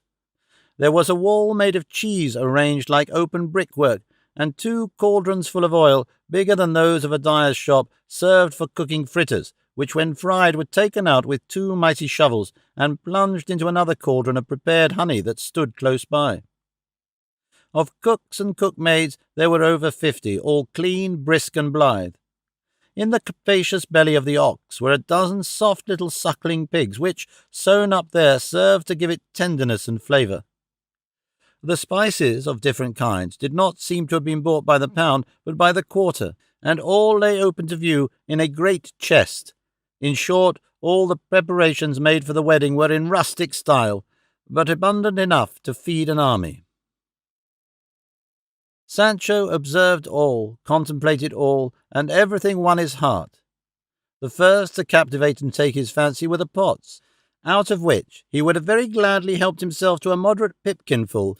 Then the wineskins secured his affections, and lastly the produce of the frying-pans, if, indeed, such imposing cauldrons may be called frying-pans. And unable to control himself or bear it any longer, he approached one of the busy cooks, and civilly but hungrily begged permission to soak a scrap of bread in one of the pots, to which the cook made answer, "Brother, this is not a day on which hunger is to have any sway. Thanks to the rich Camacho, get down and look about for a ladle and skim off a hen or 2, and much good may they do you." "I don't see one," said Sancho. "Wait a bit," said the cook. "Sinner that I am, how particular and bashful you are." And so saying, He seized a bucket and, plunging it into one of the half jars, took up 3 hens and a couple of geese and said to Sancho, "Fall to, friend, and take the edge off your appetite with these skimmings until dinner time comes." "I have nothing to put them in," said Sancho. "Well then," said the cook, "take spoon and all, for all Camacho's wealth and happiness furnish everything." While Sancho fared thus, Don Quixote was watching the entrance, at one end of the arcade, of some 12 peasants, all in holiday and gala dress, mounted on 12 beautiful mares, with rich, handsome field trappings and a number of little bells attached to their petrals, who, marshalled in regular order, ran not one but several courses over the meadow, with jubilant shouts and cries, "Long live Camacho and Quiteria! He is rich as she is fair, and she the fairest on earth." Hearing this, Don Quixote said to himself, "It is easy to see these folks have never seen my Dulcinea del Toboso, for if they had, they would be more moderate in their praises of this Quiteria of theirs." Shortly after this, several bands of dancers of various sorts began to enter the arcade at different points, and among them one of sword dancers composed of some 24 lads of gallant and high-spirited mien, clad in the finest and whitest of linen, and with handkerchiefs embroidered in various colours with fine silk. And one of those on the mares asked an active youth who led them if any of the dancers had been wounded. "As yet, thank God, no one has been wounded," said he. "We are all safe and sound." And he at once began to execute complicated figures with the rest of his comrades, with so many turns and so great dexterity that although Don Quixote was well used to see dances of the same kind, he thought he had never seen any so good as this. He also admired another that came in composed of fair young maidens, none of whom seemed to be under 14 or over 18 years of age, all clad in green stuff, with their locks partly braided, partly flowing loose, but all of such bright gold as to vie with the sunbeams, and over them they wore garlands of jessamine, roses, amaranth, and honeysuckle. At their head were a venerable old man and an ancient dame, more brisk and active, however, than might have been expected from their years. The notes of a Zamora bagpipe accompanied them, and with modesty in their countenances and in their eyes, and lightness in their feet, they looked the best dancers in the world. Following these, there came an artistic dance of the sort they call speaking dances. It was composed of 8 nymphs in 2 files, with the god Cupid leading one and Interest the other, the former furnished with wings, bow, quiver, and arrows, the latter in a rich dress of gold and silk of divers colours. The nymphs that followed Love bore their names written on white parchment in large letters on their backs. Poetry was the name of the first, Wit of the second, Birth of the third, and Valour of the fourth. Those that followed Interest were distinguished in the same way. The badge of the first announced liberality, that of the second largesse, the third treasure, and the fourth peaceful possession. In front of them all came a wooden castle drawn by 4 wild men, all clad in ivy and hemp stained green, and looking so natural that they nearly terrified Sancho. On the front of the castle, and on each of the 4 sides of its frame, it bore the inscription, "Castle of Caution." 4 skilful tabor and flute players accompanied them, and the dance having been opened, Cupid, after executing 2 figures, raised his eyes and bent his bow against a damsel who stood between the turrets of the castle, and thus addressed her. "I am the mighty god whose sway is potent over land and sea. The heavens above us own me, nay, the shades below acknowledge me. I know not fear, I have my will, whate'er my whim or fancy be. For me there's no impossible, I order, bind, forbid, set free." Having concluded the stanza, he discharged an arrow at the top of the castle and went back to his place. Interest then came forward and went through 2 more figures, and as soon as the tables ceased, he said, "But mightier than love am I, though love it be that leads me on. Than mine no lineage is more high or older underneath the sun. To use me rightly few know how, to act without me fewer still, for I am Interest, and I vow for evermore to do thy will." Interest retired, and Poetry came forward, and when she had gone through her figures like the others, Fixing her eyes on the damsel of the castle, she said,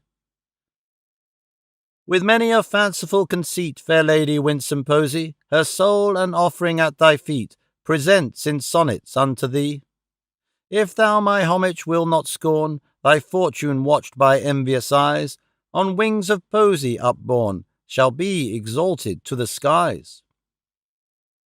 Poetry withdrew, and on the side of interest liberality advanced, and having gone through her figures said, "To give, while shunning each extreme, the sparing hand, the over-free, therein consists, so wise men deem, the virtue liberality. But thee, fair lady, to enrich, myself a prodigal I'll prove, a vice not wholly shameful, which may find its fair excuse in love." In the same manner all the characters of the two bands advanced and retired, and each executed its figures and delivered its verses, some of them graceful, some burlesque, but Don Quixote's memory, though he had an excellent one, only carried away those that have been just quoted. All then mingled together, forming chains and breaking off again with graceful, unconstrained gaiety, and whenever Love passed in front of the castle, he shot his arrows up at it, while Interest broke gilded pellets against it. At length, after they had danced a good while, Interest drew out a great purse, made of the skin of a large brindled cat, and to all appearance full of money, and flung it at the castle, and with the force of the blow the boards fell asunder and tumbled down, leaving the damsel exposed and unprotected. Interest and the characters of his band advanced, and throwing a great chain of gold over his neck, pretended to take her and lead her away captive, on seeing which Love and his supporters made as though they would release her, the whole action being to the accompaniment of the tabors and in the form of a regular dance. The wild men made peace between them, and with great dexterity readjusted and fixed the boards of the castle, and the damsel once more ensconced herself within, and with this the dance wound up to the great enjoyment of the beholders. Don Quixote asked one of the nymphs who it was that had composed and arranged it. She replied that it was a beneficiary of the town who had a nice taste in devising things of the sort. "I will lay a wager," said Don Quixote, "that the same bachelor or beneficiary is a greater friend of Camacho's than of Basilio's, and that he is better at satire than at vespers. He has introduced the accomplishments of Basilio and the riches of Camacho very neatly into the dance." Sancho Panza, who was listening to all this, exclaimed, "The king is my cock, I stick to Camacho." "It is easy to see thou art a clown, Sancho," said Don Quixote, "and one of that sort that cry, 'Long life to the conqueror.'" "I don't know of what sort I am," returned Sancho, "but I know very well I'll never get such elegant skimmings off Basilio's pots as these I have got off Camacho's." And he showed him the bucketful of geese and hens, and seizing one began to eat with great gaiety and appetite, saying, "A fig for the accomplishments of Basilio! As much as thou hast, so much art thou worth, and as much as thou worth, so much hast thou. As a grandmother of mine used to say, there are only two families in the world, the haves and the haven'ts, and she stuck to the haves, and to this day, Signor Don Quixote, people would sooner feel the pulse of have than of no. An ass covered with gold looks better than a horse with a pack saddle. So once more I say I stick to Camacho, the bountiful skimmings of whose pots are geese and hens, hares and rabbits. But of Basilio's, if any ever come to hand, or even to foot, there'll be only rinsings." "Hast thou finished thy harangue, Sancho?" said Don Quixote. "Of course I haven't finished it," replied Sancho, "because I see your worship takes offence at it. But if it was not for that, there was work enough to cut out for 3 days." "God grant I may see thee done before I die, Sancho," said Don Quixote. "At the rate we are going," said Sancho, "I'll be chewing clay before your worship dies, and then, maybe, I'll be so dumb that I'll not say a word until the end of the world, or at least till the day of judgment." "Even should that happen, O Sancho," said Don Quixote, "thy silence will never come up to all thou hast talked, art talking, and wilt talk all thy life. Moreover, it naturally stands to reason that my death will come before thine, so I never expect to see thee dumb, not even when thou art drinking or sleeping, and that is the utmost I can say." "In good faith, signor," replied Sancho, "there is no trusting that fleshless one, I mean death, who devours the lamb as soon as the sheep, and, as I have heard our curate say, treads with equal foot upon the lofty towers of kings and the lowly huts of the poor. That lady is more mighty than dainty. She is in no way squeamish. She devours all and is ready for all, and fills her afore hers with people of all sorts, ages, and ranks. She is no reaper that sleeps out the noontide. At all times she is reaping and cutting down, as well as the dry grass as the green. She never seems to chew, but bolts and swallows all that is put before her. For she has a canine appetite that is never satisfied, and though she has no belly, she shows she has a dropsy and is athirst to drink the lives of all that live, as one would drink a jug of cold water. "Say no more, Sancho," said Don Quixote at this. "Don't try to better it and risk a fall, for in truth what thou hast said about death in thy rustic phrase is what a good preacher might have said. I tell thee, Sancho, if thou hadst discretion equal to thy mother wit, thou mightest take a pulpit in hand and go about the world preaching fine sermons." "He preaches well who lives well," said Sancho, "and I know no more theology than that." "Nor needest thou," said Don Quixote, "but I cannot conceive or make out how it is that, the fear of God being the beginning of wisdom, thou, who art more afraid of a lizard than of him, knowest so much." "Pass judgment on your chivalry, signor," returned Sancho, "and don't set yourself up to judge of other men's fears or braveries, for I am as good a fearer of God as my neighbours. But leave me to dispatch these skimmings, for all the rest is only idle talk that we shall be called to account for in the other world." And so saying, he began a fresh attack on the bucket, with such a hearty appetite that he aroused Don Quixote's, who no doubt would have helped him had he not been prevented by what must be told further on.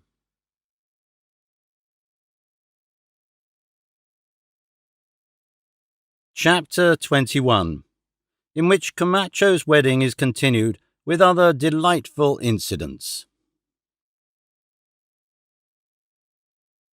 While Don Quixote and Sancho were engaged in the discussion set forth the last chapter, they heard large shouts and a great noise, which were uttered and made by the men on the mares as they went at full gallop, shouting to receive the bride and bridegroom, who were approaching with musical instruments and pageantry of all sorts around them, and accompanied by the priest and the relatives of both, and all the most distinguished people of the surrounding villages. When Sancho saw the bride, he exclaimed, "By my faith, she is not dressed like a country girl, but like some fine court lady. Egad, as well as I can make out, the patina she wears, rich coral, and her green Cuenca stuff is 30-pile velvet, and then the white linen trimming, by my oath, but it's satin. Look at her hands, jet rings on them. May I never have luck if they're not gold rings, and real gold, and set with pearls as white as curdled milk, and every one of them worth an eye of one's head. Poor son Baggage, what hair she has! If it's not a wig, I never saw longer or fairer all the days of my life. See how bravely she bears herself, and her shape. Wouldn't you say she was like a walking palm tree loaded with clusters of dates? For the trinkets she has hanging from her hair and neck look just like them. I swear in my heart she is a brave lass, and fit to pass over the banks of Flanders." Don Quixote laughed at Sancho's boorish eulogies, and thought that, saving his lady Dulcinea del Toboso, he had never seen a more beautiful woman. The fair Quiteria appeared somewhat pale, which was, no doubt, because of the bad night brides always pass, dressing themselves out for their wedding on the morrow. They advanced towards a theatre that stood on one side of the meadow, decked with carpets and boughs, where they were to plight their troth, and from which they were to behold the dances and plays. But at the moment of their arrival at the spot they heard a loud outcry behind them, and a voice exclaiming, "Wait a little, ye as inconsiderate as ye are hasty." At these words all turned round and perceived that the speaker was a man clad in what seemed to be a loose black coat, garnished with crimson patches like flames. He was crowned, as was presently seen, with a crown of gloomy cypress, and in his hand he held a long staff. As he approached, he was recognized by everyone as the gay Basilio, and all waited anxiously to see what would come of his words, in dread of some catastrophe in consequence of his appearance at such a moment. He came up at last weary and breathless, and planting himself in front of the bridal pair, drove his staff, which had a steel spike at the end, into the ground, and, with a pale face and eyes fixed on Quiteria, he thus addressed her in a hoarse, trembling voice. "Well dost thou know, ungrateful Quiteria, that according to the holy law we acknowledge, so long as live thou canst take no husband.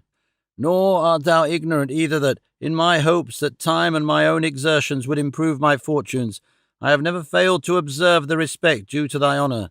But thou, casting behind thee all thou owest to my true love, wouldst surrender what is mine to another whose wealth serves to bring him not only good fortune, but supreme happiness.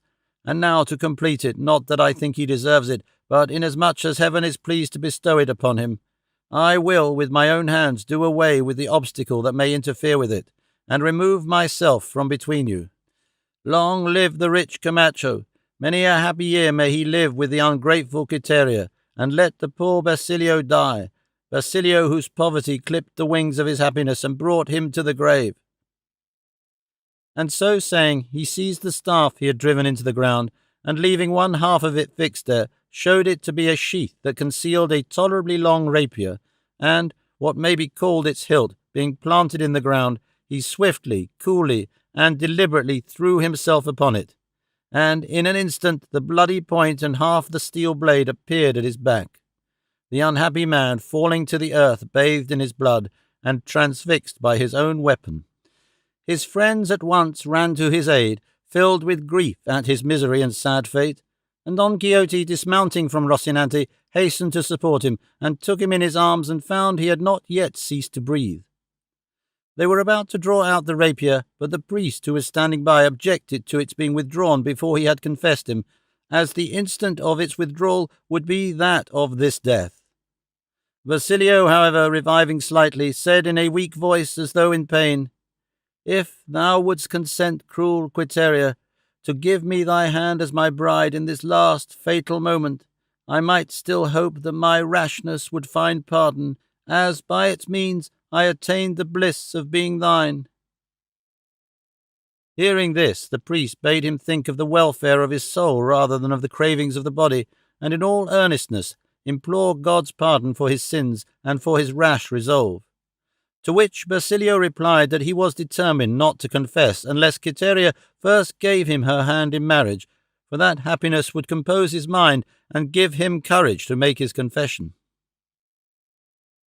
Don Quixote, hearing the wounded man's entreaty, exclaimed aloud that what Basilio asked was just and reasonable, and, moreover, a request that might be easily complied with, and that it would be as much to Signor Camacho's honour to receive the Lady Quiteria as the widow of the brave Basilio as if he received her direct from her father.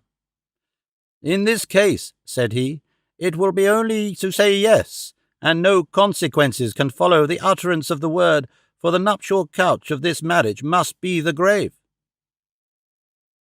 Camacho was listening to all this, perplexed and bewildered, and not knowing what to say or do, but so urgent were the entreaties of Basilio's friends, imploring him to allow Quiteria to give him her hand, so that his soul, quitting this life in despair, should not be lost, that they moved, nay, forced him to say that if Quiteria were willing to give it, he was satisfied, as it was only putting off the fulfilment of his wishes for a moment.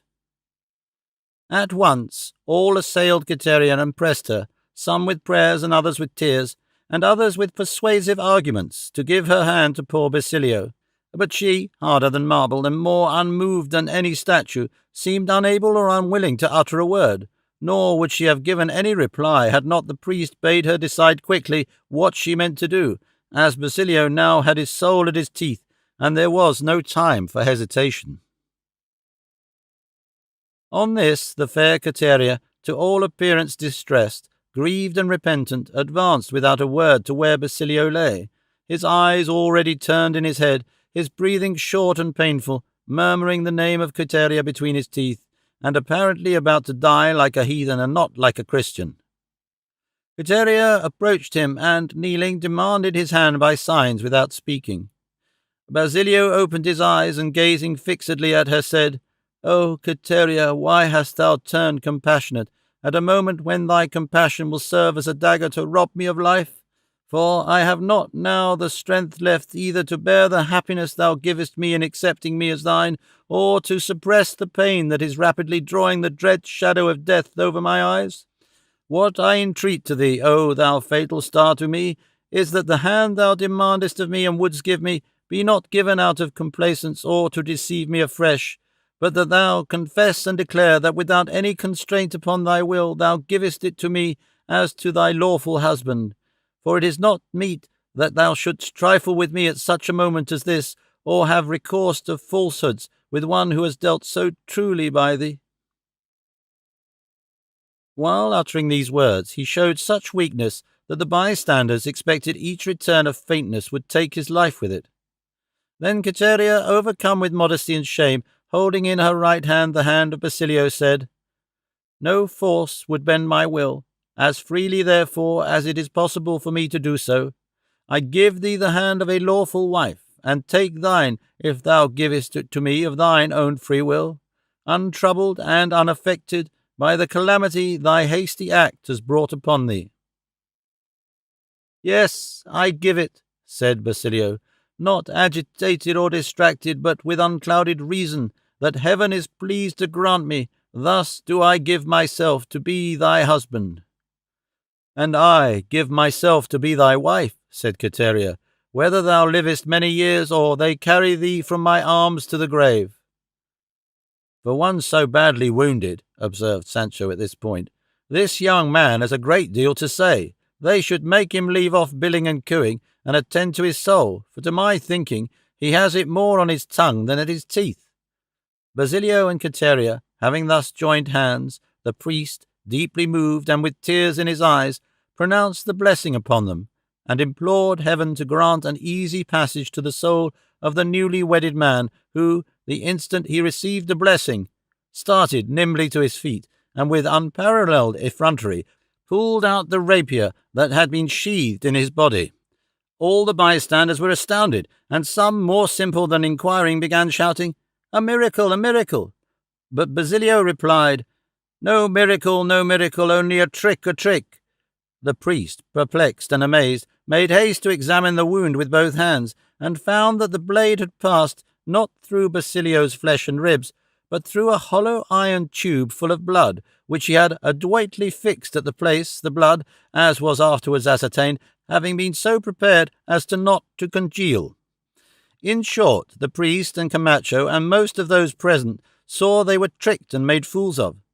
The bride showed no signs of displeasure at the deception. On the contrary, hearing them say that the marriage, being fraudulent, would not be valid, she said that she confirmed it afresh, whence they all concluded that the affair had been planned by agreement and understanding between the pair, whereat Camacho and his supporters were so mortified that they proceeded to revenge themselves by violence, and a great number of them, drawing their swords, attacked Basilio, in whose protection as many more swords were in an instant unsheathed, while Don Quixote, taking the lead on horseback, with his lance over his arm and well covered with his shield, made all give way before him. Sancho, who never found any pleasure or enjoyment in such doings, retreated to the wine jars from which he had taken his delectable skimmings, considering that, as a holy place, that spot would be respected. "Hold, sirs, hold," cried Don Quixote in a loud voice. "We have no right to take vengeance for wrongs that love may do to us. Remember, love and war are the same thing, and as in war it is allowable and common to make use of wiles and stratagems to overcome the enemy, so in the contests and rivalries of love the tricks and devices employed to attain the desired end are justifiable, provided they be not to the discredit or dishonour of the loved object. Quiteria belonged to Basilio, and Basilio to Quiteria by the just and beneficent disposal of heaven. Camacho is rich and can purchase his pleasure when, where, and as it pleases him. Basilio has but this ewe lamb, and no one, however powerful he may be, shall take her from him. These two whom God hath joined man cannot separate, and he who attempts it must first pass the point of this lance." And so saying, he brandished it so stoutly and dexterously that he overawed all who did not know him. But so deep an impression had the rejection of Quiteria made on Camacho's mind that it banished her at once from his thoughts, and so the counsels of the priest, who was a wise and kindly disposed man, prevailed with him, and by their means he and his partisans were pacified and tranquilized, and to prove it put up their swords again, inveighing against the pliancy of Quiteria rather than the craftiness of Basilio, Camacho maintaining that if Quiteria as a maiden had such a love for Basilio, she would have loved him too as a married woman, and that he ought to thank heaven more for having taken her than for having given her. Camacho and those of his following, therefore, being consoled and pacified, those on Basilio's side were appeased, and the rich Camacho, to show that he felt no resentment for the trick, and did not care about it, desired the festival to go on just as if he were married in reality. Neither Basilio, however, nor his bride, nor their followers would take any part in it, and they withdrew to Basilio's village, for the poor, if they are persons of virtue and good sense, have those who follow, honour, and uphold them, just as the rich have those who flatter and dance attendance on them. With them they carried Don Quixote, regarding him as a man of worth and a stout one. Sancho alone had a cloud on his soul, for he found himself debarred from waiting for Camacho's splendid feast and festival, which lasted until night, and thus, dragged away, he moodily followed his master, who accompanied Basilio's party, and left behind him the flesh-pots of Egypt, though in his heart he took them with him, and their now nearly finished skimmings that he carried in the bucket conjured up visions before his eyes of the glory and abundance of the good cheer he was losing. And so, vexed and dejected, though not hungry, without dismounting from Dapple, he followed in the footsteps of Rocinante.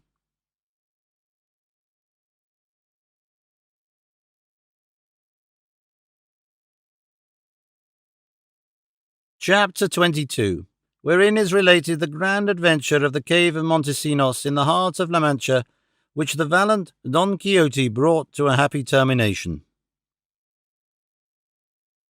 Many and great were the attentions shown to Don Quixote by the newly married couple, who felt themselves under an obligation to him for coming forward in defence of their cause, and they exalted his wisdom to the same level with his courage, rating him as a Cid in arms and a Cicero in eloquence. Worthy Sancho enjoyed himself for 3 days at the expense of the pair, from whom they learned that the sham wound was not a scheme arranged with the fair Quiteria, but a device of Basilio's, who counted on exactly the result they had seen. He confessed, it is true, that he had confided his idea to some of his friends, so that at the proper time they might aid him in his purpose and ensure the success of the deception. "That," said Don Quixote, "is not and ought not to be called deception which aims at virtuous ends." And the marriage of lovers he maintained to be a most excellent end, reminding them, however, that love has no greater enemy than hunger and constant want.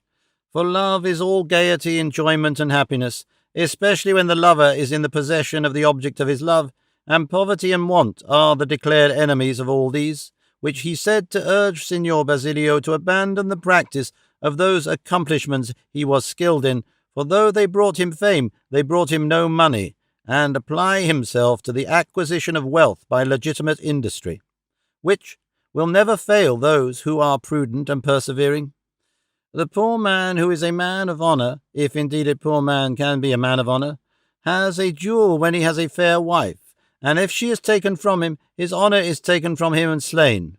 The fair woman who is a woman of honour, and whose husband is poor, deserves to be crowned with the laurels and crowns of victory and triumph. Beauty by itself attracts the desires of all who behold it, and the royal eagles and birds of towering flight stoop on it as on a dainty lure. But if beauty be accompanied by want and penury, then the ravens and the kites and other birds of prey assail it, and she who stands firm against such attacks well deserves to be called the crown of her husband. Remember, O prudent Basilio, added Don Quixote, it was the opinion of a certain sage, I know not whom, that there was not more than one good woman in the whole world, and his advice was that each one should think and believe that this one good woman was his own wife, and in this way he would live happy. I myself am not married, nor, so far as it ever entered my thoughts, to be so.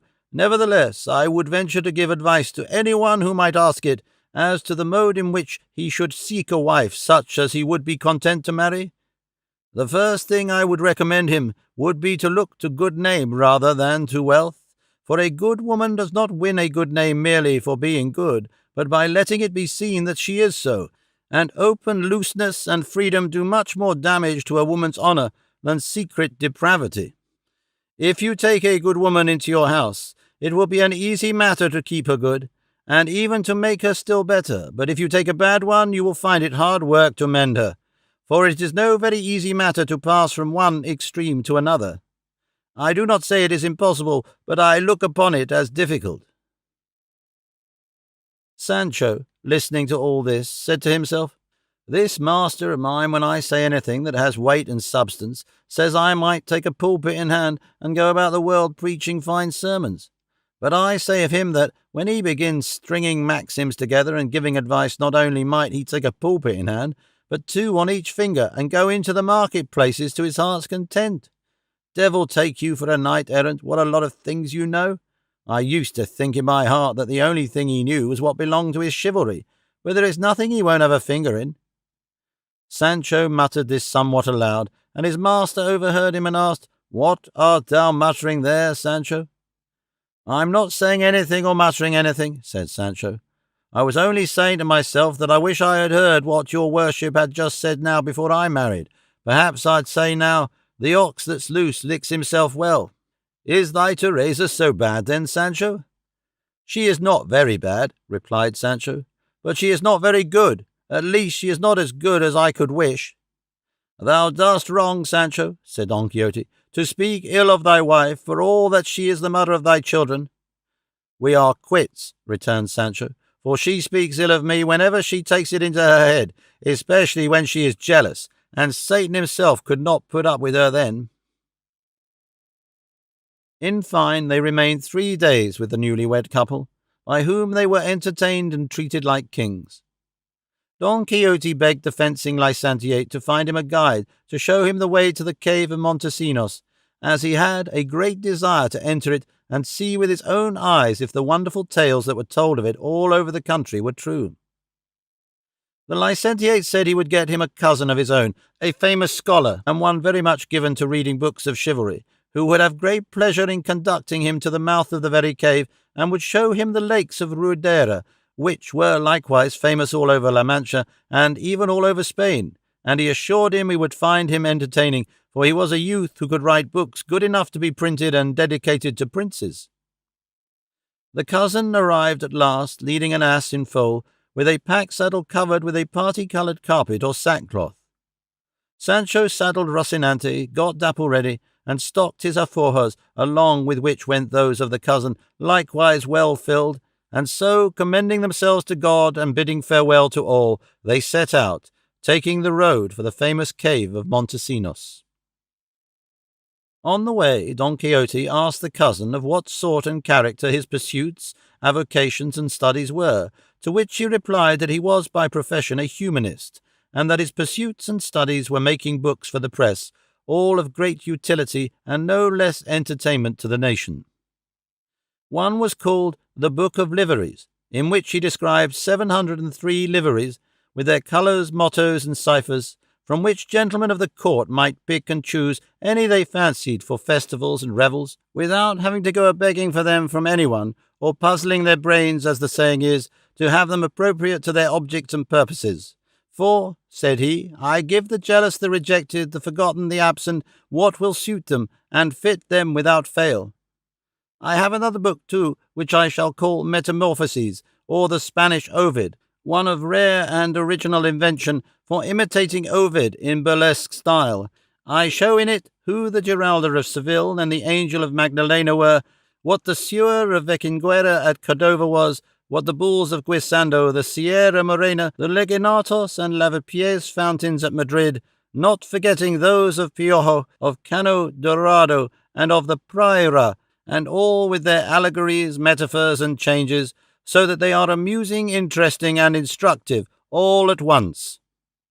Another book I have which I call The Supplement to Polydore Virgil, which treats of the invention of things, and is a work of great erudition and research, for I establish and elucidate elegantly some things of great importance, which Polydore omitted to mention.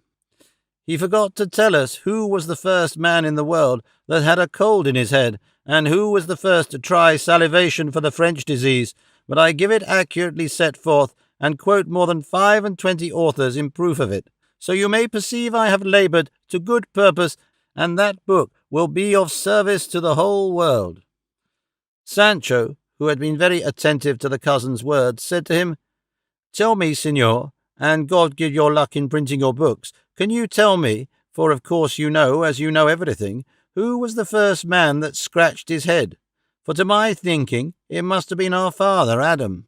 "So it must," replied the cousin, "for there is no doubt but Adam had a head and hair, and being the first man in the world he would have scratched himself sometimes." "So I think," said Sancho. "But now tell me, who was the first tumbler in the world?" "Really, brother," answered the cousin, "I could not at this moment say positively without having investigated. I will look it up when I go back to where I have my books, and will satisfy you the next time we meet, for this will not be the last time."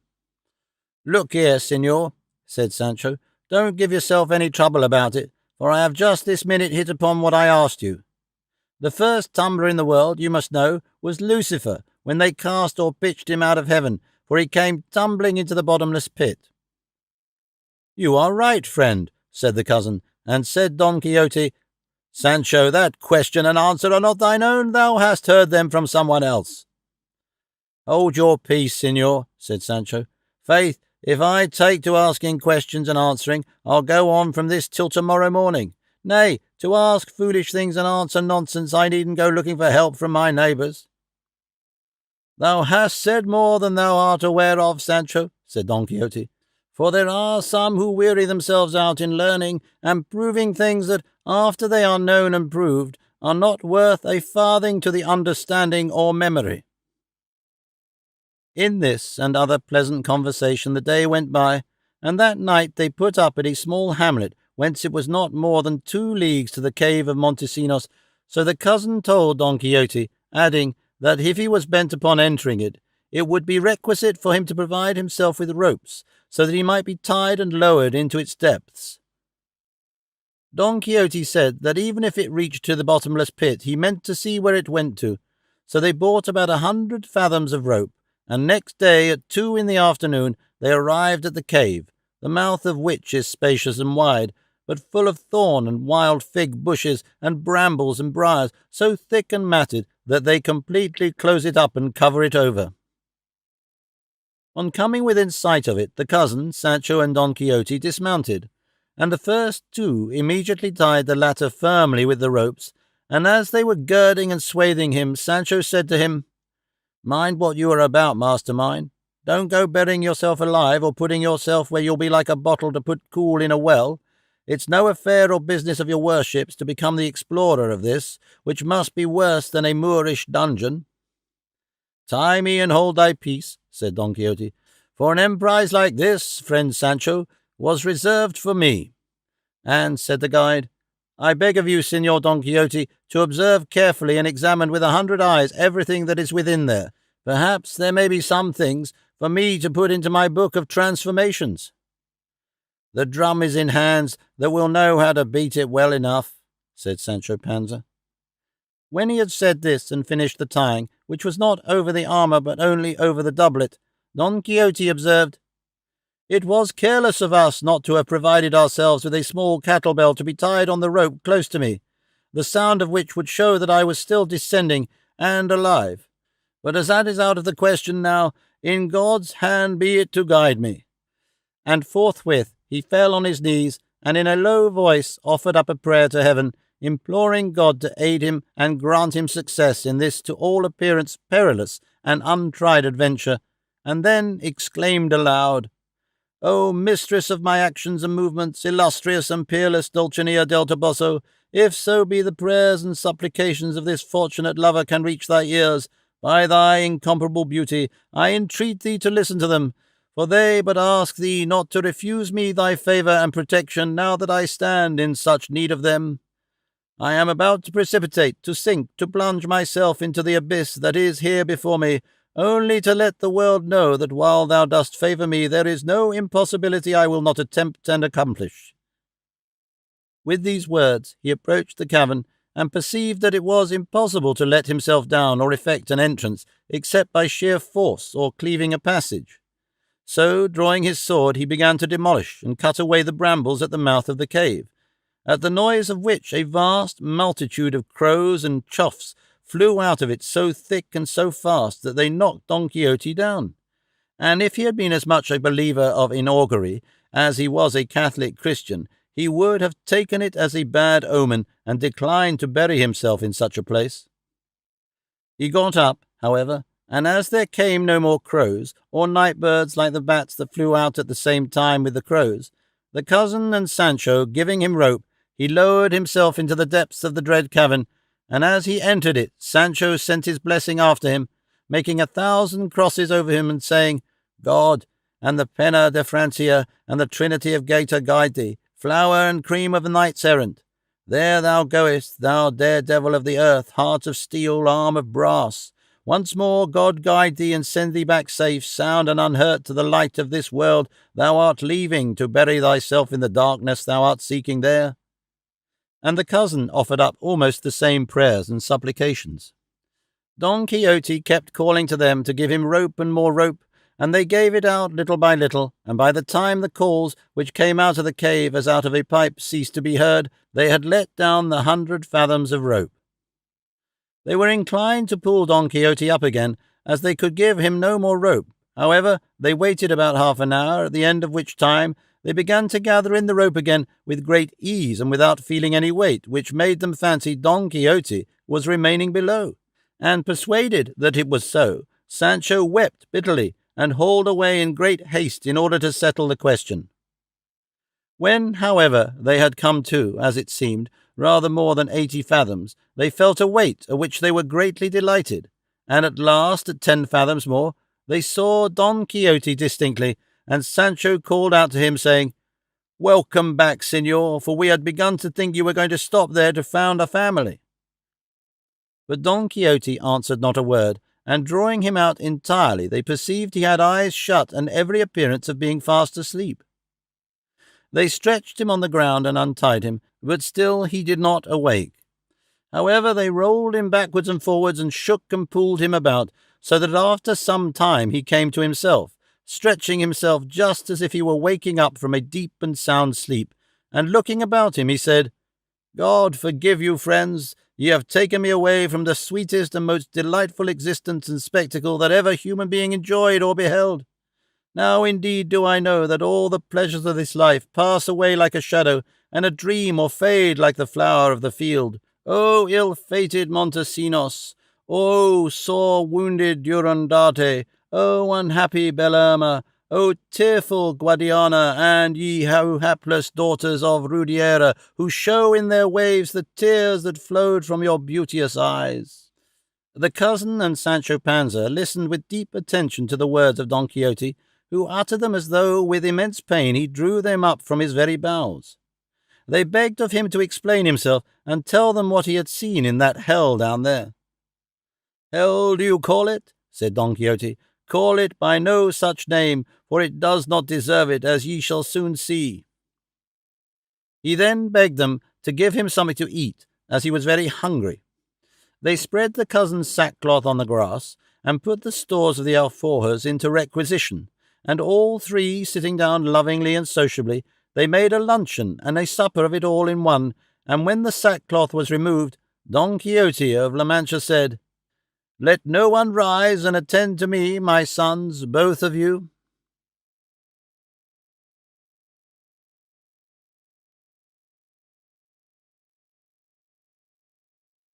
Chapter 23.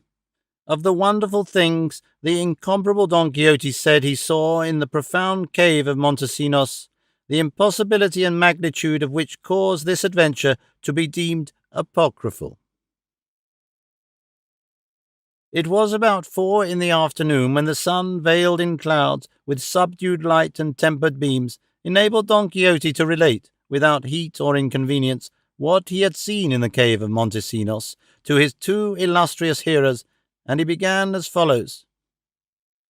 A matter of some 12 or 14 times a man's height down in this pit, On the right-hand side there is a recess or space, roomy enough to contain a large cart with its mules.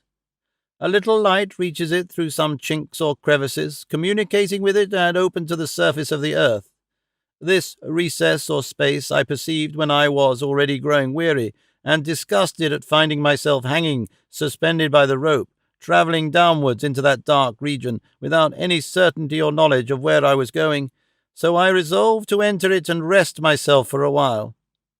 I called out, telling you not to let out more rope until I bade you, but you cannot have heard me. I then gathered in the rope you were sending me, and making a coil or pile of it, I seated myself upon it, ruminating and considering what I was to do to lower myself to the bottom, having no one to hold me up, and as I was thus deep in thought and perplexity, suddenly and without provocation, a profound sleep fell upon me, and when I least expected it, I know not how, I awoke and found myself in the midst of the most beautiful, delightful meadow that nature could produce, or the most lively human imagination conceive. I opened my eyes, I rubbed them, and I found I was not asleep, but thoroughly awake. Nevertheless, I felt my head and breast, to satisfy myself whether it was I myself who was there or some empty, delusive phantom. But touch, feeling, the collected thoughts that passed through my mind, all convinced me that I was the same then and there that I am this moment. Next there presented itself to my sight a stately royal palace or castle, with walls that seemed built of clear, transparent crystal, and through two great doors that opened wide therein, I saw coming forth and advancing towards me a venerable old man, clad in a long gown of mulberry-coloured serge that trailed upon the ground. On his shoulders and breast he had a green satin collegiate hood, and covering his head a black Milanese bonnet, and his snow-white beard fell below his girdle. He carried no arms whatever, nothing but a rosary of beads bigger than fair-sized filberts, each 10th bead being like a moderate ostrich egg. His bearing, his gait, his dignity, and imposing presence held me spellbound and wondering.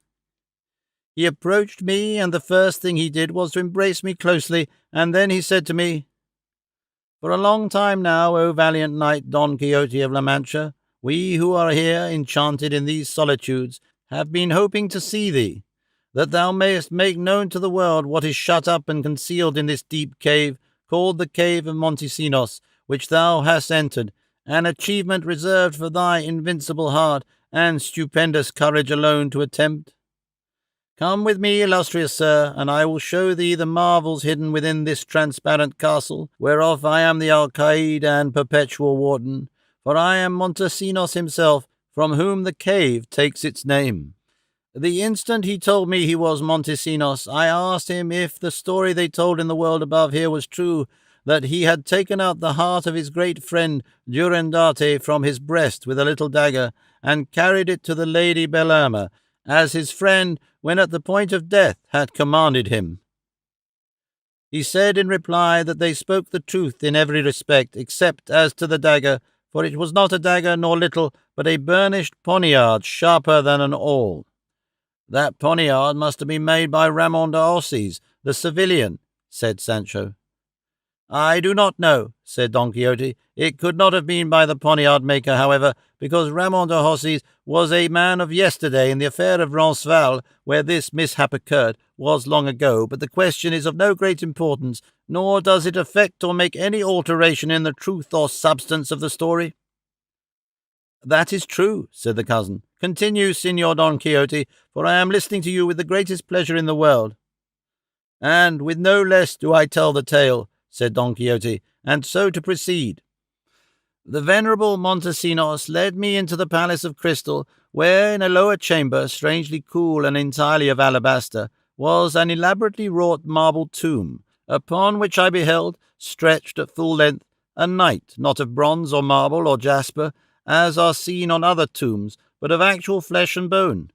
His right hand, which seemed to me somewhat hairy and sinewy, a sign of great strength in its owner, lay on the side of his heart, but before I could put any question to Montesinos, he, seeing me gazing at the tomb in amazement, said to me, "This is my friend Durandarte, flower and mirror of the true lovers and valiant knights of his time." He is held enchanted here, as I myself and many others are, by that French enchanter, Merlin, who, as they say, was the devil's son. But my belief is, not that he was the devil's son, but that he knew, as the saying is, a point more than the devil. How or why he enchanted us, no one knows, but time will tell, and I suspect that time is not far off. What I marvel at is, that I know it to be as sure as that is now day, that Durandart ended his life in my arms, and that, after his death, I took out his heart with my own hands, and indeed it must have weighed more than 2 pounds, for, according to naturalists, he who has a large heart is more largely endowed with valour than he who has a small one. Then, as this is the case, and as the knight did really die, how comes it that he now moans and sighs from time to time, as if he were still alive? As he said this, the wretched Durandart cried out in a loud voice, "O cousin Montesinos, 'twas my last request of thee, when my soul had left the body, and that lying dead I be, with thy poignard or thy dagger cut the heart from out my breast, and bear it to Bellerma. This was my last request." On hearing which, the venerable Montesinos fell on his knees before the unhappy knight, and with tearful eyes exclaimed, "Long since, Signor Durandarte, my beloved cousin, long since have I done what you bade me on that sad day when I lost you. I took out your heart as well as I could, not leaving an atom of it in your breast. I wiped it with a lace handkerchief, and I took the road to France with it, having first laid you in the bosom of the earth, with tears enough to wash and cleanse my hands of the blood that covered them after wandering among your boughs, and more by token, O cousin of my soul, at the first village I came to after leaving Roncesvalles, I sprinkled a little salt upon your heart to keep it sweet, and bring it, if not fresh, at least pickled, into the presence of Lady Bellerma, whom, together with you, myself, Guardiana, your squire, the duenna, Rudiera, and her 7 daughters and 2 nieces, and many more of your friends and acquaintances, the sage Merlin has been keeping enchanted here these many years, and although more than 500 have gone by, not one of us has died. Rudiera and her daughters and nieces alone are missing, and these because of the tears they shed. Merlin, out of the compassion he seems to have felt for them, changed into so many lakes, which to this day in the world of the living, and in the province of La Mancha, are called the Lakes of Rudiera. The 7 daughters belong to the kings of Spain, and the 2 nieces to the knights of a very holy order called the Order of St. John. Guardiana, your squire, likewise, bewailing your fate, was changed into a river of his own name, but when he came to the surface and beheld the son of another heaven, so great was his grief at finding he was leaving you, that he plunged into the bowels of the earth. However, as he cannot help following his natural course, he from time to time comes forth and shows himself to the sun and the world. The lakes aforesaid send him their waters, and with these and others that come to him, he makes a grand and imposing entrance into Portugal. But for all that, go where he may, he shows his melancholy and sadness, and takes no pride in breeding dainty choice fish, only coarse and tasteless sorts, very different from those of the golden Tagus. All this that I tell you now, O cousin mine, I have told you many times before, and as you make no answer, I fear that either you believe me not, or do not hear me, whereat I feel God knows what grief. I have now news to give you, which, if it serves not to alleviate your sufferings, will not in any wise increase them. Know that you have here before you, open your eyes and you will see, that great knight of whom the sage Merlin has prophesied such great things, that Don Quixote of La Mancha, I mean, who has again, and to better purpose than in past times, revived in these days knight-errantry, long since forgotten, and by whose intervention and aid it may be we shall be disenchanted, for great deeds are reserved for great men. And if that may not be, said the wretched Durandarte in a low and feeble voice, if that may not be, then, my cousin, I say, patience and shuffle. And turning over on his side, he relapsed into his former silence without uttering another word. And now there was heard a great outcry and lamentation, accompanied by deep sighs and bitter sobs. I looked round, and through the crystal wall I saw passing through another chamber a procession of 2 lines of fair damsels, all clad in mourning, and with white turbans of Turkish fashion on their heads. Behind, in the rear of these, there came a lady, for so from her dignity she seemed to be, also clad in black, with a white veil so long and ample that it swept the ground. Her turban was twice as large as the largest of any of the others. Her eyebrows met, her nose was rather flat, her mouth was large but with ruddy lips, and her teeth, of which at times she allowed a glimpse, were seen to be sparse and ill set, though as white as peeled almonds. She carried in her hands a fine cloth, and in it, as well as I could make out, a heart that had been mummied, so parched and dried was it. Montesinos told me that all those forming the procession were the attendants of Durandarte and Bellerma, who were enchanted there with their master and mistress, and that the last, she who carried the heart in the cloth, was the Lady Bellerma, who, with her damsels 4 days in the week, went in procession singing, or rather weeping, dirges over the body and miserable heart of his cousin, and that if she appeared to me somewhat ill-favoured, or not so beautiful as fame reported her, it was because of the bad nights and worse days that she passed in that enchantment, as I could see by the great circles round her eyes and her sickly complexion. Her sallowness and the rings round her eyes, said he, are not caused by the periodical ailment usual with women, for it is many months and even years since she has had any, but by the grief her own heart suffers because of that which she holds in her hand perpetually, and which recalls and brings back to her memory the sad fate of her lost lover. Were it not for this, hardly would the great Dulcinea del Toboso, so celebrated in all these parts and even in the world, come up to her for beauty, grace, and gaiety. "Hold hard," said I at this. "Tell your story as you ought, Signor Don Montesinos, for you know very well that all comparisons are odious, and there is no occasion to compare one person with another. The peerless Dulcinea del Toboso is what she is, and the Lady Donna Bellerma is what she is, and has been, and that's enough."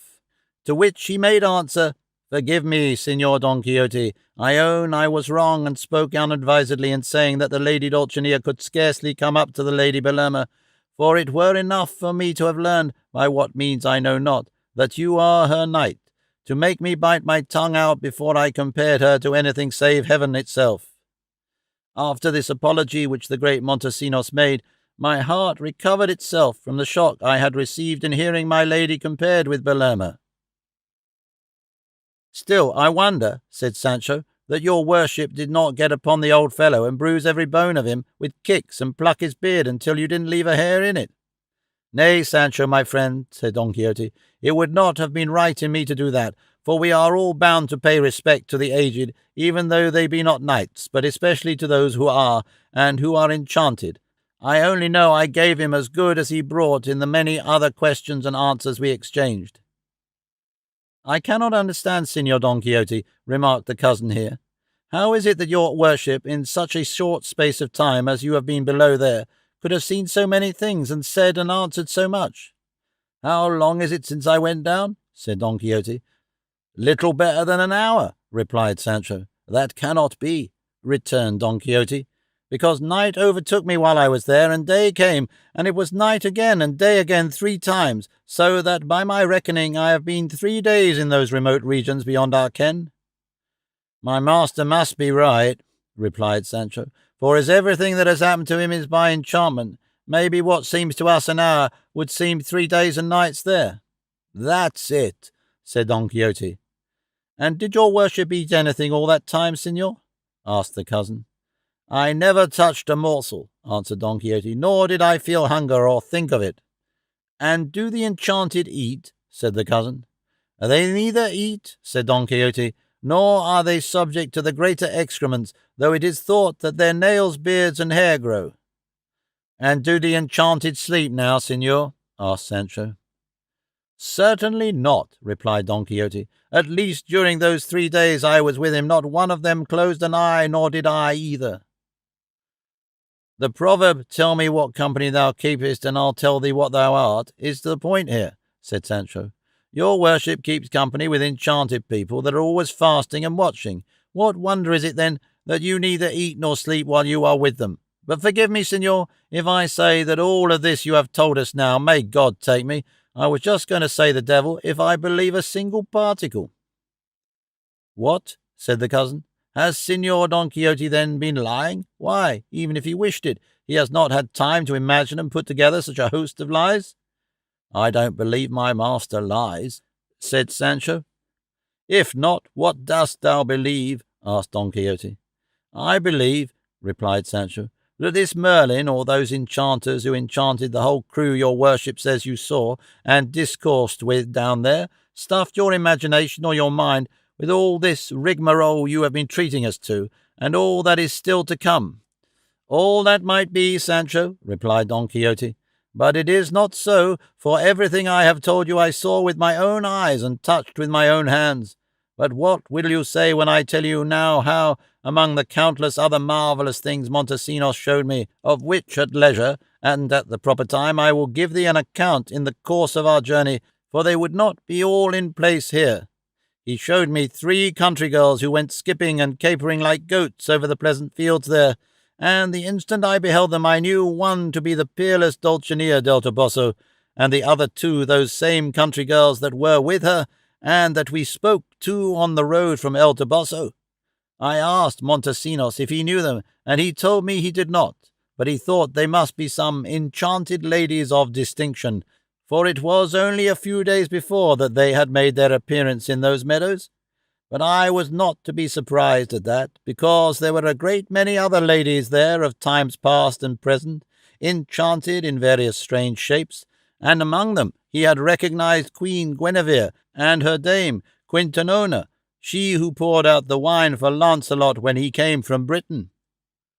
When Sancho Panza heard his master say this, he was ready to take leave of his senses, or die with laughter, for as he knew the real truth about the pretended enchantment of Dulcinea, in which he himself had been the enchanter and concocter of all the evidence, he made up his mind at last that, beyond all doubt, his master was out of his wits and stark mad.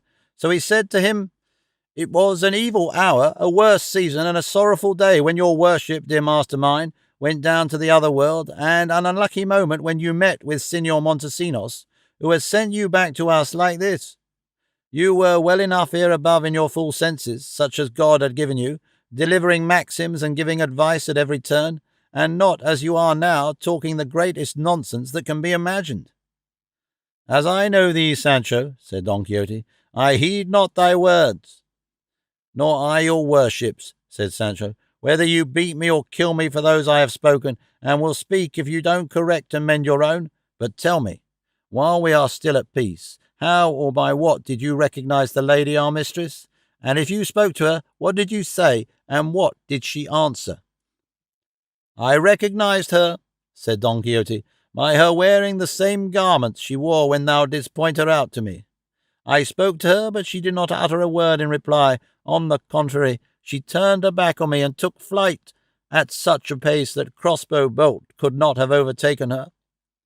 I wished to follow her, and would have done so had not Montesinos recommended me not to take the trouble, as it would be useless, particularly as the time was drawing near when it would be necessary for me to quit the cavern. He told me, moreover, that in the course of time he would let me know how he and Bellerma and Durandarte and all who were there were to be disenchanted. But of all I saw and observed down there, what gave me most pain was that while Montesinos was speaking to me, one of the 2 companions of the hapless Dulcinea approached me on one without my having seen her coming, and with tears in her eyes said to me in a low, agitated voice, 'My lady Dulcinea del Toboso kisses your worship's hands, and entreats you to do her the favour of letting her know how you are, and, being in great need, she also entreats your worship, as earnestly as she can, to be so good as to lend her 6 reals, or as much as you may have about you, on this new dimity petticoat that I have here, and she promises to repay them very speedily.' I was amazed and taken aback by such a message, and turning to Signor Montesinos, I asked him, 'Is it possible, Signor Montesinos, that persons of distinction under enchantment can be in need?' To which he replied, 'Believe me, Signor Don Quixote, that which is called need is to be met with everywhere, and penetrates all quarters and reaches everyone, and does not spare even the enchanted, as the Lady Dulcinea del Toboso sends to beg those 6 rails, and the pledge is to all appearance a good one. There is nothing for it but to give them to her, for no doubt she must be in some great strait. I will take no pledge of her, I replied, nor yet can I give her what she asks, for all I have is 4 rails, which I gave. They were those which thou, Sancho, gavest me the other day to bestow in alms upon the poor I met along the road. And I said, Tell your mistress, my dear, that I am grieved to the heart because of her distresses, and I wish I was a Foucard to remedy them, and that I would have her know that I cannot be and ought not to be in health while deprived of the happiness of seeing her and enjoying her discreet conversation, and that I implore her as earnestly as I can to allow herself to be seen and addressed by this her captive servant and forlorn knight. Tell her, too, that when she least expects it, she will hear it announced that I have made an oath and vow after the fashion of that which the Marquis of Mantua made to avenge his nephew Baldwin, when he found him at the point of death in the heart of the mountains, which was not to eat bread off a tablecloth, and other trifling matters which he added, until he had avenged him. And I will make the same to take no rest, and to roam the 7 regions of the earth more thoroughly than the Infante Don Pedro of Portugal ever roamed them, until I have disenchanted her. All that and more you owe me, my lady, the damsel's answer to me, and taking the 4 rails, instead of making me a curtsy, she cut a caper, springing 2 full yards into the air. "Oh, blessed God!" exclaimed Sancho aloud at this. "Is it possible that such things can be in the world, and that enchanters and enchantments can have such power in it as to have changed my master's right senses into a craze so full of absurdity? Oh, Signor, for God's sake, consider yourself. Have a care for your honour, and give no credit to this silly stuff that has left you scant and short of wits." "Thou talkest in this way because thou lovest me, Sancho," said Don Quixote, "and not being experienced in the things of the world, everything that has some difficulty about it seems to thee impossible. But time will pass, as I said before, and I will tell thee some of the things I saw down there, which will make thee believe what I have related now, the truth of which admits of neither reply nor question."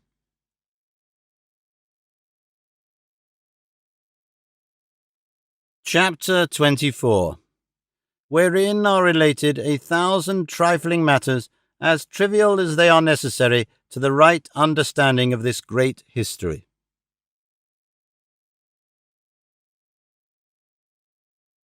He who translated this great history from the original written by its first author, Cide Hamete Benengeli, says that on coming to the chapter giving the adventures of the Cave of Montesinos, he found written on the margin of it, in Hamete's own hand, these exact words: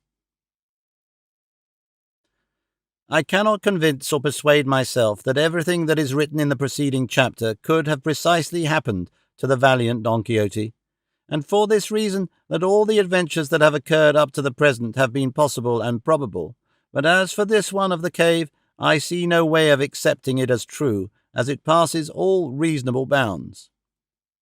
For me to believe that Don Quixote could lie, he being the most truthful gentleman and the noblest knight of his time, is impossible. He would not have told a lie though he were shot to death with arrows. On the other hand, I reflect that he related and told the story with all the circumstances detailed, and that he could not in so short a space have fabricated such a vast complication of absurdities. If, then, this adventure seems apocryphal, it is no fault of mine, and so, without affirming its falsehood or its truth, I write it down. Decide for thyself in thy wisdom, reader, for I am not bound, nor is it in my power to do more, though certain it is, they say, that at the time of his death he retracted and said he had invented it, thinking it matched and tallied with the adventures he had read of in his histories. And then he goes on to say, the cousin was amazed as well at Sancho's boldness as at the patience of his master, and concluded that the good temper the latter displayed arose from the happiness he felt at having seen his lady Dulcinea, even enchanted as she was, because otherwise the words and language Sancho had addressed to him deserved a thrashing, for indeed it seemed to him to have been rather impudent to his master, to whom he now observed, "Ay, Signor Don Quixote of La Mancha, look upon this time I have spent in travelling with your worship as very well employed, for I have gained 4 things in the course of it. The first is that I have made your acquaintance, which I consider great good fortune. The second, that I have learned what the Cave of Montesinos contains, together with the transformations of Guadiana and of the lakes of Rudiera, which will be of use to me for the Spanish Ovid that I have in hand. The third, to have discovered the antiquity of cards, that they were in use at least in the time of Charlemagne, as may be inferred from the words you say Durandarte uttered when, at the end of that long spell while Montesinos was talking to him, he woke up and said, 'Patience and shuffle.'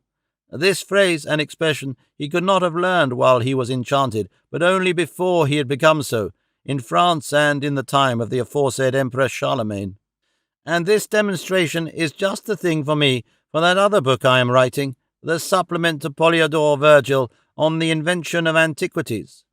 For I believe he never thought of inserting that of cards in his book, as I mean to do in mine, and it will be a matter of great importance, particularly when I can cite so grave and veracious an authority as Signor Durandarte. And the 4th thing is, that I have ascertained the source of the river Guadiana, heretofore unknown to mankind." "You are right," said Don Quixote, "but I should like to know if by God's favour they grant you a license to print those books of yours, which I doubt. To whom do you mean to dedicate them?" "There are lords and grandees in Spain to whom they can be dedicated," said the cousin. "Not many," said Don Quixote. "Not that they are unworthy of it, but because they do not care to accept books and incur the obligation of making the return that seems due to the author's labour and courtesy. One prince I know who makes up for all the rest and more. How much more, if I ventured to say? Perhaps I should stir up envy in many a noble breast, but let this stand over for some more convenient time, and let us go and look for some place to shelter ourselves in to-night."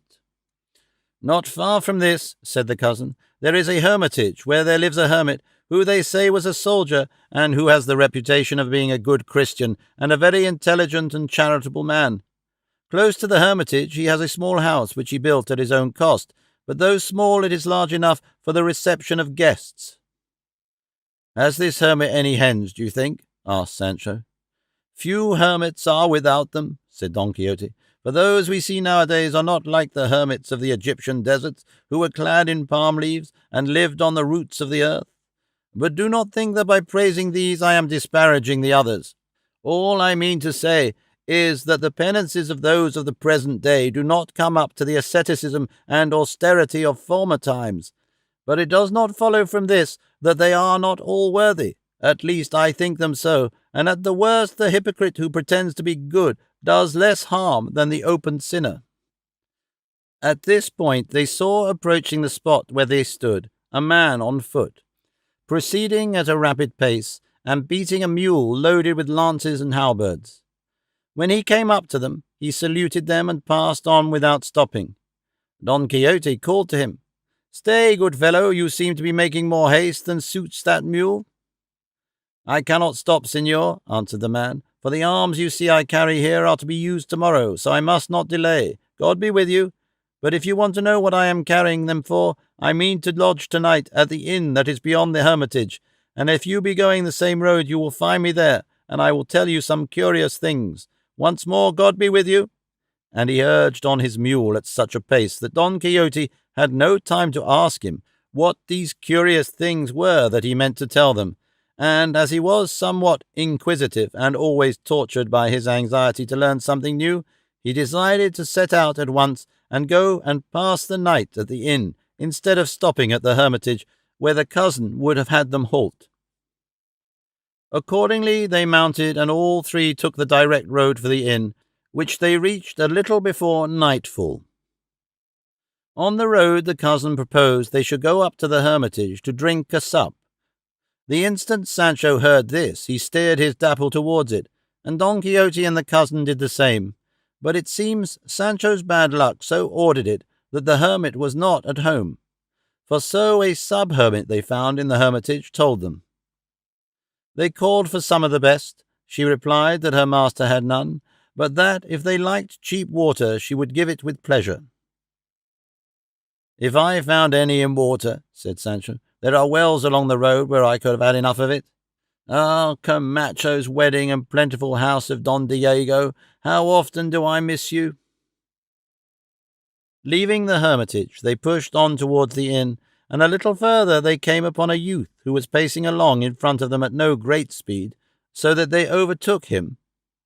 He carried a sword over his shoulder, and slung on it a budget or bundle of his clothes, probably his breeches or pantaloons, and his cloak and a shirt or two, for he had on a short jacket of velvet, with a gloss like satin on it in places, and had his shirt out, his stockings were of silk, and his shoes square-toed, as they wear them at court. His age might have been 18 or 19. He was of a merry countenance, and to all appearance of an active habit, and he went along singing seguidillas to beguile the wearisomeness of the road. As they came up with him, he was just finishing one, which the cousin got by heart, and they say run thus: "I am off to the wars for the want of peace. Oh, had I but money, I'd show more sense." The first to address him was Don Quixote, who said, "You travel very airily, Sir Gallant. Whither bound, may we ask, if it is your pleasure to tell us?" To which the youth replied, "The heat and my property are the reason of my travelling so airily, and it is to the wars that I am bound." "How poverty?" asked Don Quixote. "The heat one can understand." "Signor," replied the youth, "in this bundle I carry velvet pantaloons to match this jacket.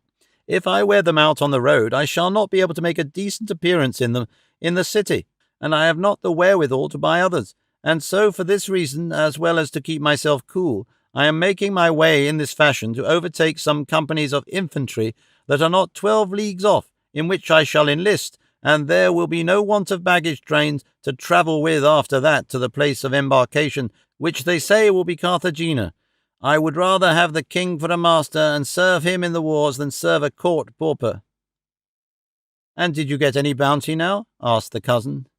"If I had been in the service of some grandee of Spain or personage of distinction," replied the youth, "I should have been safe to get it, for that is the advantage of serving good masters, that out of the servants' hall men come to be ancients or captains, or get a good pension.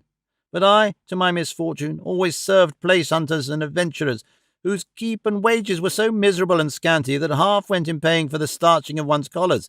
It would be a miracle indeed if a page volunteer ever got anything like a reasonable bounty." "And tell me, for heaven's sake," asked Don Quixote, "is it possible, my friend, that all the time you served you never got any livery?"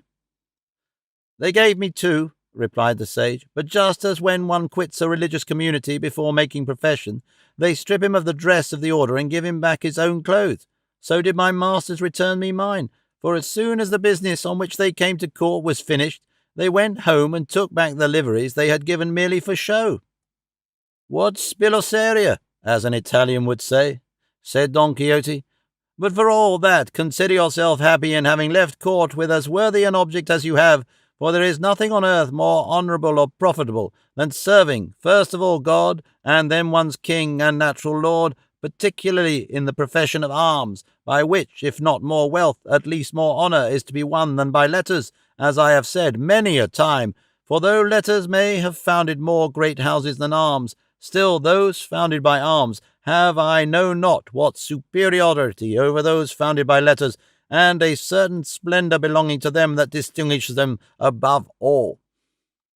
And bear in mind what I am about now to say to you, for it will be of great use and comfort to you in time of trouble. It is, not to let your mind dwell on the adverse chances that may befall you, for the worst of all is death, and if it be a good death, the best of all is to die. They asked Julius Caesar, the valiant Roman emperor, what was the best death? He answered, that which is unexpected, which comes suddenly and unforeseen, and though he answered like a pagan, and one without the knowledge of the true God, yet, as far as sparing our feelings is concerned, he was right. For suppose you are killed in the first engagement or skirmish, whether by a cannonball or blown up by a mine, what matters it? It is only dying, and all is over, and according to Terence, a soldier shows better dead in battle than alive and safe in flight, and the good soldier wins fame in proportion as he is obedient to his captains and those in command over him. And remember, my son, that it is better for the soldier to smell of gunpowder than of civet, and that if old age should come upon you in this honourable calling, though you may be covered with wounds and crippled and lame, it will not come upon you without honour, and that such as poverty cannot lessen, especially now that provisions are being made for supporting and relieving old and disabled soldiers. For it is not right to deal with them after the fashion of those who set free and get rid of their black slaves when they are old and useless, and, turning them out of their houses under the pretence of making them free, make them slaves to hunger, from which they cannot expect to be released except by death. But for the present I won't say more than get ye up behind me on my horse as far as the inn, and sup with me there, and tomorrow you shall pursue your journey, and God give you as good speed as your intentions deserve." The page did not accept the invitation to mount, though he did that to supper at the inn, and here they say Sancho said to himself, "God be with you for my master. Is it possible that a man who can say things so many and so good as he has said just now can say that he saw the impossible absurdities he reports about the Cave of Montesinos? Well, well, we shall see." And now, just as night was falling, they reached the inn, and it was not without satisfaction that Sancho perceived his master took it for a real inn, and not for a castle as usual. The instant they entered, Don Quixote asked the landlord after the man with the lances and halberds, and was told that he was in the stable seeing to his mule, which was what Sancho and the cousin proceeded to do for their beasts, giving the best manger and the best place in the stable to Rocinante.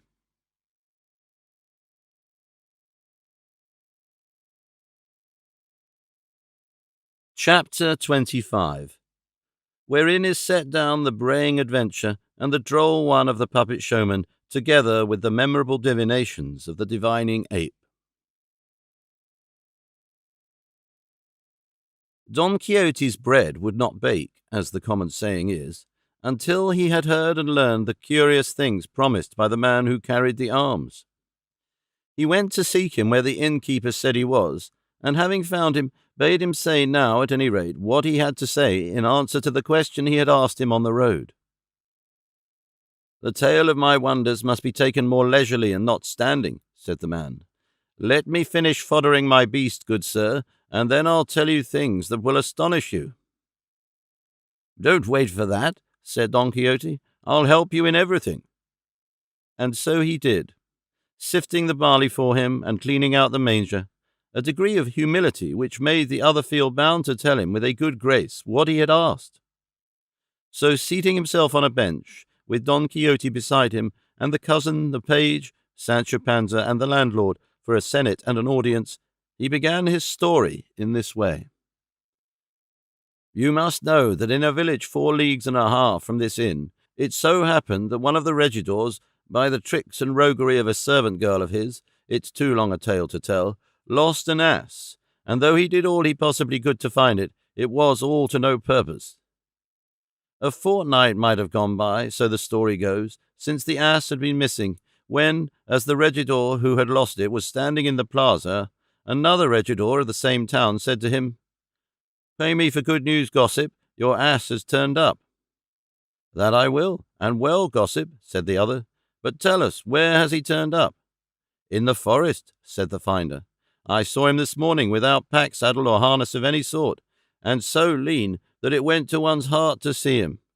I tried to drive him before me and bring him to you, but he is already so wild and shy that when I went near him, he made off into the thickest part of the forest. If you have a mind that we two should go back and look for him, let me put up this she-ass at my house, and I'll be back at once.' 'You will be doing me a great kindness,' said the owner of the ass, 'and I'll try to pay it back in the same coin.' It is with all these circumstances, and in the very same way I am telling it now, that those who know all about the matter tell the story. Well then, the 2 regidors set off on foot, arm in arm, for the forest, and coming to the place where they hoped to find the ass, they could not find him, nor was he to be seen anywhere about, search as they might. Seeing then that there was no sign of him, the regidor who had seen him said to the other, "Look here, gossip, a plan has occurred to me by which, beyond a doubt, we shall manage to discover the animal, even if he is stowed away in the bowels of the earth, not to say the forest. Here it is. I can bray to perfection, and if you can ever so little, the thing's as good as done." "Ever so little, did you say, gossip?" said the other. "By God, I'll not give in to anybody, not even to the asses themselves." "We'll soon see," said the second regidor, "for my plan is that you should go on one side of the forest, and I on the other, so as to go all round about it, and every now and then you will bray and I will bray, and it cannot be but the ass will hear, and answer us if he is in the forest." To which the owner of the ass replied, "It's an excellent plan, I declare, gossip, and worthy of your great genius."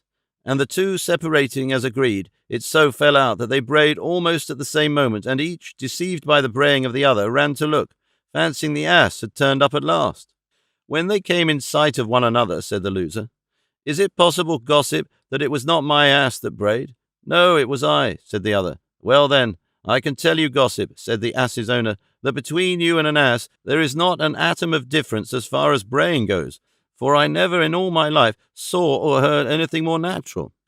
"Those praises and compliments belong to you more justly than to me, gossip," said the inventor of the plan, "for by the God that made me, you might give a couple of brays odds to the best and most finished brayer in the world. The tone you have got is deep, your voice is well kept up as to a time and pitch, and your finishing notes come thick and fast. In fact, I own myself beaten, and yield the palm to you, and give in to you in this rare accomplishment." "Well then," said the owner, "I'll set a higher value on myself for the future, and consider that I know something, as I have an excellence of some sort. For though I always thought I brayed well, I never supposed I came up to the pitch of perfection you say." "And I say, too," said the second, "that there are rare gifts going to loss in the world, and that they are ill bestowed upon those who don't know how to make use of them." "As," said the owner of the ass, "unless it is in cases like this we have now in hand, cannot be of any service to us, and even in this God grant that they may be of some use." So saying, they separated, and took to their braying once more, but every instant they were deceiving one another, and coming to meet one another again, until they arranged by way of countersign, so as to know that it was they and not the ass, to give two brays one after the other. In this way, doubling the brays at every step, they made the complete circuit of the forest, but the lost ass never gave them an answer, or even a sign of one. How could the poor ill-starred brute have answered, when, in the thickest part of the forest, they found him devoured by wolves? As soon as he saw him, his owner said, "I was wondering he did not answer, for if he wasn't dead he'd have brayed when he heard us, or he'd have been no ass. But for the sake of having heard you bray to such perfection, gossip, I count the trouble I have taken to look for him well bestowed, even though I have found him dead." "It's in a good hand, gossip," said the other. "If the abbot sings well, the acolyte is not much behind him." So they returned disconsolate and hoarse to their village, where they told their friends, neighbours, and acquaintances what had befallen them in search for the ass, each crying up the other's perfection in braying. The whole story came to be known and spread abroad through the villages of the neighbourhood, and the devil who never sleeps, with his love for sowing dissensions and scattering discord everywhere, blowing mischief about and making quarrels out of nothing, contrived to make the people of the other towns fall to braying whenever they saw anyone from our village, as if to throw the braying of our regidors in our teeth. Then the boys took to it, which was the same thing for it as getting into the hands and mouths of all the devils of hell, and braying spread from one town to another in such a way that the men of the braying town are as easy to be known as blacks are to be known from whites, and the unlucky joke has gone so far that several times the scoffed have come out in arms and in a body to do battle with the scoffers, and neither king nor rook, fear nor shame, can mend matters. Tomorrow or the day after, I believe the men of my town, that is, of the braying town, are going to take to the field against another village 2 leagues away from ours, one of those that persecute us most, and, that we may turn out well prepared, I have brought these lances and halberds you have seen. These are the curious things I told you I had to tell, and if you don't think them so, I have got no others." And with this, the worthy fellow brought his story to a close. Just at this moment there came in at the gate of the inn a man entirely clad in chamois leather, hose, breeches, and doublet, who said in a loud voice, "Signor host, have you room? Here's the divining ape and the show of the release of Melisendra, just coming." "Odds body," said the landlord. "Why, it's Master Pedro. We're in for a grand night." I forgot to mention that the said Master Pedro had his left eye and nearly half his cheek covered with a patch of green taffety, showing that something ailed all that side. "Your worship is welcome, Master Pedro," continued the landlord, "but where are the ape and the show, for I don't see them?" "They are close at hand," said he in the chamois leather, "but I come on first to know if there was any room." "I'd make the Duke of Alva himself clear out to make room for Master Pedro," said the landlord. "Bring in the ape and the show. There's company in the inn tonight that will pay to see that and the cleverness of the ape." "So be it by all means," said the man with the patch. "I'll lower the price and be well satisfied if I only pay my expenses. And now I'll go back and hurry on the cart with the ape and the show." And with this he went out of the inn. Don Quixote at once asked the landlord what this Master Pedro was, and what was the show, and what was the ape he had with him. Which the landlord replied, "This is a famous puppet showman, who for some time past has been going about this Mancha de Aragon, exhibiting a show of the release of Melisendra by the famous Don Gaiforus, one of the best and best represented stories that have been seen in this part of the kingdom for many a year. He has also with him an ape with the most extraordinary gift ever seen in an ape or imagined in a human being. For if you ask him anything, he listens attentively to the question, and then jumps on his master's shoulder and, pressing close to his ear, tells him the answer, which Master Pedro then delivers. He says a great deal more about things past than about things to come, and though he does not always hit the truth in every case, most times he is not far wrong, so that he makes us fancy he has got the devil in him. He gets 2 rails for every question if the ape answers. I mean, if his master answers for him after he has whispered into his ear. And so it is believed that this same Master Pedro is very rich. He is a gallant man, as they say in Italy, and good company, and leads the finest life in the world, talks more than 6, drinks more than a dozen, and all by his tongue and his ape and his show." Master Pedro now came back, and in a cart followed the show and the ape, a big one without a tail, and with buttocks as bare as felt, but not vicious-looking. As soon as Don Quixote saw him, he asked him, "Can you tell me, Sir Fortune-teller, what fish do we catch, and how will it be with us? See, here are my 2 rails." And he bade Sancho give them to Master Pedro, but he answered for the ape and said, "Signor, this animal does not give any answer or information touching things that are to come. Of things past he knows something, and more or less of things present." "Gad," said Sancho, "I would not give a farthing to be told what's past with me, for who knows that better than I do myself? And to pay for being told what I know would be mighty foolish. But as you know things present, here are my 2 rails, and tell me, most excellent Sir Ape, what is my wife Teresa Panza doing now, and what is she diverting herself with?" Master Pedro refused to take the money, saying, "I will not receive payment in advance or until service has been first rendered." And then with his right hand he gave a couple of slaps on his left shoulder, and with one spring the ape perched himself upon it, and putting his mouth to his master's ear, began chattering his teeth rapidly. And having kept this up as long as one would be saying a credo, with another spring he brought himself to the ground, and the same instant Master Pedro ran in great haste and fell upon his knees before Don Quixote, and embracing his legs exclaimed, "These legs do I embrace as I would embrace the 2 pillars of Hercules. O illustrious reviver of knight-errantry, so long consigned to oblivion! O never yet duly extolled knight, Don Quixote of La Mancha, courage of the faint-hearted, prop of the tottering, arm of the fallen, staff and counsel of all who are unfortunate."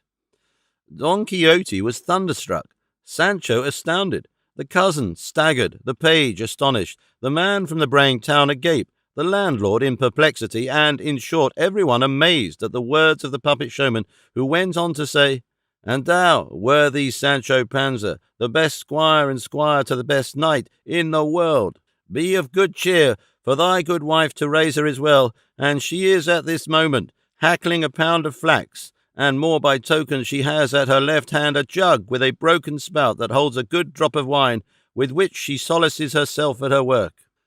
"That I can well believe," said Sancho. She is a lucky one, and if it was not for her jealousy, I would not change her for the giantess and Honour, who by my master's account was a very clever and worthy woman. My Teresa is one of those that won't let themselves want for anything, though their heirs may have to pay for it." "Now I declare," said Don Quixote, "he who reads much and travels much sees and knows a great deal. I say so because what amount of persuasion could have persuaded me that there are apes in the world that can divine as I have seen now with my own eyes? For I am that very Don Quixote of La Mancha this worthy animal refers to, though he has gone rather too far in my praise. But whatever I may be, I thank heaven that it has endowed me with a tender and compassionate heart, always disposed to do good to all and harm to none." "If I had money," said the page, "I would ask Signor Ape what will happen to me in the peregrination I am making."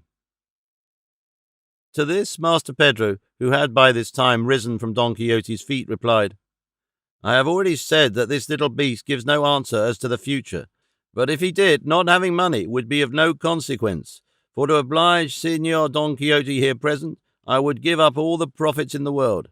And now, because I have promised it, and to afford him pleasure, I will set up my show and offer entertainment to all who are in the inn, without any charge whatever." As soon as he heard this, the landlord, delighted beyond measure, pointed out a place where the show might be fixed, which was done at once. Don Quixote was not very well satisfied with the divinations of the ape, as he did not think it proper that an ape should divine anything, either past or future. So while Master Pedro was arranging the show, he retired with Sancho into a corner of the stable where, without being overheard by anyone, he said to him, "Look here, Sancho, I have been seriously thinking over this ape's extraordinary gift, and have come to the conclusion that beyond doubt this Master Pedro, his master, has a pact, tacit or express, with the devil." "If the packet is express from the devil," said Sancho, "it must be a very dirty packet, no doubt. But what good can it do Master Pedro to have such packets?" "Thou dost not understand me, Sancho," said Don Quixote. "I only mean he must have made some compact with the devil to infuse this power into the ape, that he may get his living, and after he has grown rich he will give him his soul, which is what the enemy of mankind wants. This I am led to believe by observing that the ape only answers about things past or present, and the devil's knowledge extends no further, for the future he knows only by guesswork, and that not always, for it is reserved for God alone to know the times and the seasons, and for him there is neither past nor future, all is present. This being as it is clear that this ape speaks by the spirit of the devil, and I am astonished that they have not denounced him to be the holy office, and put him to the question and forced it out of him by whose virtue it is that he divines, because it is certain that this ape is not an astrologer, neither his master nor he sets up, or knows how to set up, those figures they call judiciary, which are now so common in Spain that there is not a jade or page or old cobbler that will not undertake to set up a figure as readily as pick up a knave of cards from the ground, bringing to naught the marvellous truth of the science by their lies and ignorance. I know of a lady who asked one of these figure schemers whether her little lapdog would be in pup and would breed, and how many and of what colour the little pups would be. To which the Signor Astrologer, after having set up his figure, made answer that the bitch would be in pup, and would drop 3 pups, one green, another bright red, and the third party-coloured, provided she conceived between 11 and 12 either of the day or night, and on a Monday or Saturday. But as things turned out, 2 days after this bitch died of a surfeit, and Signor Planet Ruler had the credit all over the place of being a most profound astrologer, as most of these planet rulers have. Still, said Sancho, I would be glad if your worship would make Master Pedro ask his ape whether what happened your worship in the Cave of the Montesinos is true. For, begging your worship's pardon, I, for my part, take it to have been all flam and lies, or at any rate something you dreamt. That may be, replied Don Quixote. However, I will do what you suggest, though I have my own scruples about it. At this point, Master Pedro came up in quest of Don Quixote to tell him the show was now ready, and to come and see it, for it was worth seeing. Don Quixote explained his wish, and begged him to ask his ape at once to tell him whether certain things which had happened to him in the Cave of Montesinos were dreams or realities, for to him they appeared to partake of both. Upon this, Master Pedro, without answering, went back to fetch the ape, and, having placed it in front of Don Quixote and Sancho, said, "See here, Signor Ape, this gentleman wishes to know whether certain things which happened to him in the cave called the Cave of Montesinos were false or true." On his making the usual sign, the ape mounted on his left shoulder and seemed to whisper in his ear, and Master Pedro said at once, "The ape says that the things you saw or that happened to you in that cave are, part of them false, part true, and that he only knows this and no more as regards this question. But if your worship wishes to know more, on Friday next he will answer all that may be asked him, for his virtue is at present exhausted, and will not return to him till Friday, as he has said." "Did I not say, Signor," said Sancho, "that I could not bring myself to believe that all your worship said about the adventures in the cave was true, or even the half of it?" "The course of events will tell, Sancho," replied Don Quixote. "Time that discloses all things leaves nothing that it does not drag into the light of day, though it be buried in the bosom of the earth. But enough of that for the present. Let us go and see Master Pedro's show, for I am sure there must be something novel in it." "Something?" said Master Pedro. "This show of mine has 60,000 novel things in it. Let me tell you, Signor Don Quixote, it is one of the best worth-seeing things in the world this day. But operibus credite et non verbis. And now let's go to work, for it's growing late, and we have a great deal to do and to say and show." Don Quixote and Sancho obeyed him, and went to where the show was already put up and uncovered, set all around with lighted wax tapers, which made it look splendid and bright. When they came to it, Master Pedro ensconced himself inside it, for it was he who had to work the puppets, and a boy, a servant of his, posted himself outside to act as showman and explain the mysteries of the exhibition, having a wand in his hand to point to the figures as they came out. And so, all who were in the inn being arranged in front of the show, some of them standing, and Don Quixote, Sancho, the page and cousin, accommodated with the best places, the interpreter began to say what he will hear or see who reads or hears the next chapter.